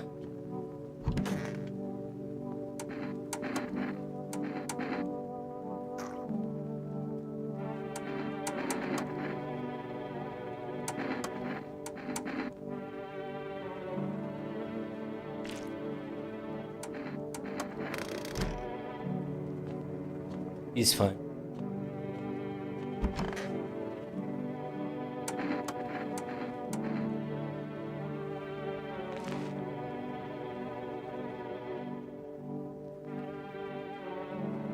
Oh.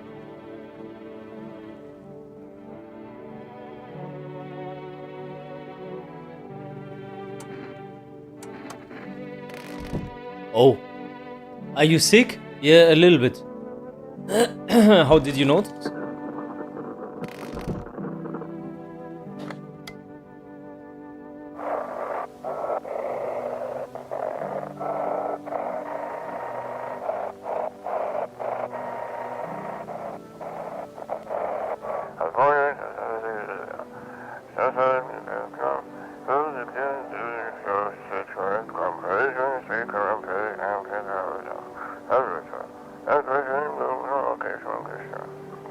What am I supposed to do with this dog shit?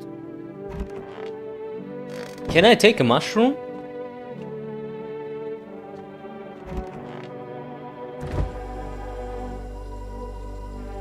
No.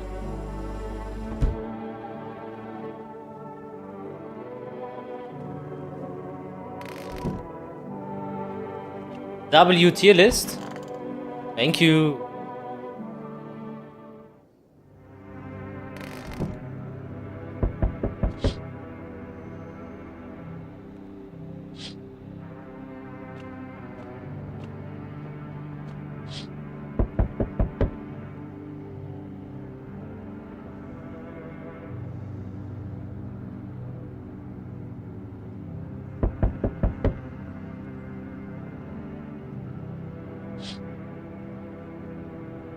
Okay.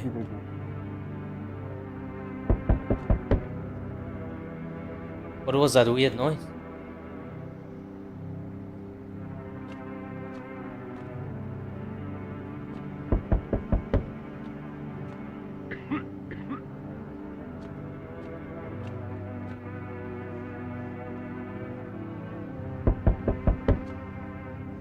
Oh, we have a problem, man. Oh shit.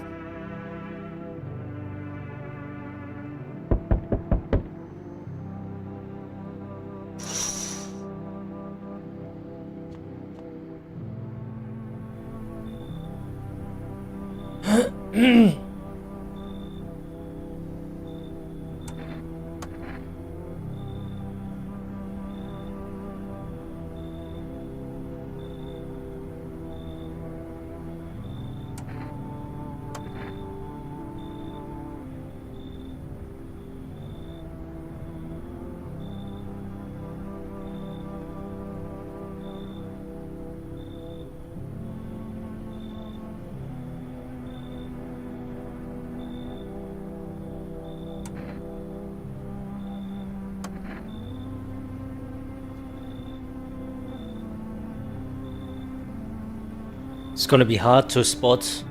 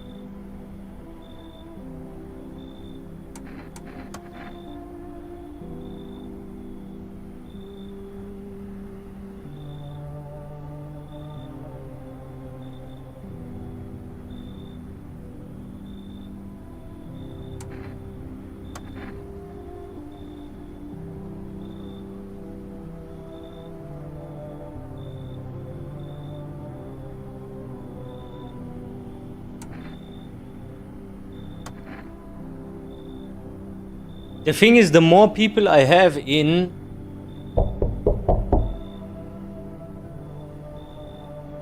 Yo, what's up, man?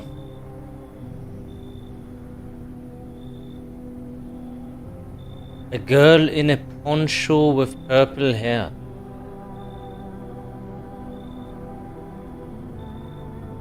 Nah.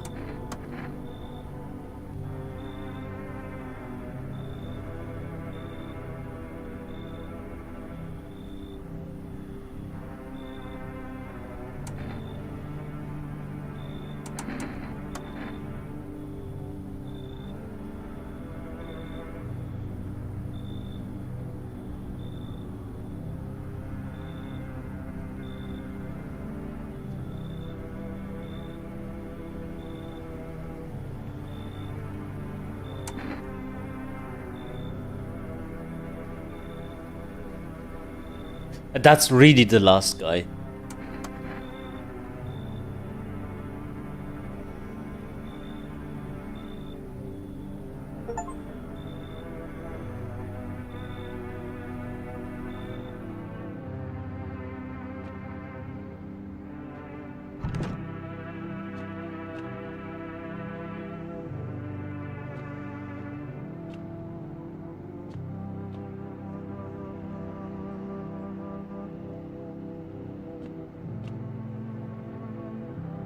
No suspicious noise.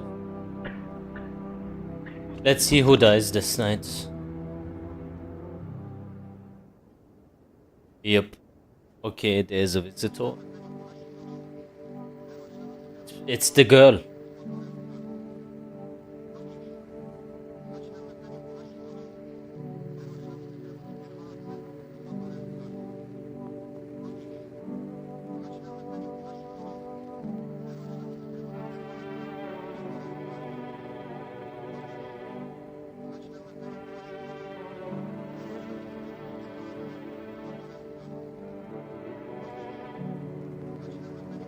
Okay.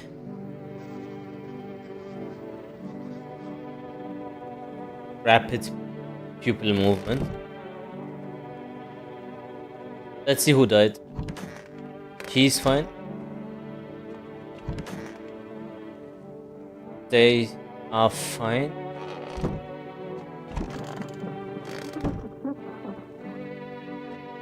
He died.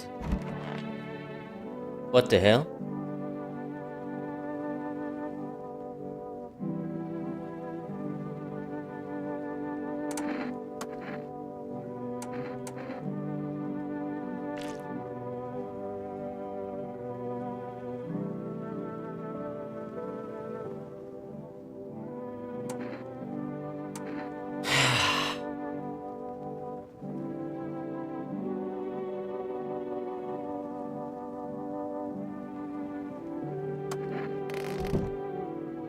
what is that even? The way he...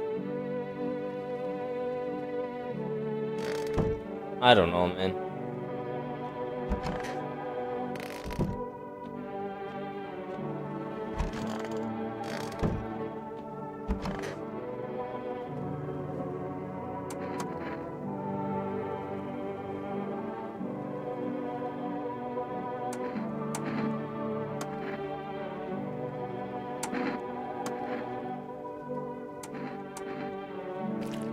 Oh my days. This fucking bitch. The little children, yeah? Shut the fuck up.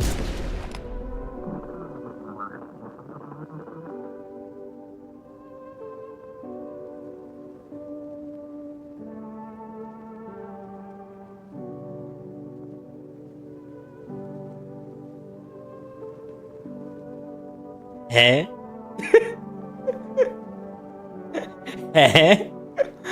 Rapid eye movement, red fucking eyes. What the hell was that? Shit.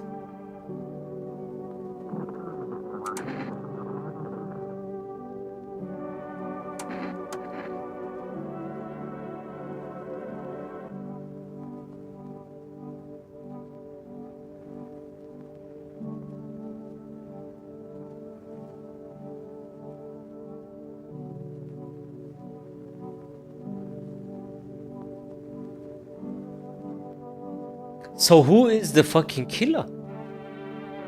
Scheiße, I don't know what to do.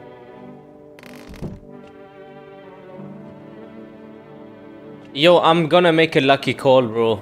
I'm gonna make a lucky call.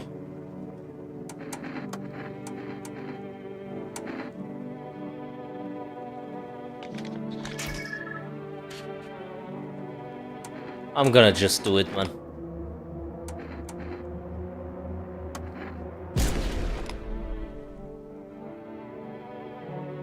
That's it?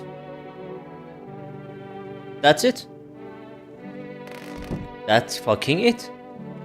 I had to, bro. I had to. Smashed it. It was a 50-50. Eh?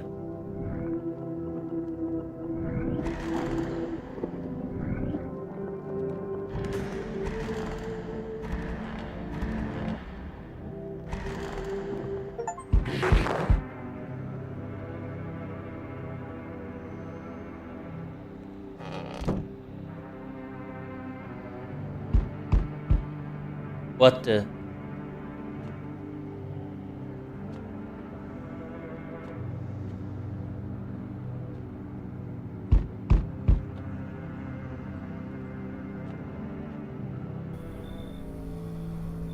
Oh no. I am the visitor?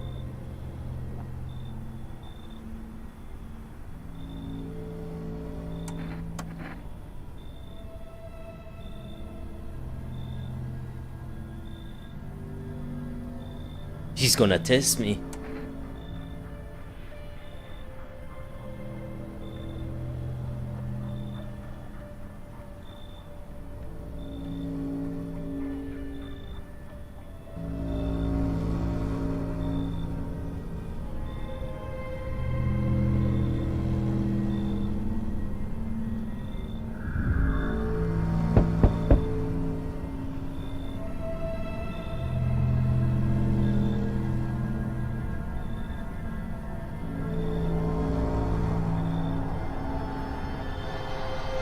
Shoot him.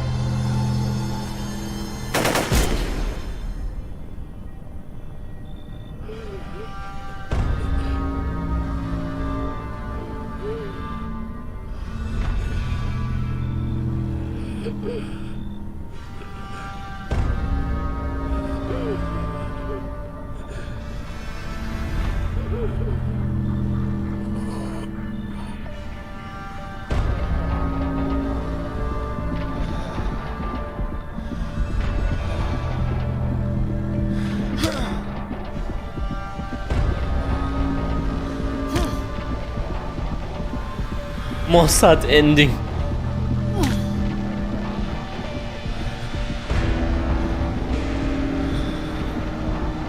Talmud ending.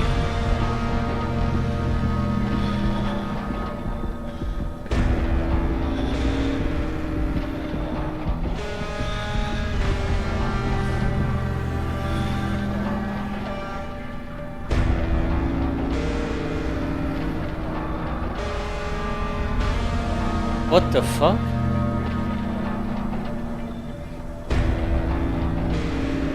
How did we end up being like this?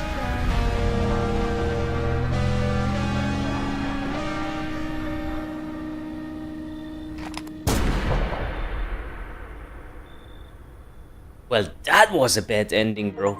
Shit. Hey, I am down for another run. Because now we know the script. Let's do another one. This shit is fire. Yeah, we know the script already. Don't worry about it.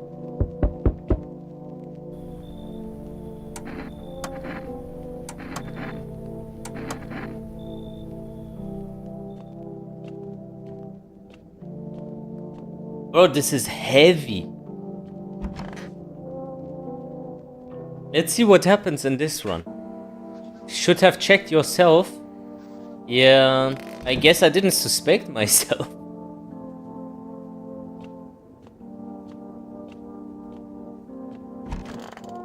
Yo, neighbor. I'm gonna click through because you already know the combo, right? Some beer. Heavy. Does beer really make you sleepy?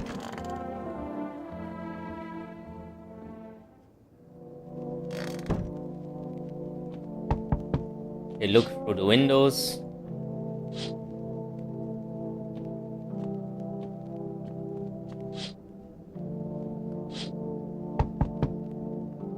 This time we're gonna smash it.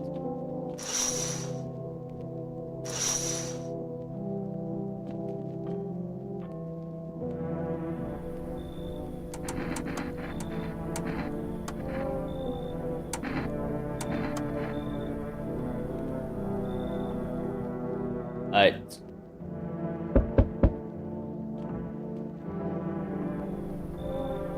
This guy is alright. I remember him.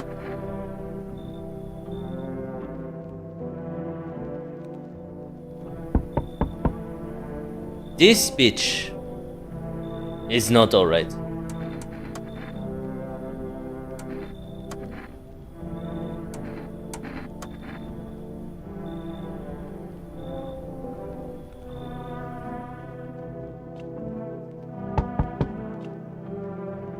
Who is that?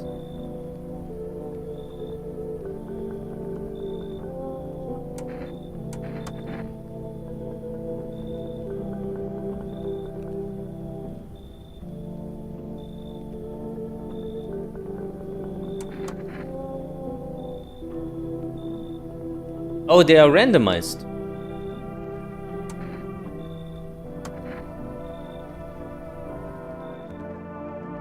Well, I don't know who that was though.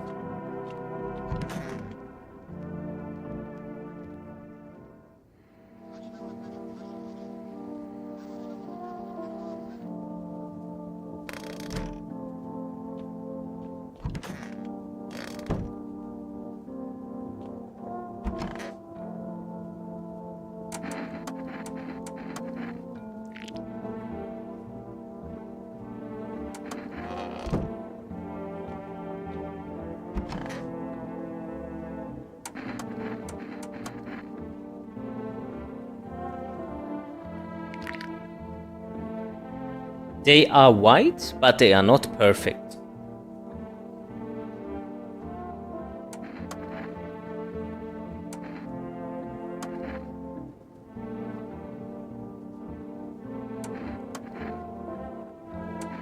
I think he is fine.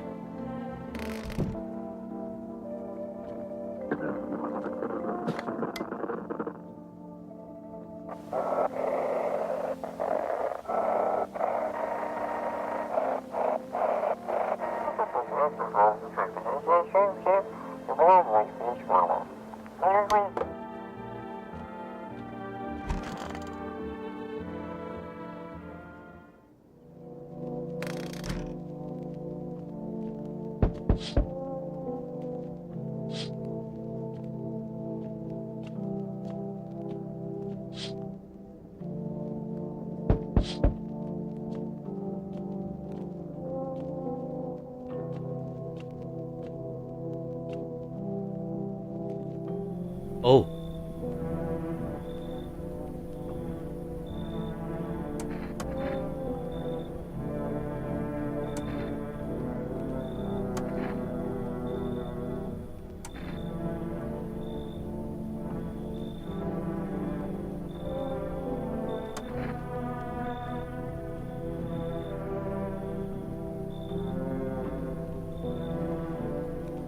I'm gonna check the wife instantly.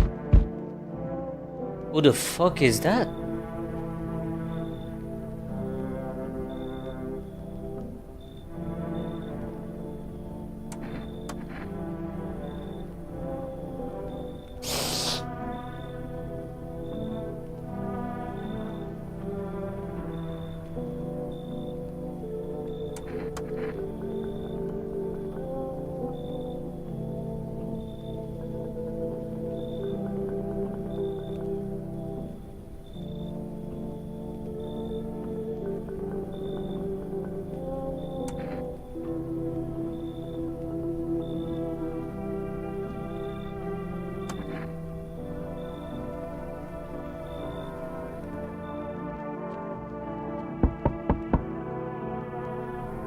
Bro, every character is different now.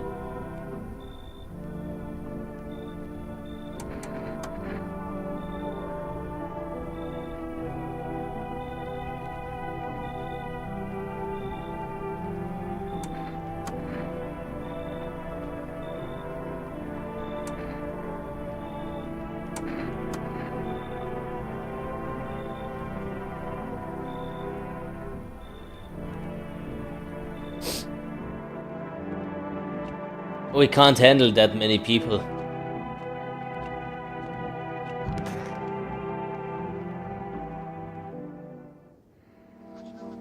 No one's dead.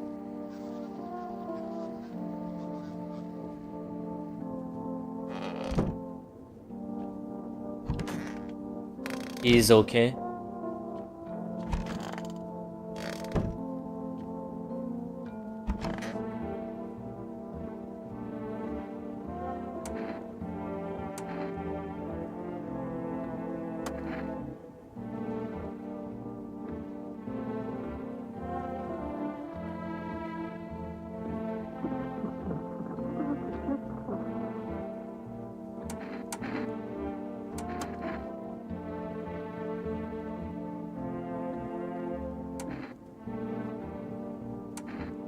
And fuck your wife.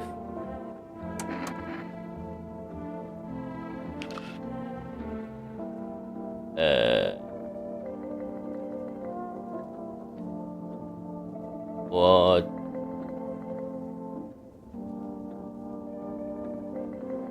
It's not dirty, but it looks like he hits his wife.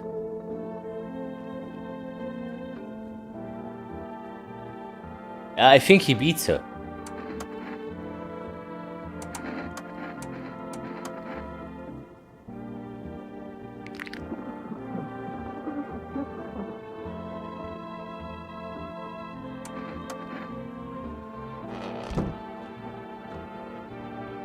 Yeah, he beats his wife for sure.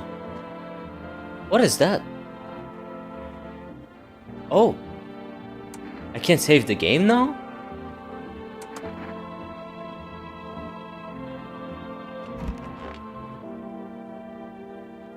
Let's see. Maybe someone dies again.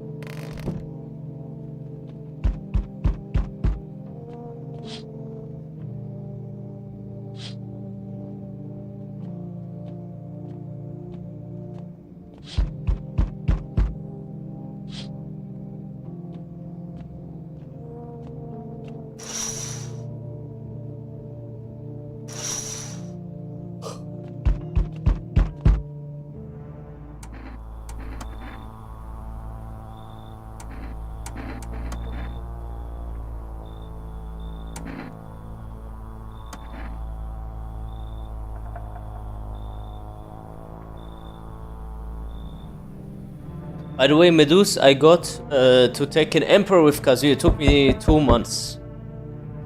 Nice, good shit.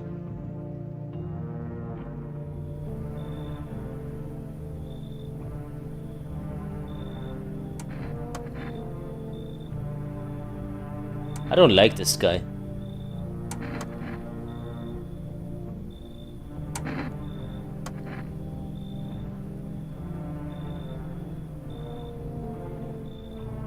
Fuck off, man.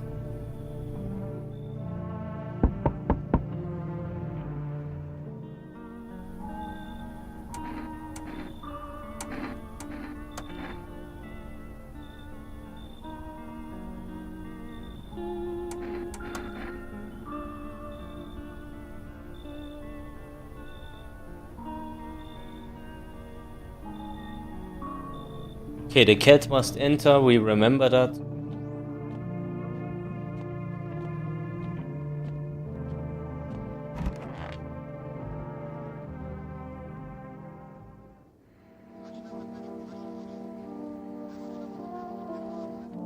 No one is a visitor so far, that's good. Everyone is a human.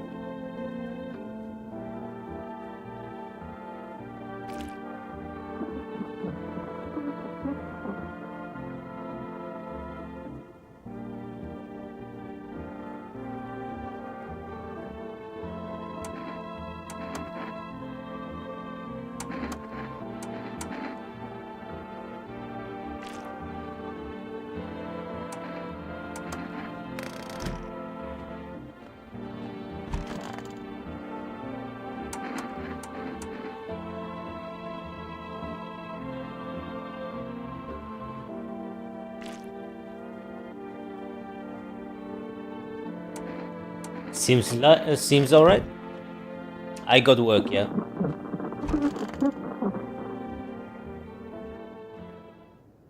All look legit. Okay, the daughter is about to come over soon. Probably now.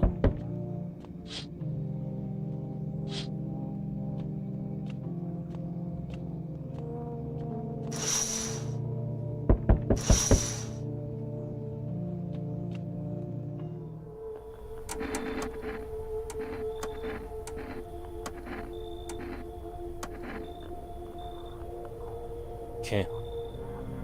I like that he took him. I didn't like him at all.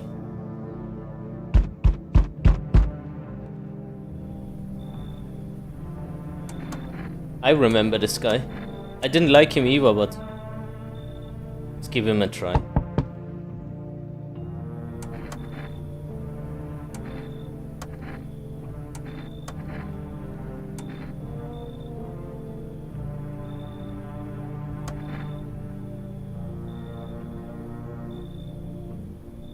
I kicked them out, the family, for her. Oh.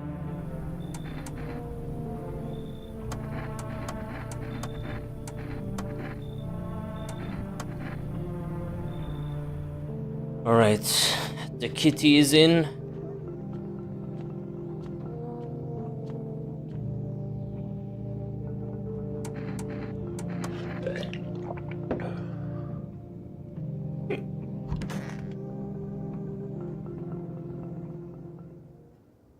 Smells like someone died.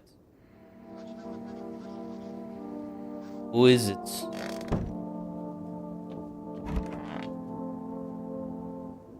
Okay.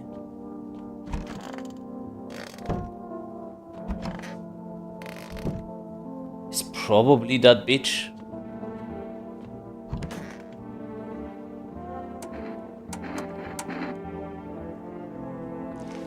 Ugh.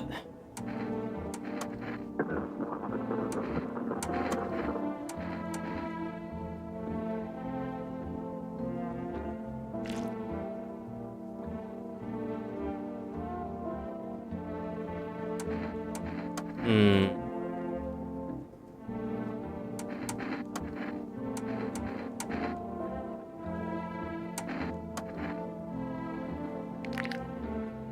All right.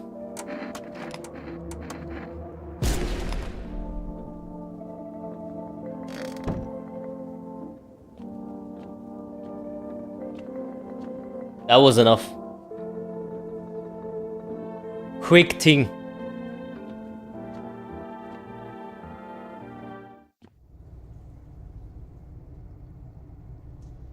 No mushroom.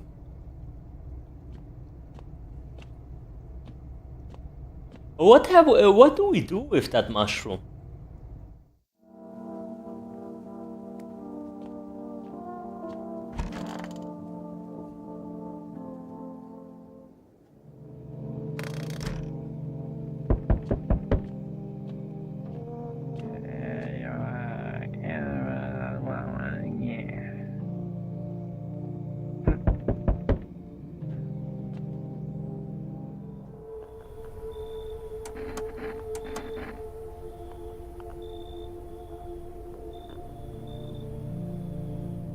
Okay.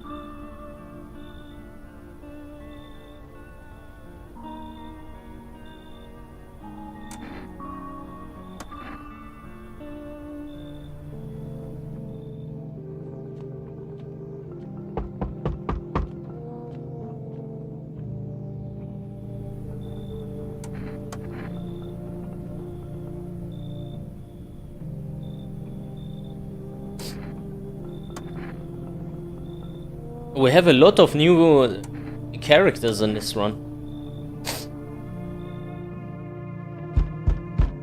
Oh, how many?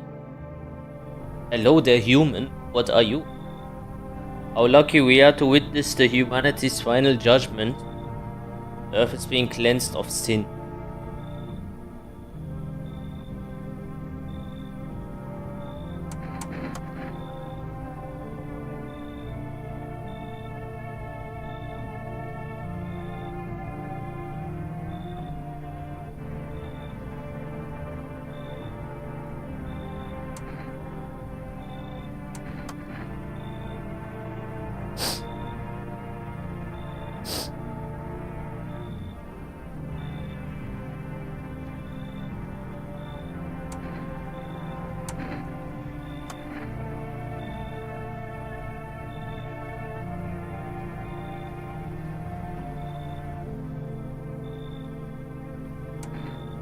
Oh, a reward.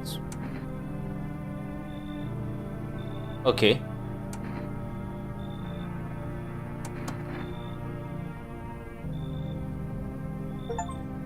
Energica.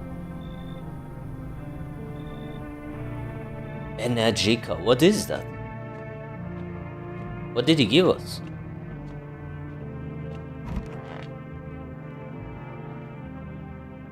Did you quit Tekken? I play sometimes. Not often.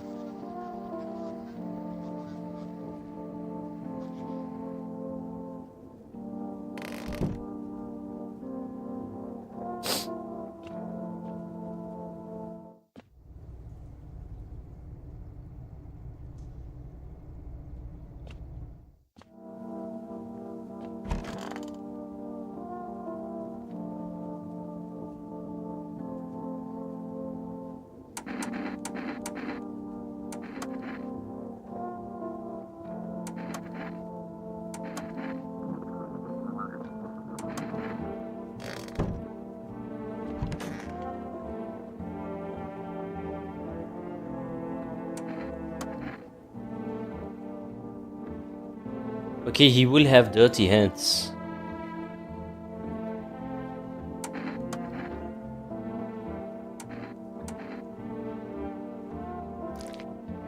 Clean eyes.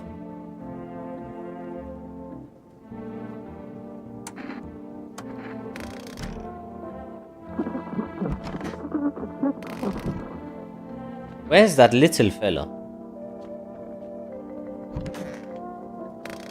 That little guy. There he is.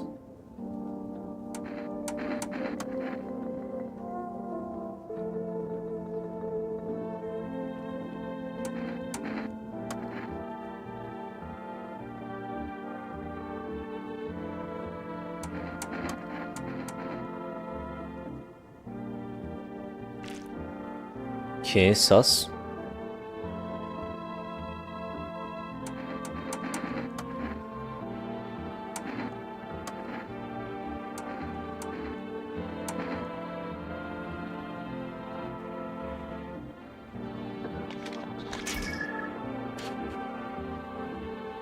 I don't know who it is, chat. We have a problem.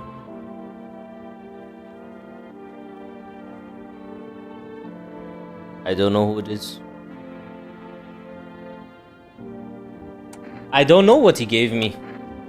And I don't know how to access it either.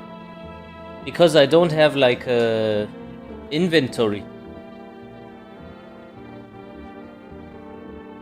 Who is it, bro? Who is it? I need to lucky strike someone.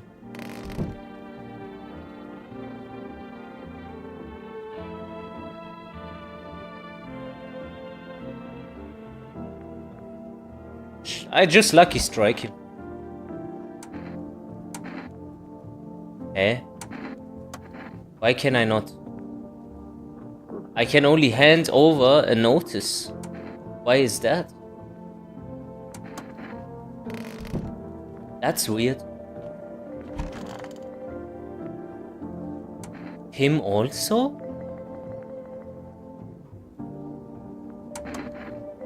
I'm confused.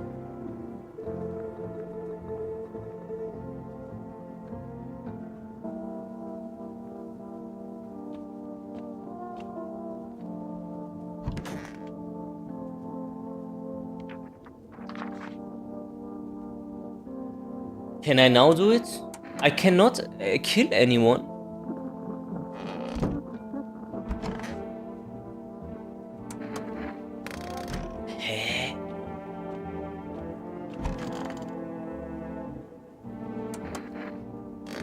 What the fuck?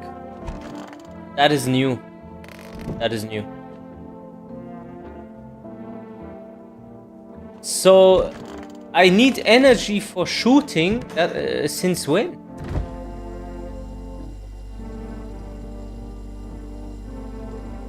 Oh, this is gonna give me energy back.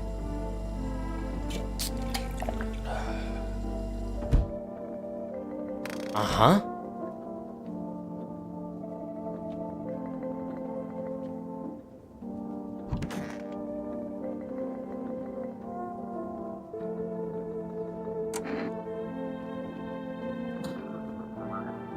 Ah, shit. Okay. Look at his teeth.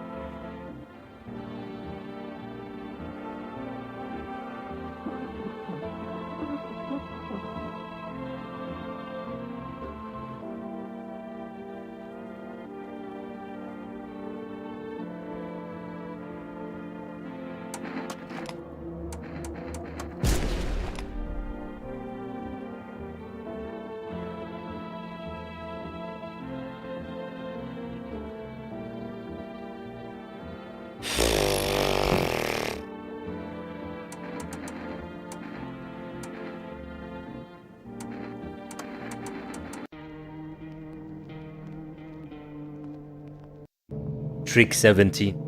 We saved.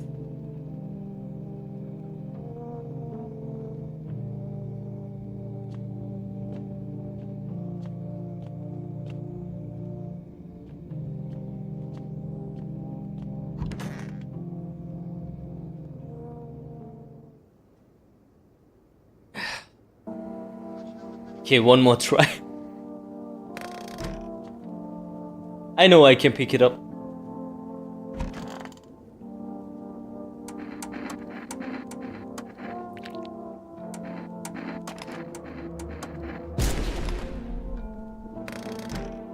Bitch.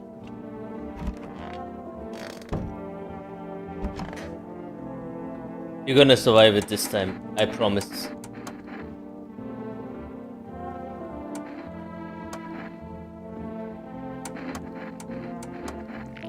Perfect white teeth.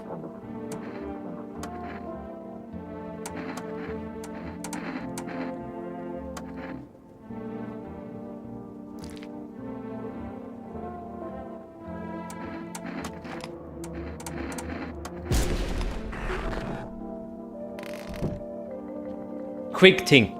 You know, quick. In and out. IDF style.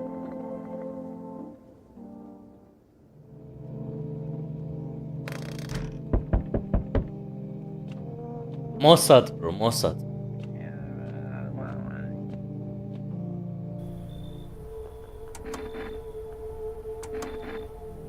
Okay, took the daughter.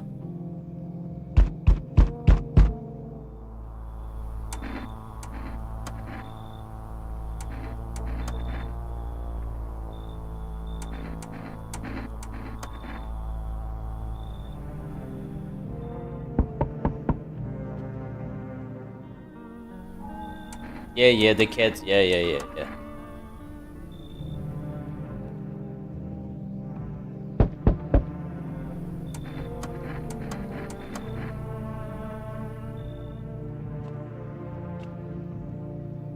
What the hell?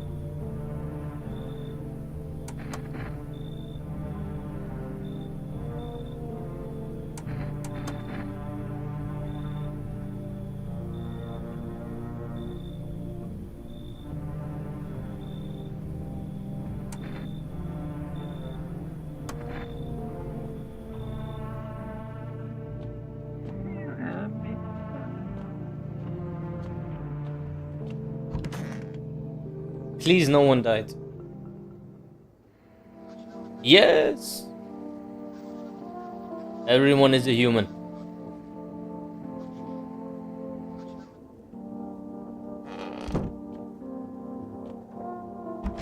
But still can't be too sure. Shall we test, shall I test myself?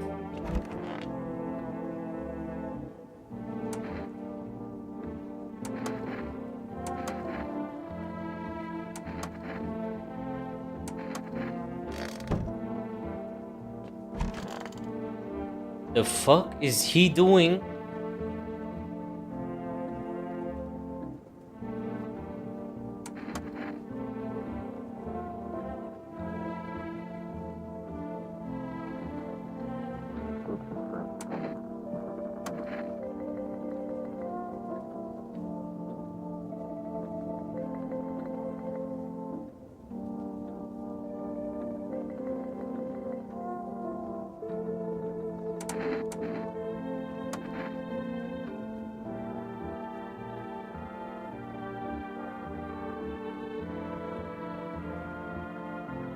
Yes, I can save the game again.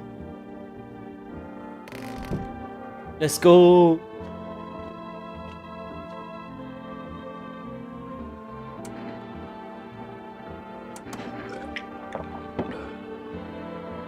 So when we fuck it up this time, we good. What's up, dude?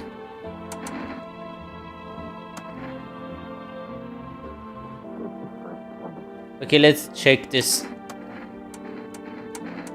Fucking faggot. Okay, that's fine. That side. What about him?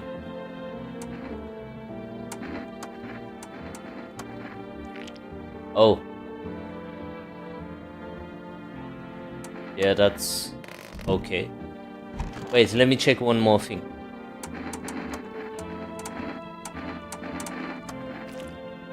That's fine. Alright. I think everyone is a human.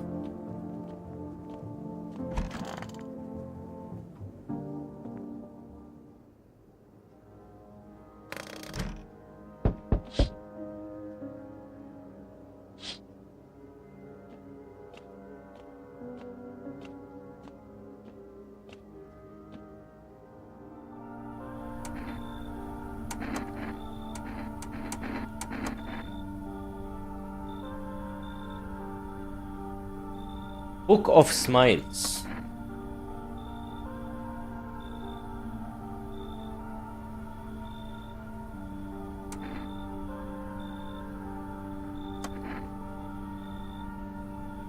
How do I read them though?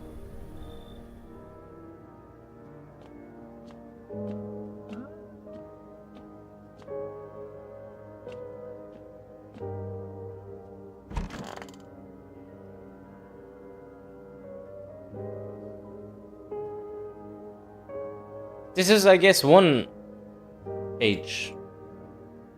Maybe I can read a page a day.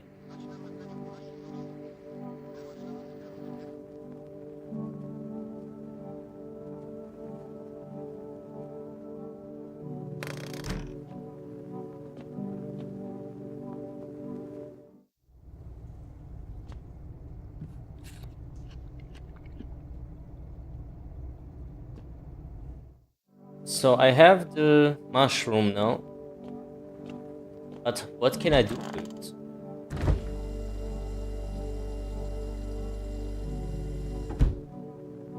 I ate the mushroom.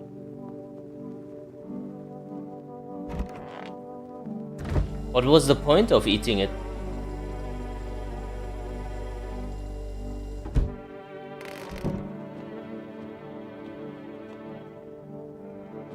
Is he gonna trip?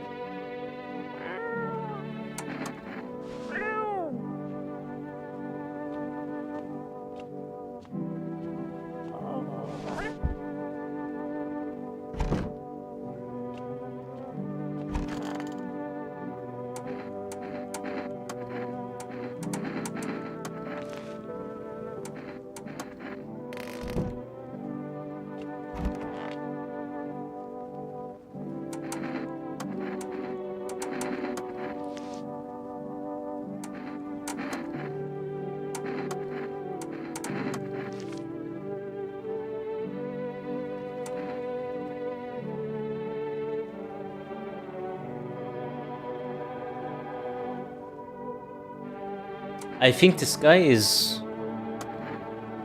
The last person we killed also had armpits like that.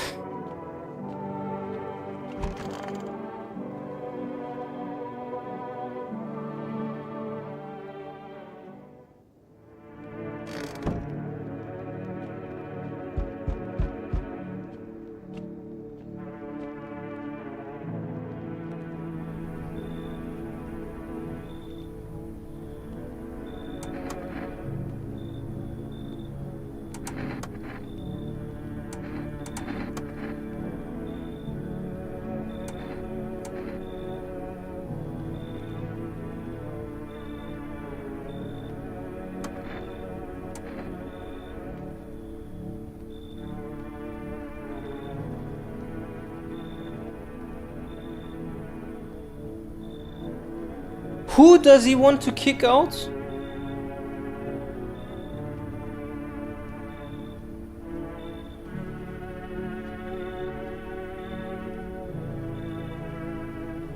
Nah, you know what? Fuck off.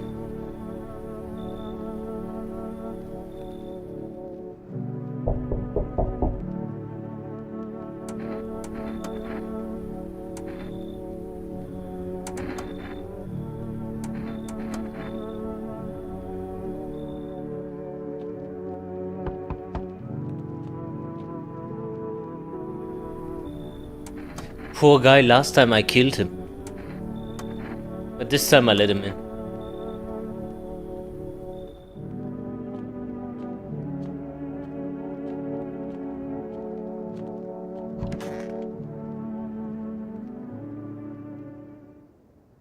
Okay, someone died.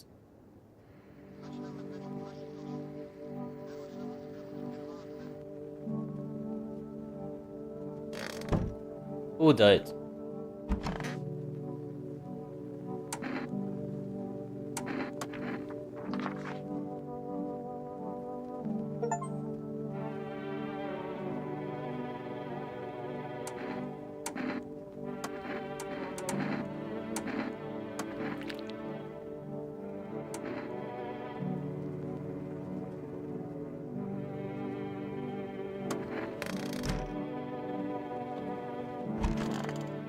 It's probably him.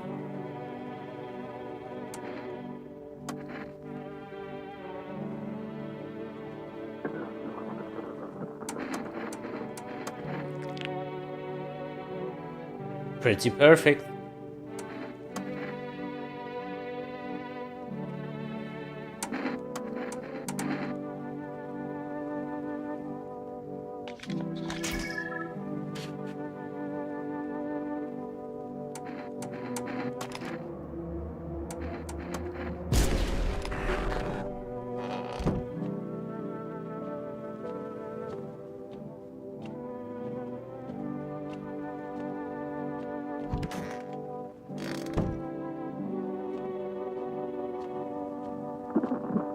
I'm getting good.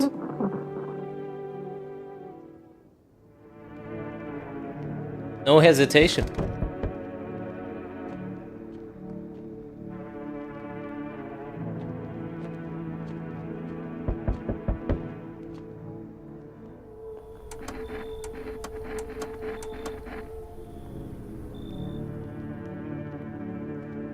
How many do we have left? This guy... I need to make sure that his people don't die. Otherwise we're fucked.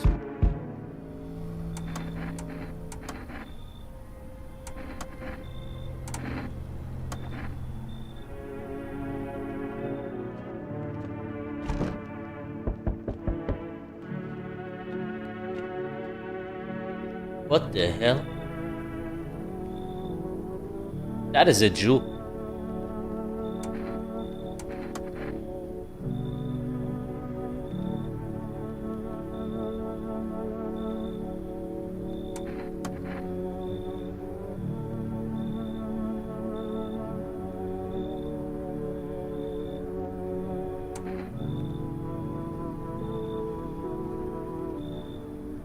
Nah, you're a Jew, man.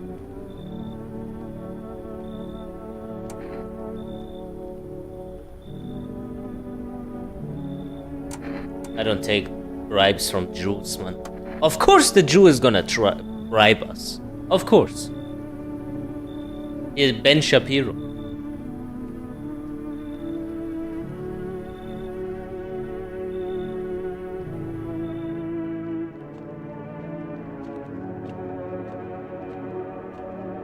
I don't take your shekels. And no one died. See? No Jews, no news.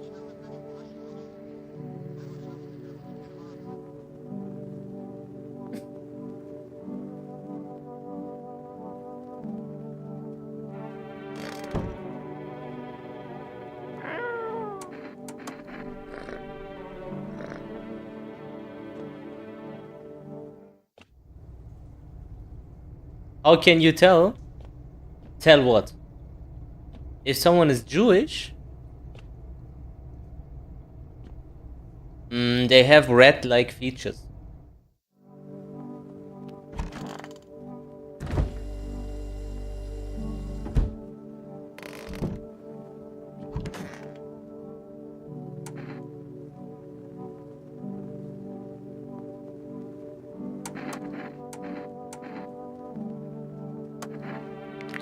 Oh my days. What the hell? That's some fucked up teeth you have there. Oi. Okay.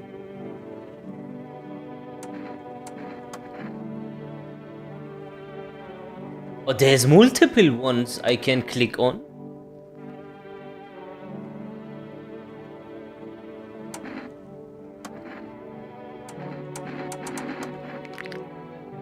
Holy.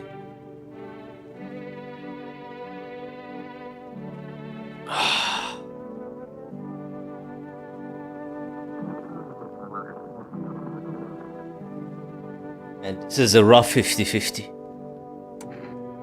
But I'm gonna leave them be.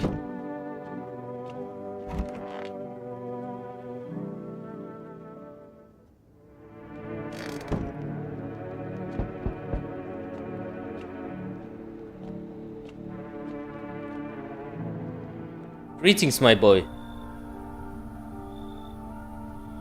What book, man? What does he mean, bro? Which book?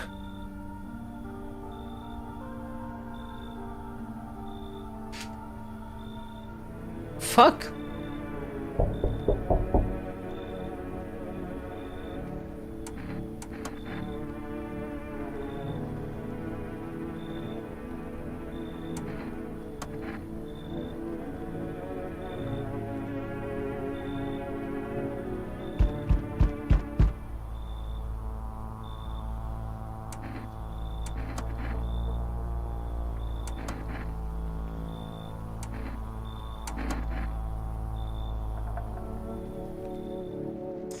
Man, what book does he mean?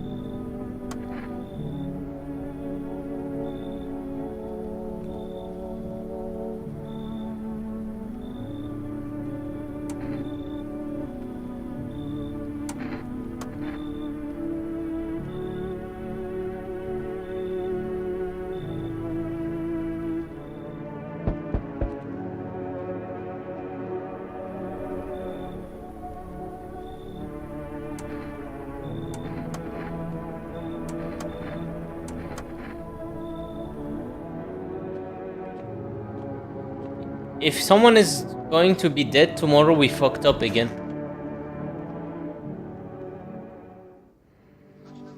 Yes, no one died. It was that first guy.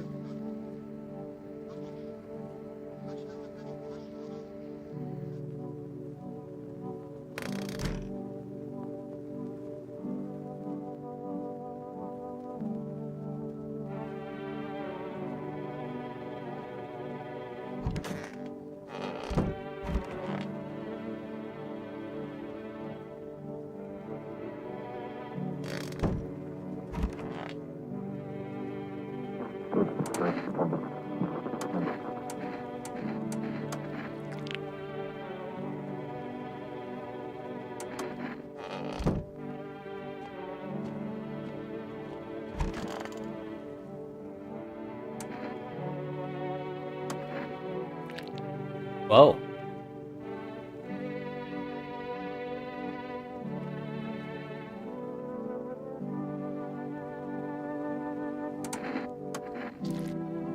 The eyes are okay though.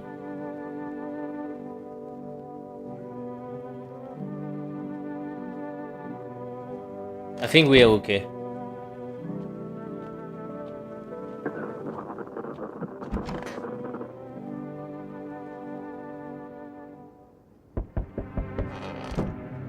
So the cult motherfucker now knows that no one died. Is he gonna help us?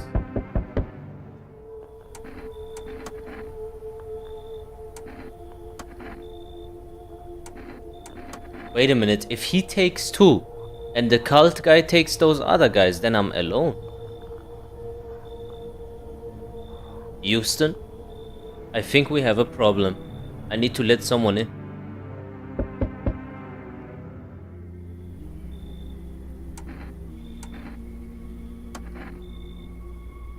Who is dead? No one is dead.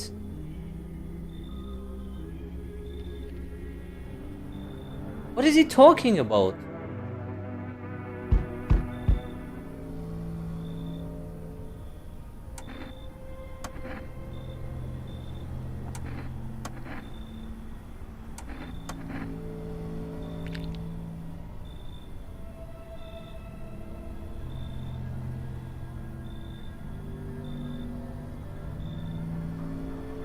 Why did I show him the teeth, bro?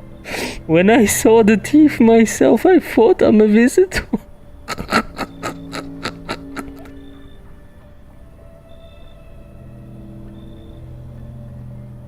Why did I show my white ass beautiful fucking teeth, bro? Why did I do it?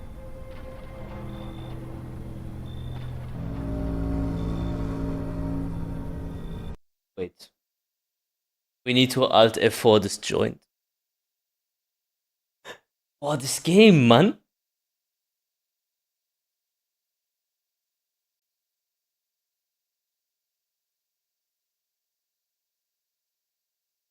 I hope it still has my save.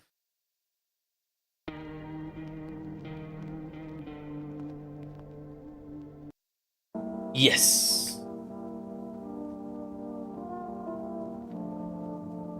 Yeah, I have a save file. That's why I Alt F4'd. Smashed it.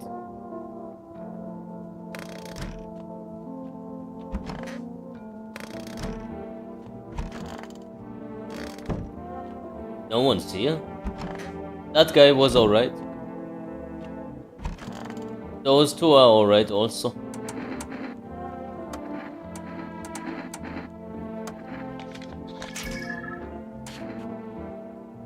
Eh? Where's the pig?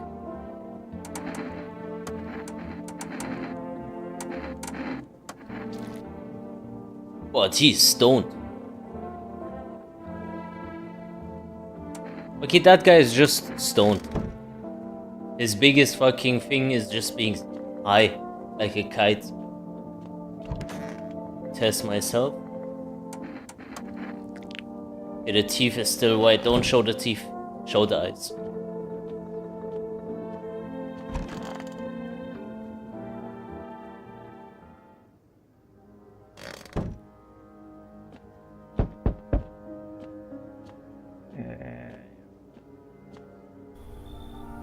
Maybe we can do this time.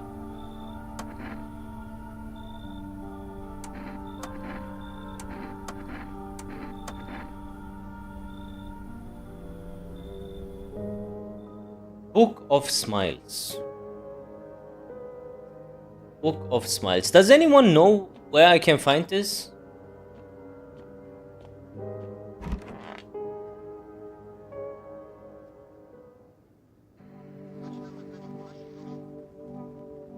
The only thing I have is this shit.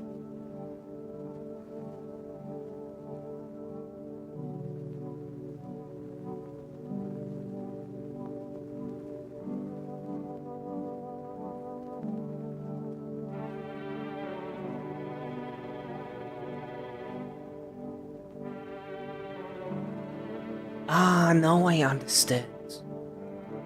Now I understand. Fuck. Okay. First, you go and pick the mushroom.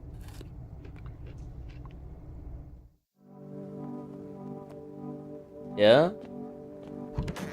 Then you eat the mushroom. Temporarily sends you to Mushroom Land. Or do I have to do it now? Wait.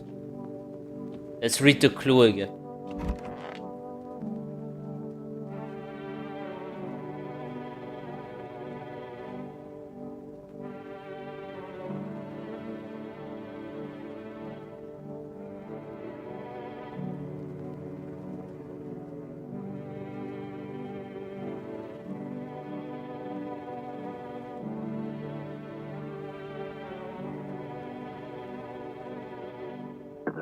Does that mean I need to eat it now?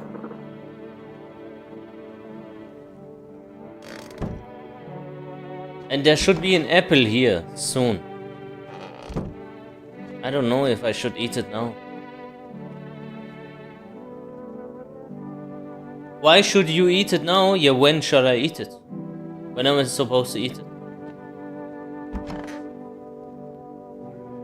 Today the world was built anew, and in the base a mushroom grew. It towered high, and time is nigh to eat it whole if one would trudge. Time is nigh means it's not time yet. It says there is no time. Nigh means no time. So I should try it now. Okay then. Alright.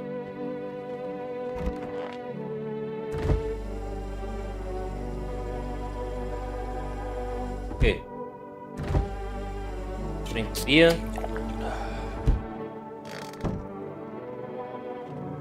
And then the next thing should be an apple.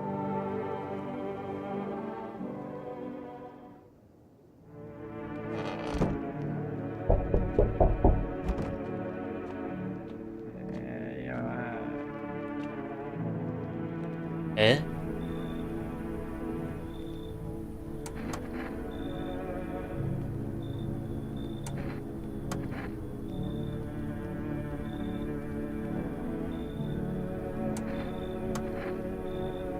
Come in, I guess.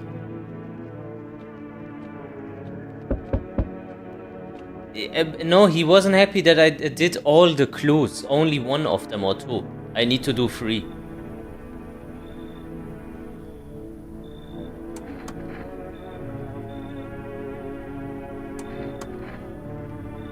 Okay, come in. I kicked someone out for him because I saw him in the intro before. I wanna see what he does. Yeah, you can also come. I trust this guy.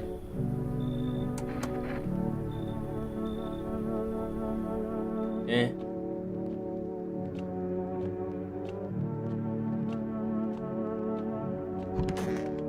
Let's see how many die now.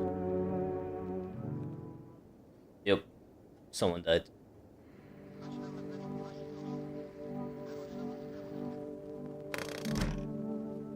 So here should be an apple now. Okay. Are the apple sweet and sour at the same time? And then tomorrow there's the last thing we need to do. They will come when one must kneel before the mushroom's mighty peel, while on the clock the hand shall climb. Make haste, my friend, there is no time. Okay, a clock. Is there a clock here? But there isn't a clock. A clock.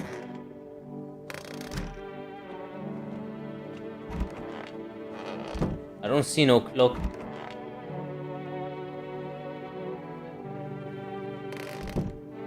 We have one more day to figure this out.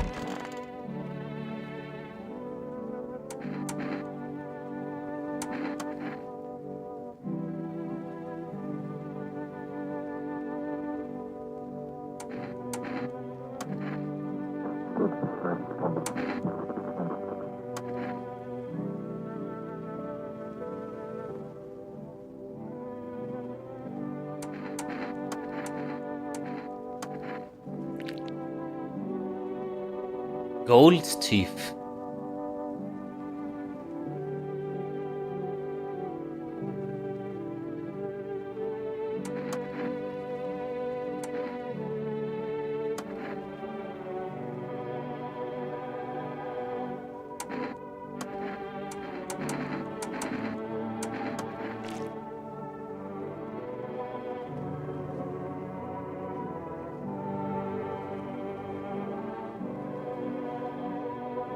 You don't want to spoiler it. Am I doing it right at the moment with the fucking riddle? At least say that only.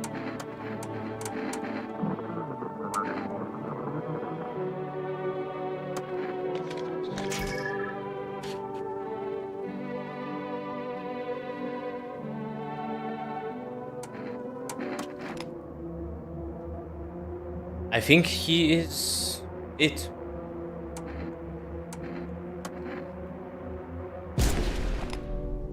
Hey!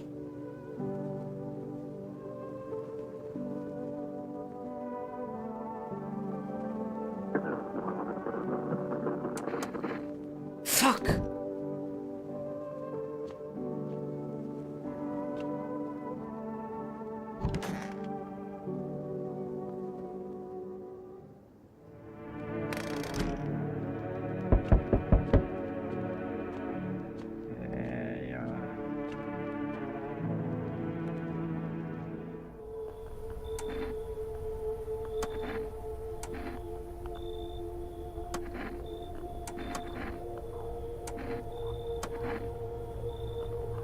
And they just didn't. Oh my god. So these guys were legit. The one guy with the gold teeth is the visitor. Fuck. And he lets the visitor with me, man. Yeah. Shut up, man. Cultist.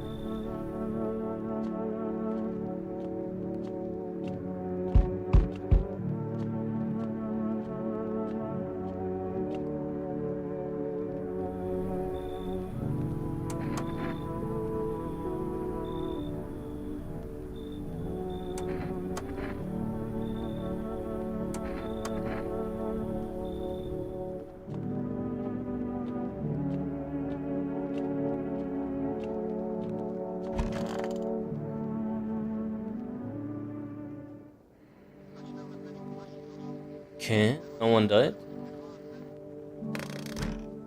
So, there's a clock. And I set it to 12 just like the Book of Smiles says. Okay, I think that's it.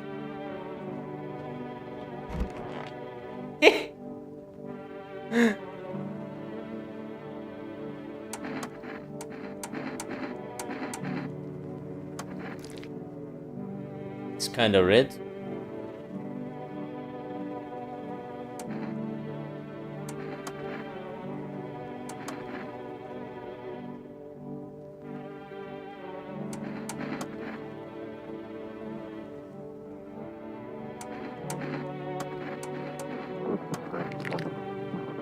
Well, that ain't perfect.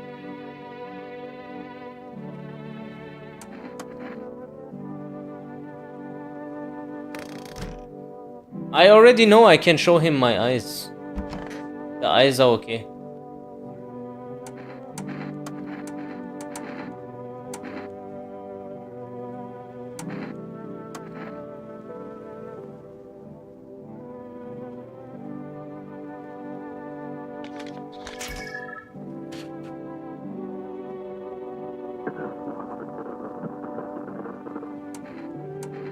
Man, I don't know, bro, but I think this guy is it. Somehow. Shall I risk it and just kill him? Because what options were there? There could have only been either the surgeon was the fucking killer or he is the killer. But he didn't kill anyone this night, even though he was still here.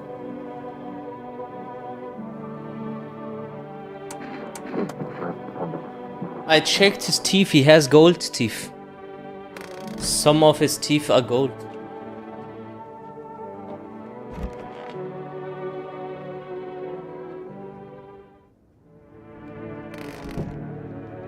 Might have been the surgeon.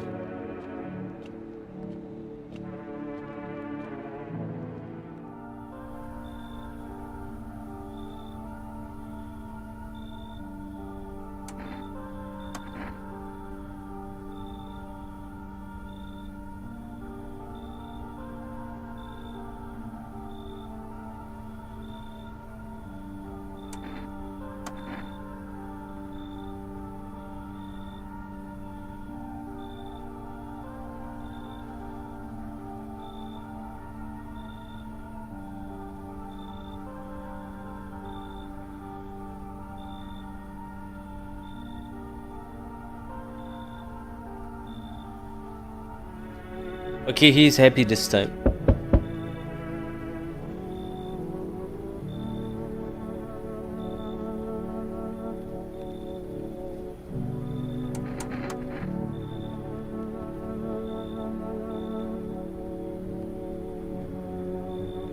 That is a good answer. I don't watch TV because of that also.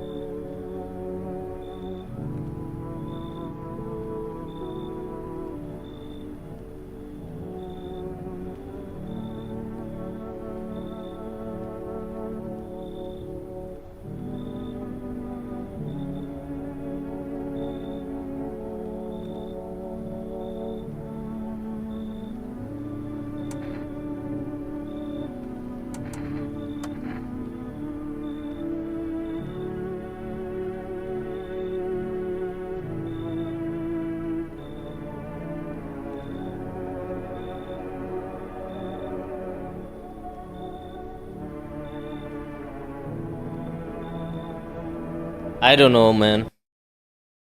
I don't know. What do you think?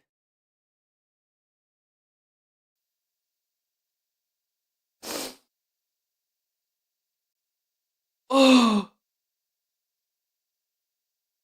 the story is a bit weird.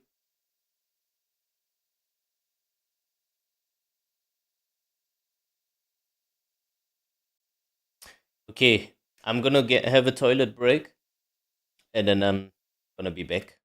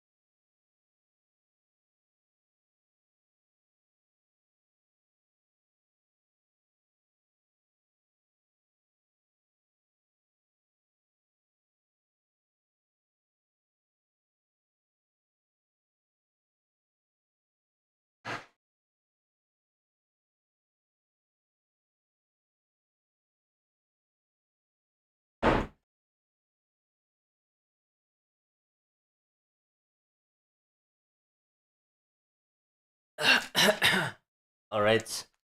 We have Twix White at home. Have you ever ate Twix White?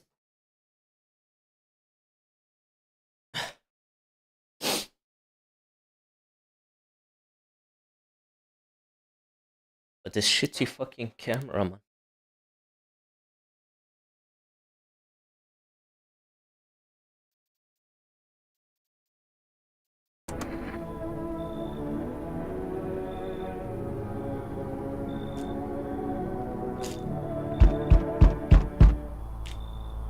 Stick it again.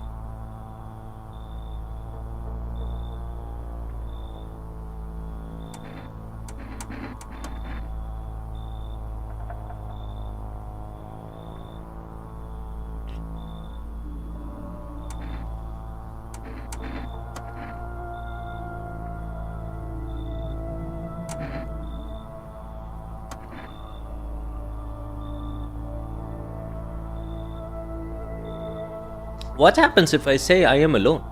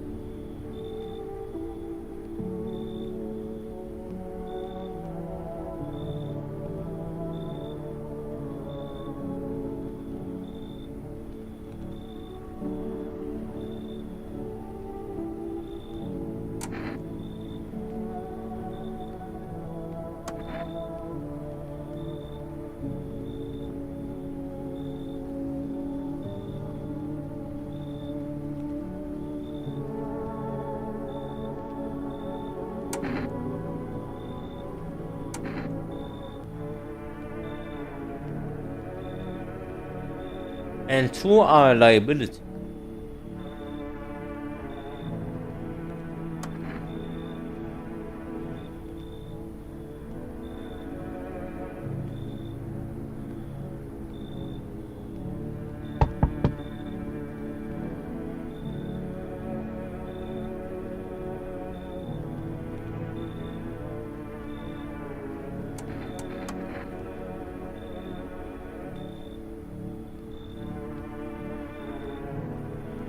That's one of my red flags when girls are into like into this shit. Or you are Scorpio, I am this, and this fits well normally, but you can be like that and like that. Shut the fuck up, you fucking bitch.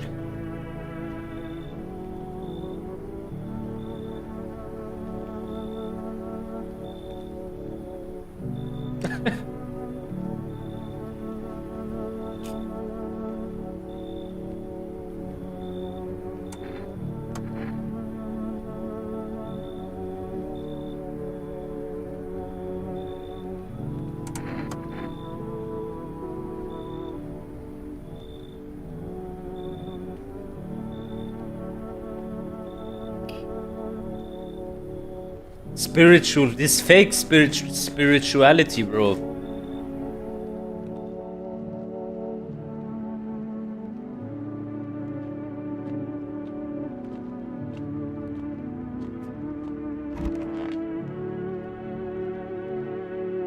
Okay, someone is gonna die.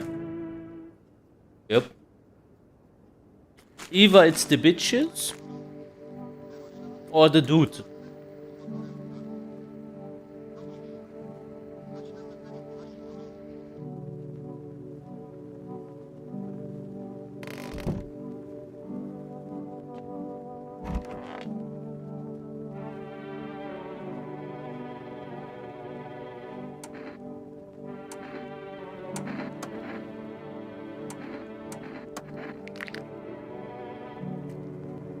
That's not perfect.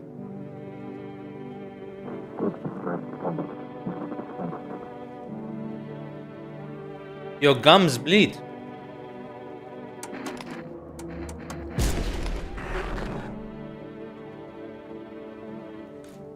That's all I needed, my friend. That's all I needed.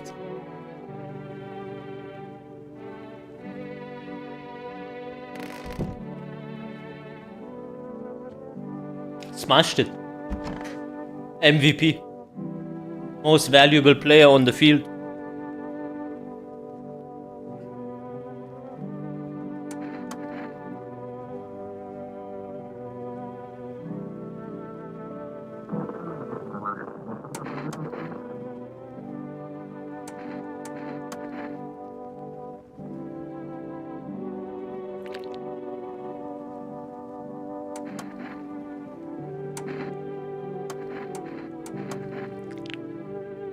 Bleeding gums?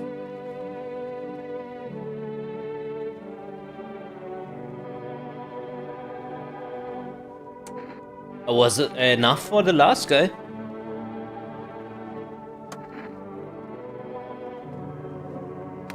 But I don't have enough energy left.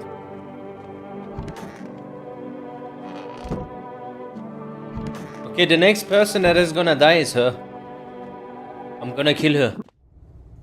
The moment I can.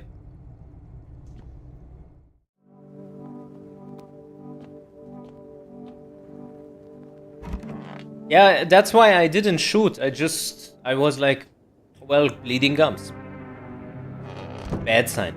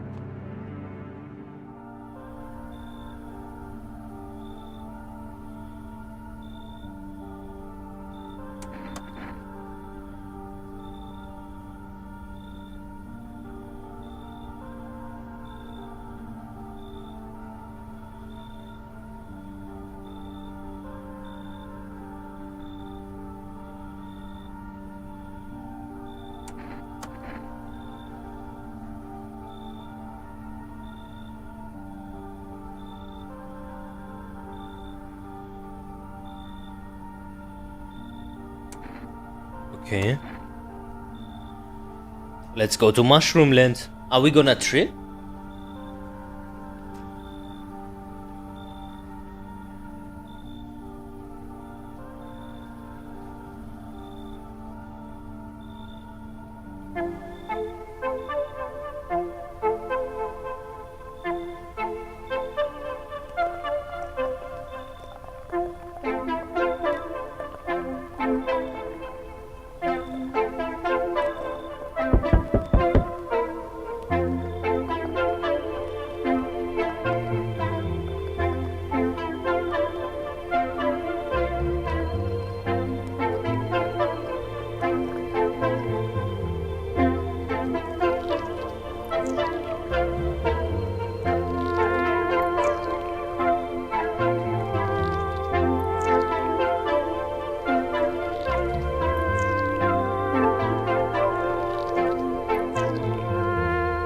No, I didn't.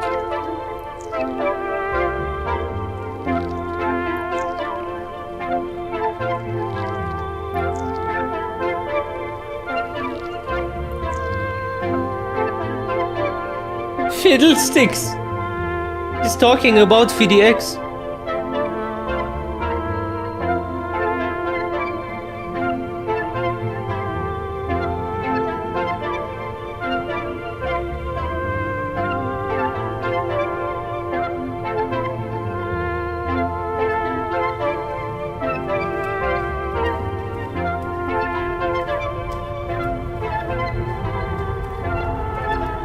Wait a minute, we're going underground?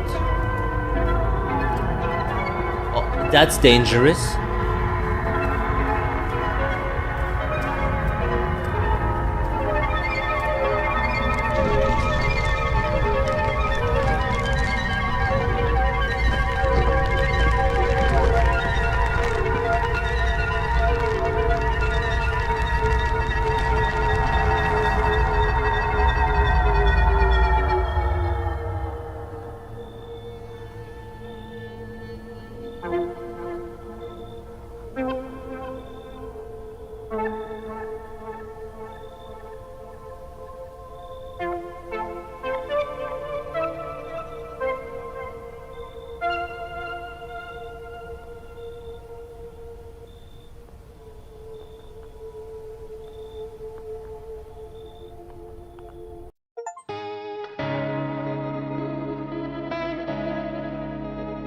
What?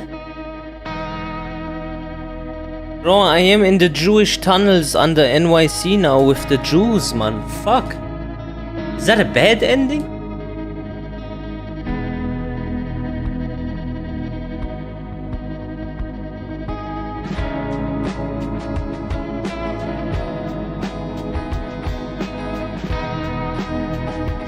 That's why it said, do you have some kombucha left?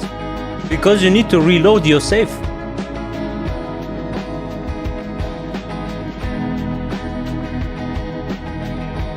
Man.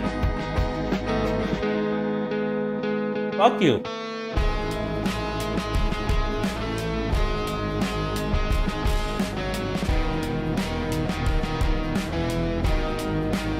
Yeah, cool game, unpredictable. I like it.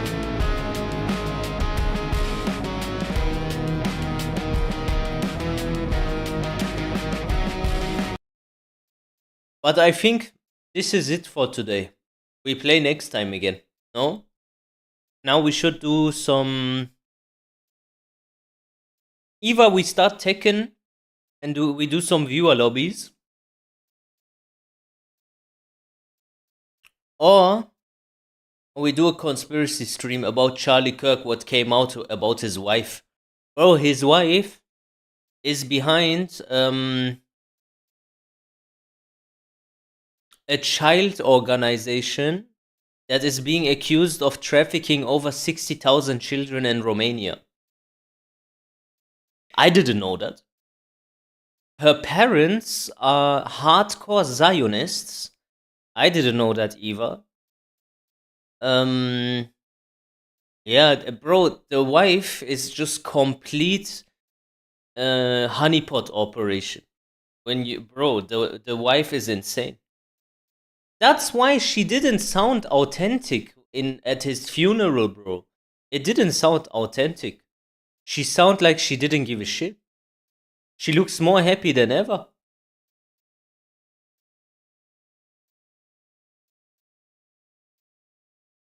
What is a honeypot operation? Well, you have child honeypots, that's like Epstein Island, where they lure you in with your desires for sex and shit, and then they compromise you. But you can also have like honeypot operations, like for example, the FBI, head of FBI right now, is Kash Patel. And he has an Israeli girlfriend. That's a honeypot.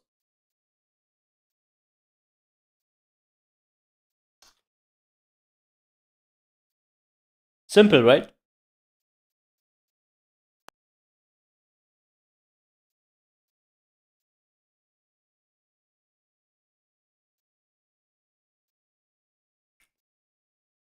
And then there was a movie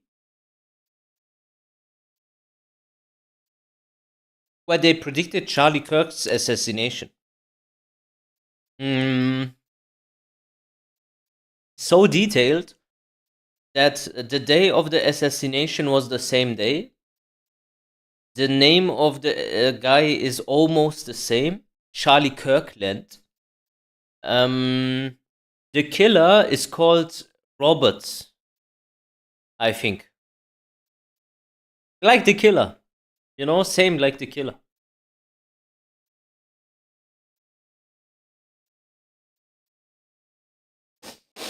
Show the movie. Do you want to see the entire movie? I could show you.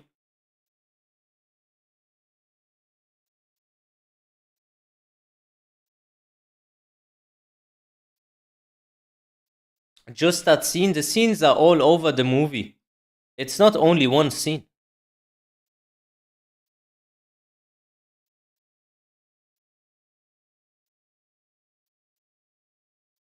Wait a minute.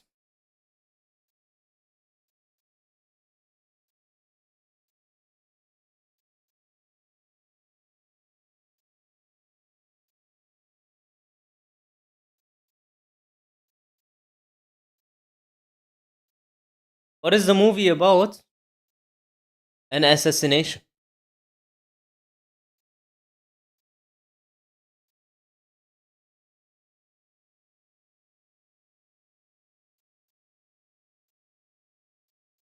Where the government was involved. and they blame it on some person that takes it for the money.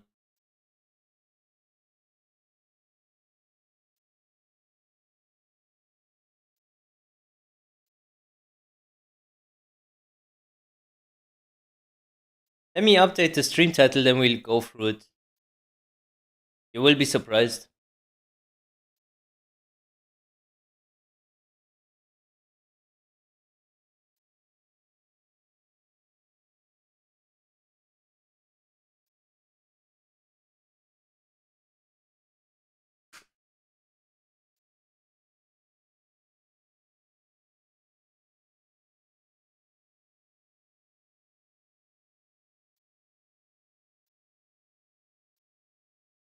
Oh, by the way, the stream didn't die, right?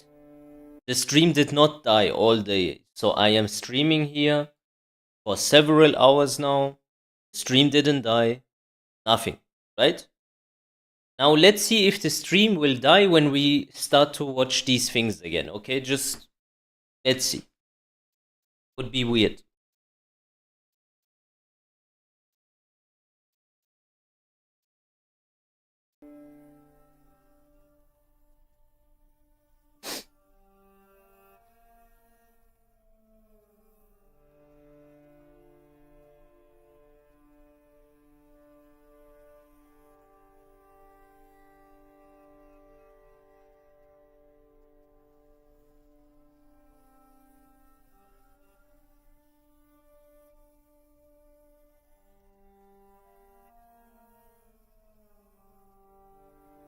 Unused material from speeches that he's had that no unused material from speeches that he's had that no one has heard yet. We have Sunday specials lined up to the brim because my husband was so intentional about making sure that there was enough content. Always. He made sure we recorded everything. Everything. He would not do a speech unless we could get the video and the 100%. So we have speeches that no one's heard of. We have interviews that no one's heard of. We have stuff from Korea and Japan that no one's heard of. Podcasts. So, I mean, in the words of my husband, buckle up, because there is a lot of content to be had, and we have so many amazing things.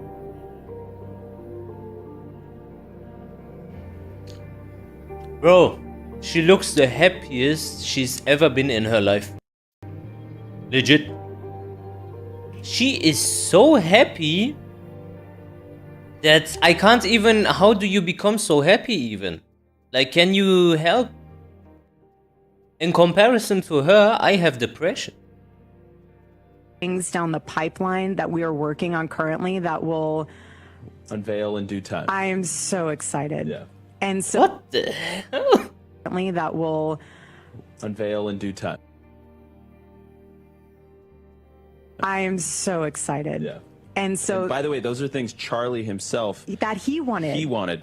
We were working on some big things, you know, right up until the end, and you know, we've talked about that a lot. Like a lot of the guiding vision that we're using right now to kind of steady the ship and figure out where we're going is the things Charlie himself 100%. told us where we were going. 100%. And similar with Turning Point USA, Charlie had a plan moving past 2030 that he's shared with the team and has implemented. So we're not going anywhere. We have the blueprints. We have the blueprints. We have our marching orders, and we are just remaining humble and grateful to God, and we're remaining just stewards to what God has blessed us with. And I know Charlie's going to continue to guide us, and the Lord will continue to guide us. And I just wanted to let everyone know that this is far beyond any of us sitting in these chairs. This has nothing to do with us. It never will.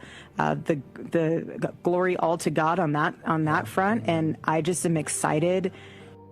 It's weird to say excited, but it's also very surreal to say it, because I know that God will use all of this in a way that will glorify Him, further Charlie's legacy, and Charlie's up in heaven just having... He's rooting us on. I know that. He's so rooting us on. Yeah. Bro, if you have a wife like this, I swear to God.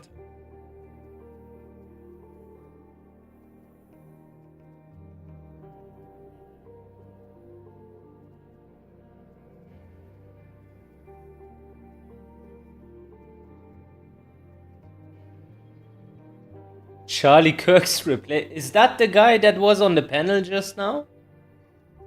Oh man. Oh man. Years. I want to show and promote quite a few accounts. So today is going to mainly focus on promoting all of the amazing accounts that I've started to follow. And one of my favorites is Isaiah's Army. So if you guys haven't heard of the work from... Oh, okay, this is unrelated.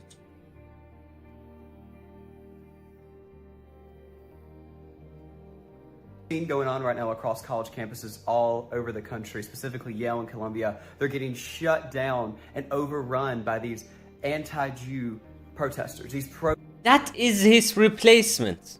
Gaza protesters, these terrorist sympathizers. That's what they are. Let's call it out for what it is. It's disgusting, it's vile, it's inhumane. Listen, the Democrat Party is being radio silent on this. Why? Because these are their own supporters. And in the case of Ilhan Omar, her actual daughter out there standing in the picket line and protesting this. It's disgusting, and they should be calling it out. It's pretty easy to come on and say, hey, we're pro-Israel, we're pro-Jewish people, we're pro-America. It's that simple. But instead, the Democrats are supporting this anti-Israel message being spouted by their supporters out there in Columbia and Yale. And they're supporting this Death to America chant by letting this continue on. They've got to put a stop to this. On the other hand, Republicans are pro-Israel, we're pro-America, and we're pro-protecting Jewish citizens not only in Israel, but across the world, even here in America. Yay! Yoo-hoo! Super! Thank you! Very good! Amazing! Love to see it.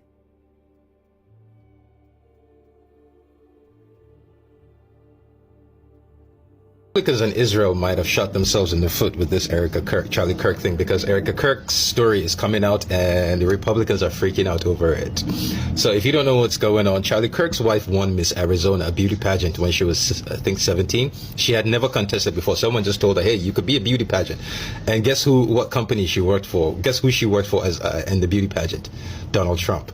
Right after she won the beauty pageant, she ended up creating a Christian ministry that works with children and went to go work with the Romanian government. So now you have all these conservatives on TikTok and on Twitter asking, what kind of power does a 17-year-old have to create a Christian ministry to go work with the Romanian government to go for orphans? Now, here's the funny thing. At the same time that her ministry was in Romania working with the Romanian government, Romania went through a massive case of children missing. So the Romanian government kicked her, like her Christian organization that was in Romania to help Christian babies. The Romanian government told her to get the fuck out the country because something just doesn't add up. Okay, let's go through the coincidences, yeah? Bro wins the beauty pageant at 17, and Donald Trump, officially, he said he went into the backstage area because he owns this agent. Then she has a child organization in Romania, and at the same time there is, like, I know the number also, it was like 90k children go missing over child sex trafficking, and her organization is kicked out because of it. Who does child sex trafficking? Epstein, you know, the Jews, they do that. Bro, this is mad, and that's why people call this a honeypot operation.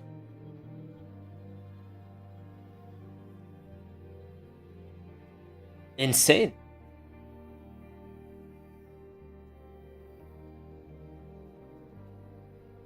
It was simple. A tragedy, a grieving widow, a nation watching in sympathy. National public performances lies a pipeline of children moved across borders, fortunes rerouted offshore, and influence funneled straight into the hands of her handlers. This isn't a love story, it's a transfer of power, and the files we just uncovered prove it. Stay with us, because by the end of this video, you'll understand why this operation had to stay hidden, and why they're willing to kill to protect it. Before we dive in, let me just tell you about feeds into mainstream headlines, power feels exposed. When that happens, those who depend on that power don't sit back. They secure the future. This is the playbook. If you can't control the money, control the minds. Right now, that play is audacious and direct. A focused grab for America's youth. They're not just buying influence by paying for propaganda, they're weaponizing attention. Days after the Charlie Kirk assassination, the TikTok algorithm was handed over to Israeli intelligence by Larry Ellison of Oracle. The mission? Brainwash the conservative youth of America with Israel First narratives. Tell us, what is your connection to Israel? Well, the renewal of the Jewish state is something that I think touches all of us. For 2,000 years, we were a stateless people. And now we have a country of our own, defended by all the brave men and women of the IDF. So anything we can do to support them, who, devote their lives for preserving the state of Israel, keeping the people safe, and allowing our state to continue sometimes in very, very difficult situations. I have been to Israel. I have been to the border. I have spent time to the people who govern the state of Israel, and I feel a deep. Medusa, you said that Keisuke abandoned Kazuya, just saw a 4-hour pure ranked. Ranked he plays. Go on his Twitter. He posted it on his Twitter. He plays ranked because he got a lot of people following him because of Kazuya, but he's gonna play, and he did play also in the last tournament. He plays now Heihachi, and eventually he said Reina. Ranked is not ranked. Ranked is not a tournament. Connection to the state of Israel and the Israeli people. So we've actually acquired a number of Israeli companies. We have 2 CEOs at Oracle. One's name is Safra Katz, and she was born in Israel. So again, we that is the new owner of TikTok. Love the country of Israel, and we'll do everything we can to support the country of Israel. But hijacking the narrative on American social media wasn't enough for the handlers and their globalist backers. They set their sights on Turning Point USA, he owns TikTok. Machine built by Charlie Kirk, a man many believed could one day lead the country. Kirk's refusal to toe their line made him dangerous. He kept pounding an American first drum, even as establishment power shifted away from the movement that put him on stage. So the plan moved from persuasion to possession. When Kirk turned down a $150 million offer to recast his platform as a mouthpiece for Israel First talking points, the globalist... I have a clip where Netanyahu briefs like the influencers on X, where he says we need to take over we need to take over the perception again, and the war is now online, and we focus on TikTok and X. And one of the influencers there, I saw her face. And then coincidentally, 10 minutes later, I saw a clip of her where she writes, "Yeah, I am not bought by Israel. I'm just a proud Jew defending against lies." And then fucking 10 minutes ago, I see her in that briefing. All day, bro, if a Jew doesn't lie, he doesn't talk. They executed the contingency. Erica Kirk liked to present herself as an everyday hero. To her audience, she was the face of faith, family, and service. But long before the hashtags and photo ops, accusations were already circulating. Accusations that her so-called ministry in Romania was a front for trafficking children across borders. Back in the early 2000s, Erica worked as a model and casting director. Soon after, she reinvented herself as the head of the Romanian Angels, an NGO operating in Constanta, Romania. That is exactly what we are talking about. This Romanian Angels. What? That's the Charlie Kirk's wife organization. And they are behind child sex. Child sex, we cannot say because we don't know what happened to the children, but child trafficking. A city infamous as a trafficking hub. I found it. Yeah. This girl here, you see her? I saw her, I swear, 10 minutes later on Twitter saying she's not bought by Israel and she doesn't get anything for this. You can't make this up. I will find the clip of her also. So you see how blatantly even they lie. They don't give a shit. Anyways, let's see what they say. So something I would like to raise, which was actually my first published paper, was how you and the Likud party are cut from the same ideological cloth as Trump and the GOP in America. And so specifically with Charlie Kirk's assassination, who was a big mentor of mine, who's my first mentor in the space, evangelicals, from all my research, evangelicals are the reason that Israel has been supported in public sphere outside of just Jews. So with Charlie's assassination and with the kind of trajectory that we see with like Candace Owens and Tucker Carlson, I guess I'm curious about what's another game plan if we lose evangelical support for the state of Israel. What's our backup plan to be strong, like outside of the diaspora? Christian influencers. Okay. You said you talked about the woke right, and you said I call it the woke Reich. That's a brilliant observation. The woke right, because these people, you know, they're not any different from the woke left. I mean, they're insane. They're lunatic. But they're actually meeting on some of the things. And what we have to do is we have to secure that part of the base of our support in the United States. That is being challenged systematically. A lot of this is done with money. Money of NGOs, vast. Money of governments, vaster. Okay? We have to fight back. How do we fight back? Our influencers. I think you should also talk to them if you have a chance. To that community, they're very important. And secondly, we're going to have to use the tools of battle. You know, the weapons change over time. You can't fight today with swords. That doesn't work very well. Okay? And you can't fight with cavalry. That doesn't work very well. And you have these new things, you know, like drones, things like that. I won't get into that. But we have to fight with the weapons that apply to the battlefields in which we're engaged. And the most important ones are in social media. And the most important purchase that is going on right now is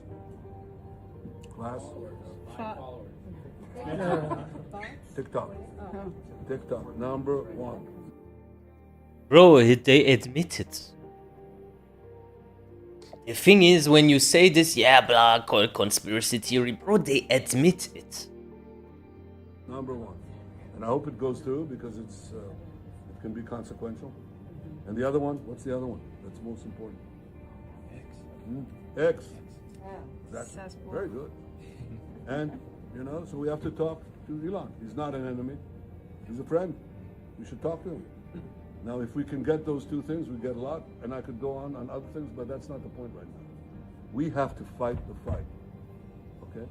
To give direction to the Jewish people and give direction to our non-Jewish friends or those who could be our Jewish our friends. Are we going to succeed with everyone? No. Will there be a strong counterpoint? Yes.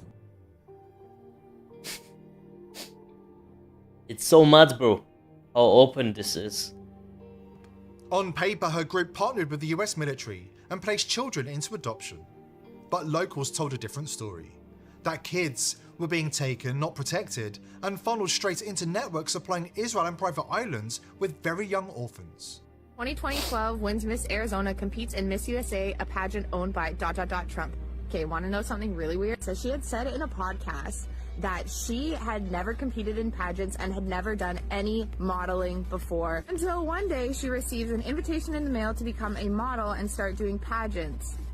And the pageants that she started doing were Miss USA pageants owned by Trump. So she modeled for Trump. She was one of Trump's pageant girls.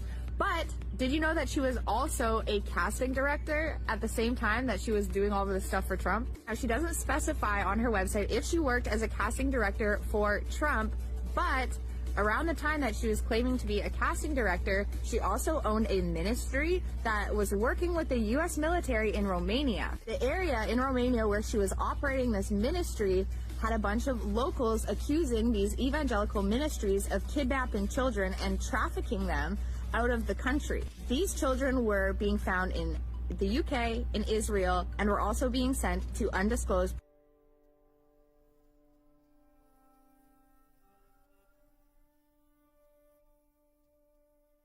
Of course. Of course, bro. Private islands. Locals demanded authorities look into it, but they never did. Now, Charlie Kirk really wanted the Epstein files released, but did his wife? Prior to marrying Charlie Kirk, she was a multi-millionaire on her own, and since his passing, she's also amassed all of his wealth, plus an additional at least $5 million in donations. She's currently considered the most powerful woman in the United States, with mega fans begging her to run as vice president in 2028. And then came 2018. Erica traveled to Israel, where what she described as a job interview became something else entirely, a date with Charlie Kirk. To the public, it looked like romance. To those following the trail, it looked like the next stage of an assignment that was planned years in advance. Let's talk about their first date, because it was actually a job interview. Back in 2018, 2 years after How Donald Trump had started satanic working does with this Charlie bitch Kirk, must Charlie be? Kirk had hosted a Turning Point USA opening event for one of the offices that they had opened. And Erica and Charlie Kirk were introduced to each other. Charlie Kirk instantly thought that she was beautiful, but thought that she was really smart. And allegedly, one of their mutuals had suggested that Charlie Kirk hire Erica. I'm assuming it was Donald Trump or someone on his team, because Donald Trump had signed on to work with Charlie Kirk, and Erica was already one of Donald Trump's employees. So it would make the most sense for Donald Trump and his team to encourage Charlie Kirk to hire Donald Trump's employees. Anyways, Charlie Kirk DM'd Erica, invited her for a job interview. The job interview ended up turning into a date. A quick warning to anybody ready to attack us for exposing this, know this. We have every file, every piece of evidence, and it runs deep. If we're pushed, we won't hold back. We will release it all. We know all about the disappearances of Louisa Malencu and Alexandra Makasanu and countless others. But for now, we have to ask, was Charlie Kirk another victim of an Israeli intelligence honeypot operation? Whenever there is a false flag and the official narrative makes no sense at all, there's one question you have to ask. Who benefits? Follow the profits, follow the power, and the picture sharpens. After the break, we connect those dots and reveal the files that expose a dangerous history the architects are literally killing people to keep covered up. To live inside your body. Jesus. They took what you've heard, Click the link below this video for the cameras. That's grief. And when you've seen the real thing, you know instantly when what you're watching is fake. None of this should come as any surprise. These people don't move in quarterly cycles. They plan decades in advance. They plant narratives that will bloom long after the actors are... Yo? Are we still live?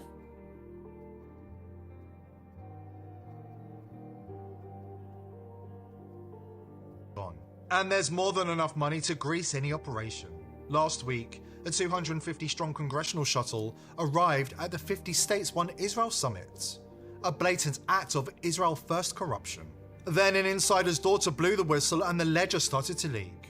So yeah, it looks like my dad and a bunch of other just like loser politicians from New Mexico went to meet with Netanyahu, and I don't know what they could possibly discuss. I mean, again, it's my dad and a bunch of other like state senators and state reps, which like, how does meeting with Netanyahu help the local people of New Mexico?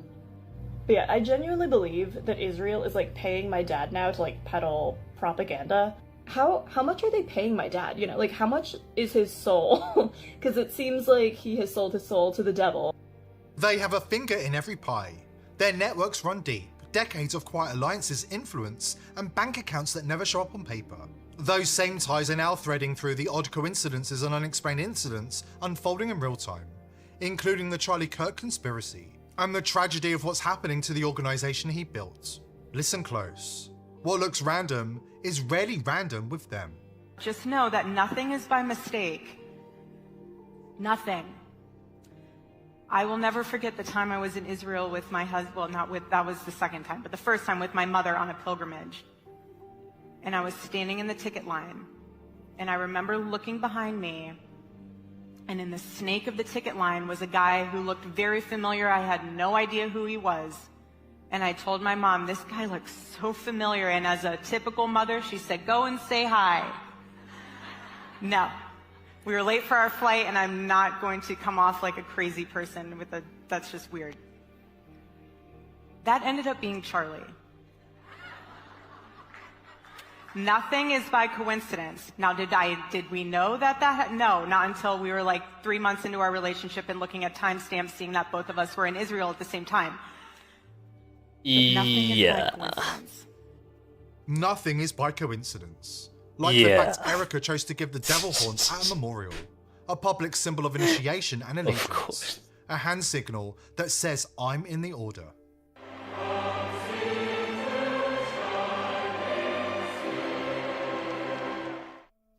Its shape recalls the horns of Baphomet, turning a casual pose into a ritual badge flashed in plain sight, yet hidden from the uninitiated. Then there's the fact that her family's backstory makes less sense than Barack Obama's CIA fabricated official record.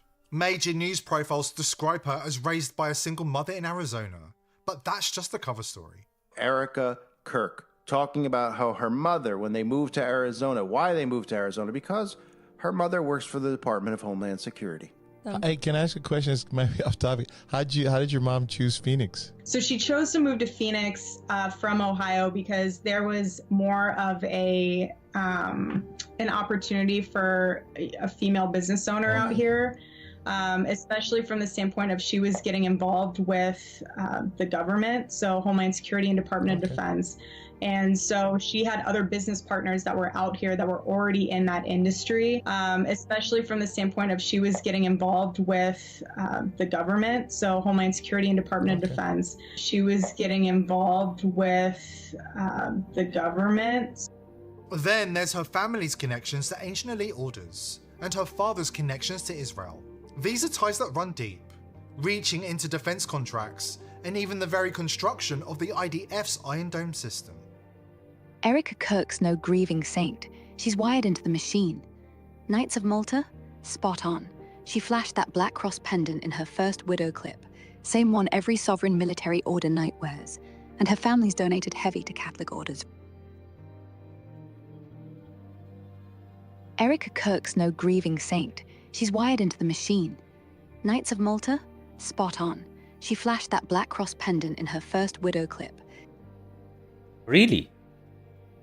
Because that Knights of Malta, that's obviously Freemasonry, has a very specific symbol. You can't really be coincidentally close to that. It's like a cross with like little stars around it. Let's see. I want to see that clip. Same one every sovereign military order knight wears, and her family's donated heavy to Catholic orders forever. Freemason angle's subtler. Her dad, Kent Francefay, wasn't just Raytheon. He chaired their Israel division, funneled billions in Iron Dome cash while Charlie's old man designed Trump Tower. Yeah, but also the bunker levels nobody admits exist. Eric? Yeah, true. Charlie Kirk's father designed the Trump Tower. You see how embedded these faggots are? Like, this is just insane. Erica? Inherited $23 million at 25 from a trust. Come on, that's not beauty queen money. That's Mossad's slush fund. She started Everyday Heroes as cover, funneled donations straight to pro-Israel NGOs. And that G-ring? Not grief. Grand Lodge symbol, worn by 33rd degree insiders. Delivered that speech 2 days after the shot because it was pre-taped. Voice forensics say the room echo doesn't match. Lighting's wrong, and Tyler Robinson's still denying he fired. She's carrying the legacy all right. TPUSA's already slipping to Jewish board vets who loathe her. So expect her moved on by Christmas, maybe with a Zionist tech bro. Wonder Woman? More like Handler who got her asset clipped. With family ties like these, it's no wonder Charlie seemed to know that he was. She knows what she's talking about. Grimacing, twitching, and betraying himself with nervous tics whenever the questions got too close. You can't go there when it comes to Israel. Well, you and I believe that we're Americans and Americans first, period. End of story. We are citizens of this nation, okay?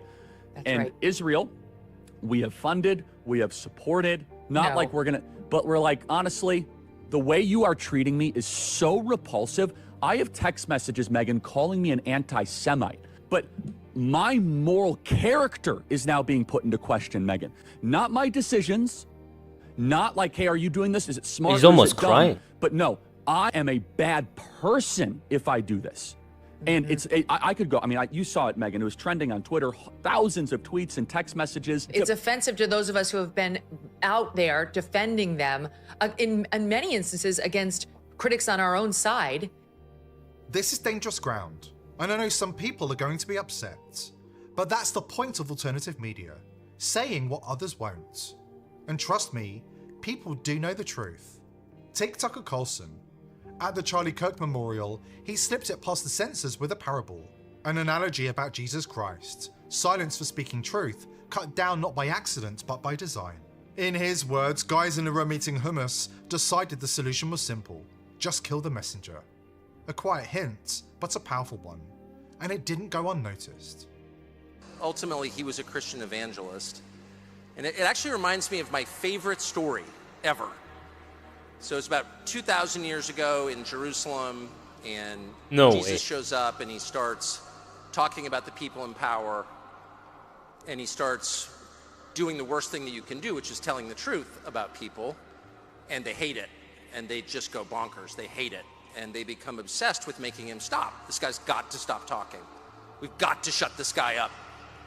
And I can just sort of picture the scene in a lamplit room with a bunch of guys sitting around eating hummus, thinking about what do we do No way. about this guy telling the truth about us. We must make him stop talking. And there's always one guy with the bright idea, and I could just hear him say, I've got an idea, why don't we just kill him? That'll shut him up. That'll fix the problem.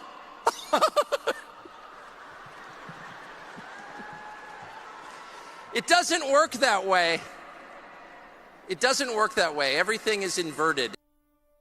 Everything is inverted. Well, he's right. Bro, he's talking about Jews. He says, bro, there came a guy. He knew who is in power and what these people are do. They are Jews. And he was starting to say the truth. They didn't like it, so they killed him. This is the truth, bro, about this world. But people just can't comprehend it, bro. This is just the truth, man. We are having a war against these people without you knowing. I swear. This isn't just a story, it's a call to action. Share it, question everything, and remember, together, we are stronger than the silence they want to keep us in. Here at The People's Voice, we're determined to continue exposing the crimes of the elites, but we need your help. Subscribe to the channel, tell your friends and family about us, and join The People's Voice. Man, I hate Jews so much, man. I swear, I hate them so much. There's nothing in this world I hate more than Jews. Snake. This one here is also very interesting. This movie predicted the Charlie Kirk assassination in 1998. Because they already say they plan everything in advance and stuff like that. Bro, you can't make this up. Just look.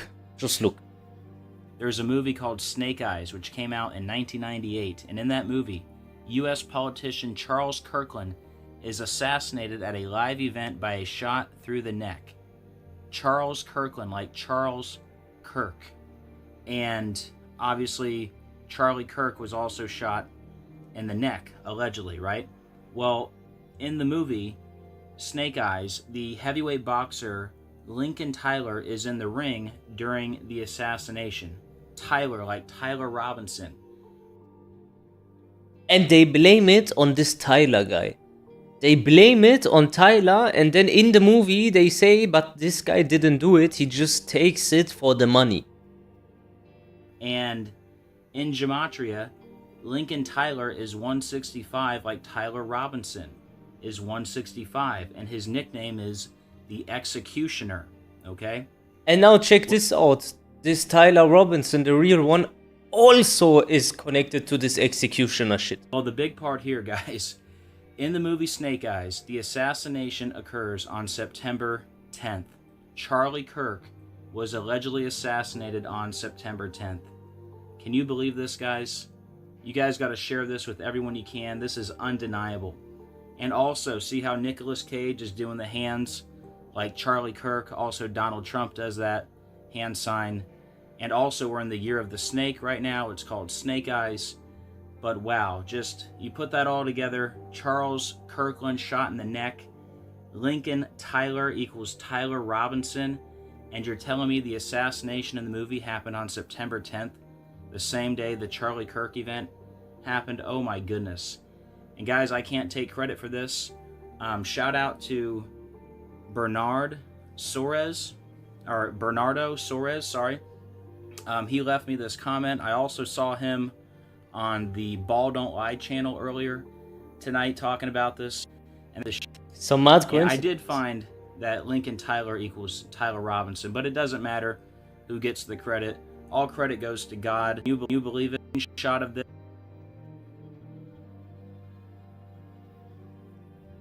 1995 Illuminati card game has done it again. It has accurately predicted the Charlie Kirk assassination. You need to watch this to the end, trust me. Now, if you guys haven't seen this card game before, it was made in 1995. I showed you and this before. Conspiracy theorists suggest that some of these cards are the plan for the New World Order. Again, made in They are the plan for the New World Order.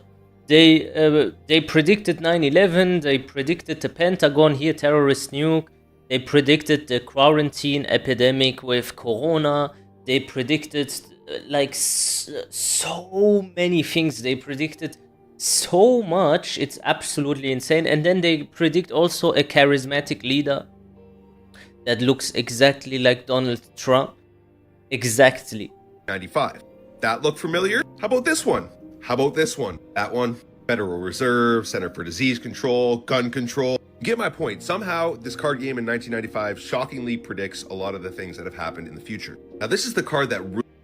Like this one, no one can tell me this is not Trump. Who has eyebrows like this? Only Trump looks like that. Exactly like that. You know, it's not like a little bit. At any time, at any place, our snipers can drop you. Have a nice day. Really blew my mind, and stick with me here, guys. The card is titled Enough is Enough. At any time, at any place, our snipers can drop you. Have a nice day. Kind of looks like a picture of Trump. And you might be saying, well, what does this have to do with the Charlie Kirk situation? Well, this is the last short that is on Charlie Kirk's YouTube. Look at the thumbnail. Look at the card. Well, I didn't think too much about it until I saw the title. Enough is enough. Ach du Scheiße. Ach du Scheiße. Even the clip is called Enough is Enough? Bro, that is, I swear, that is so scary. Scheiße. What?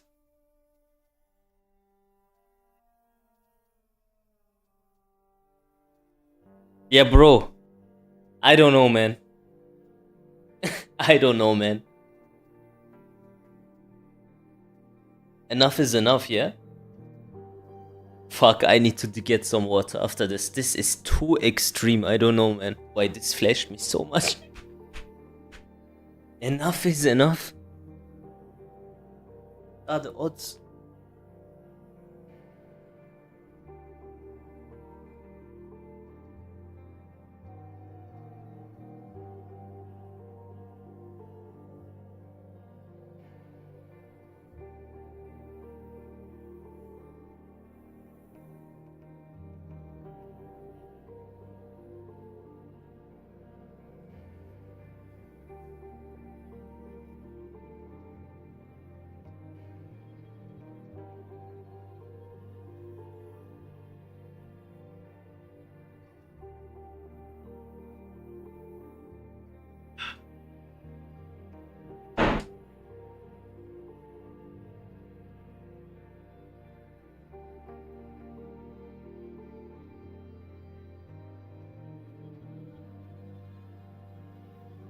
Enough is son of a bitch enough. But the thing is, this card game predicts something also, like in the past this point. Something happens with Trump too. Like some sort of shooting. Well, I didn't think too much about it until I saw the title of this short. Enough is enough. Yeah, okay. Guys, the night... That was mad, man.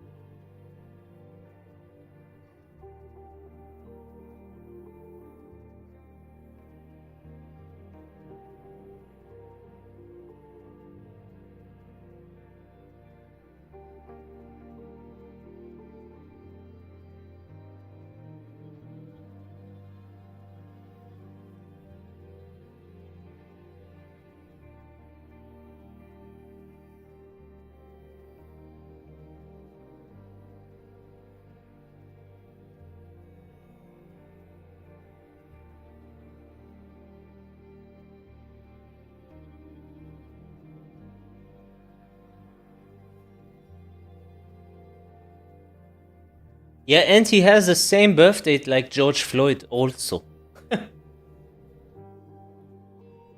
That's so weird. Yeah, and this happened also on September 10th. A new Hulu original series, The Tempest, was released, where the politician also gets shot in the throat. Here also by a sniper, bro. I don't understand this shit anymore. But okay, when you see Disney, you already know 666. Don't need to.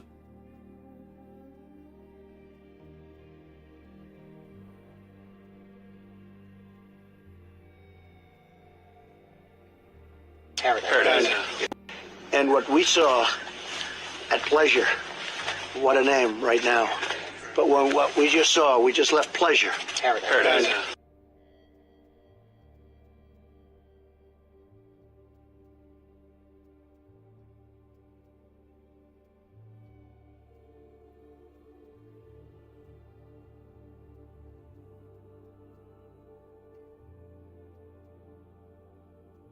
This is Trump's honeypot operation, by the way.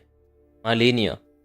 She also got introduced by Epstein, actually.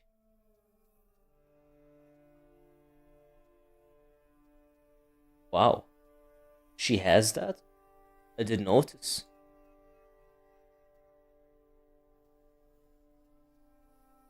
This here is the Knights of Templar. This year.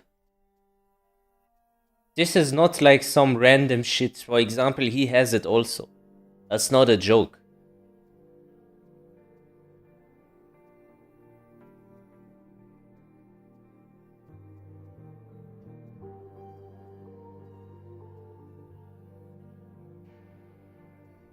Let me see this bitch, man, her face. Charlie Kirk, wife. Let me see if there's an ounce of realness in her sorrow.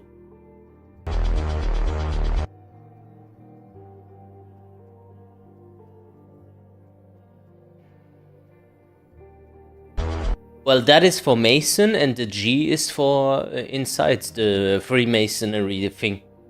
Mason G. That G.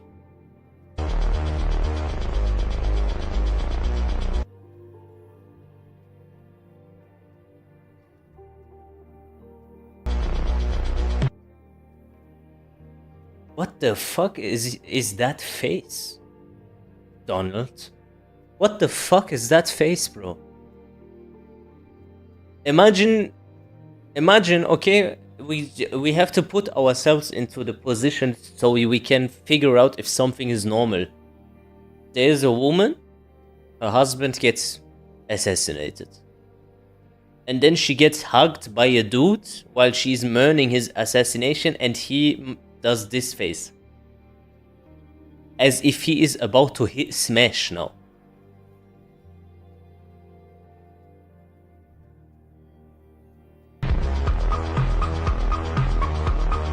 In many places, the sign means peace and love or something, yeah, but you got to then ask yourself how come it means the exact opposite. Just because that does mean this in other places doesn't mean that this is not meant in the exact opposite way. You know, the opposing thing, what they do, this is their play all the time. Same with the Nazi symbol, the swastika, that also means peace. And the opposite meaning.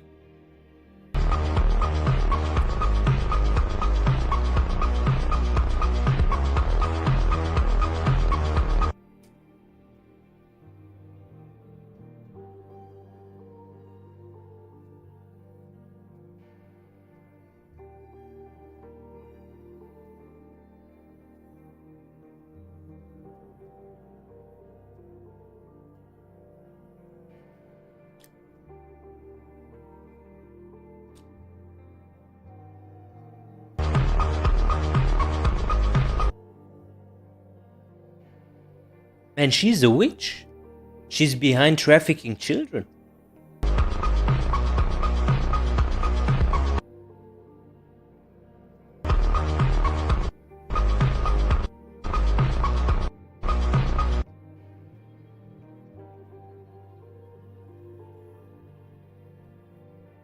That is mad, bro. That is mad.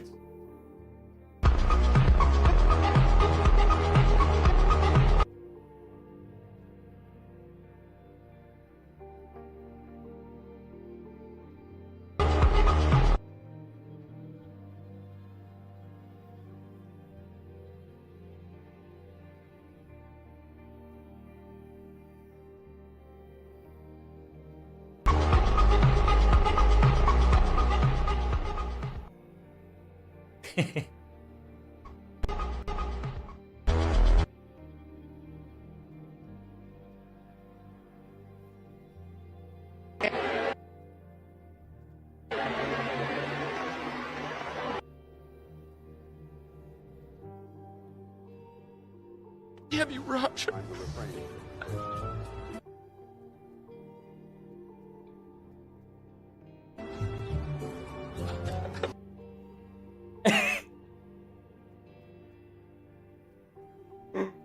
Bro, this is exactly what I was thinking. This is exactly what I was thinking, bro. Heavy Roger. Roger.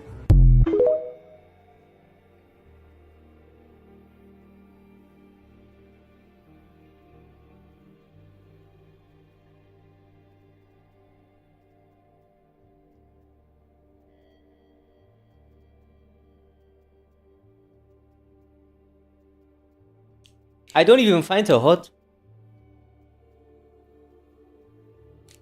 Fucking kike, bitch.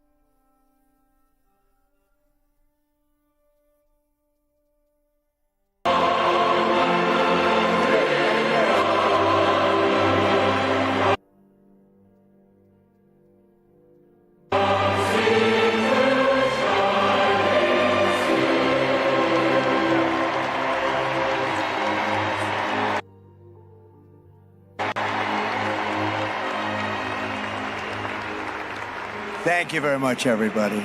Thank you very much, and good luck. God be with you. Thank you.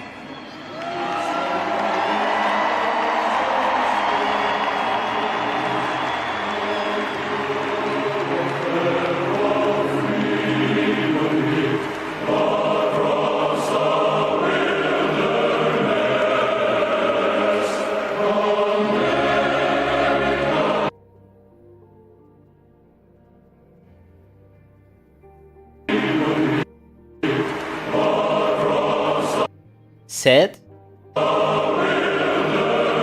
Happy. Sad? Happy. Sad?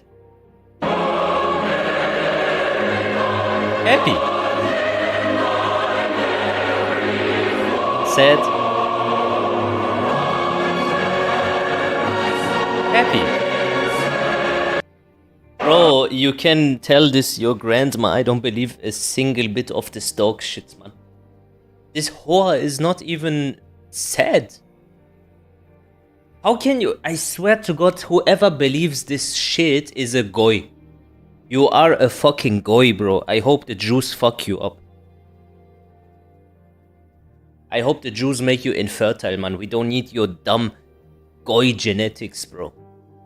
Fucking goy genetics, man.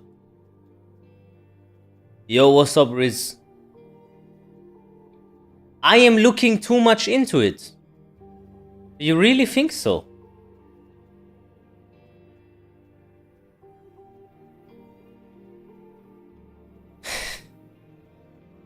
I don't know, man. Talk it out with the rest of the viewers, I guess. Talk it out with the rest.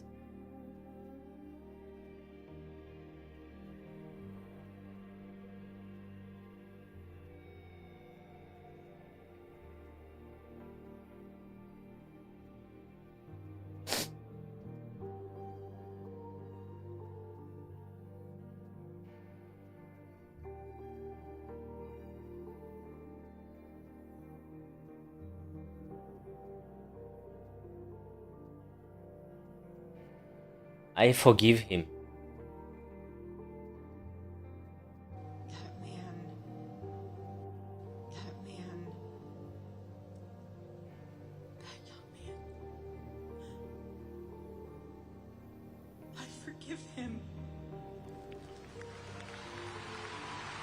Don't believe this. I just don't believe this. This is so bullshit.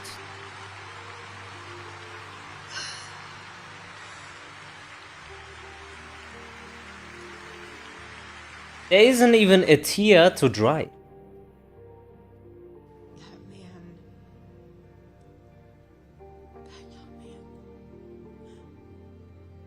I forgive him.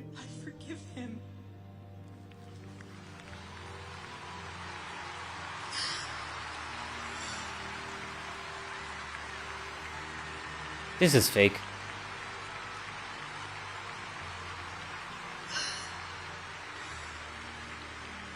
I cried more during Naruto. When Sasuke said we need to sever our friendship and Naruto said I will always be your friend. Bro, when I think about it now I start to cry. But this is fake, man. This is fucking fake.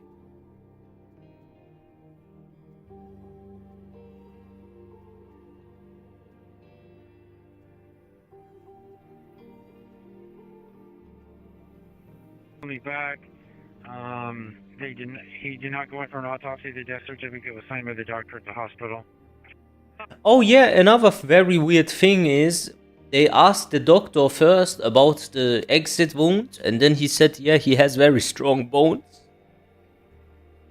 And then later on it was revealed that there was no autopsy. In which fucking world is it normal to have like an assassination and there is no autopsy being made? How is that possible? Tell me, how is that possible that there was no autopsy? It's impossible, bro. So I did do the request. They emailed me back. He did not go in for an autopsy. The death certificate was signed by the doctor at the hospital. Oh, okay. Can you just do a field clip documenting that? I'm sorry, 10-9? Can you just add a step to the case documenting that there was no autopsy? In 287, I'll be clear to the hospital. I need an officer at Timpanogos Hospital to come stage in the emergency room bay. Jesse just told me that he just... What is the official narrative here? I don't understand. Why haven't we seen the autopsy report for Charlie? Yeah, because there is none. No autopsy was conducted on Charlie Kirk according to released police dispatched audio. Oh, that one was legit. That's okay. Autopsy for murders victims are legally mandated in the state of Utah. Okay, do you think I am still looking into this too much? For the person that said I look into this too much, don't you think it is weird that there was no autopsy being made? Autopsy is standard procedure.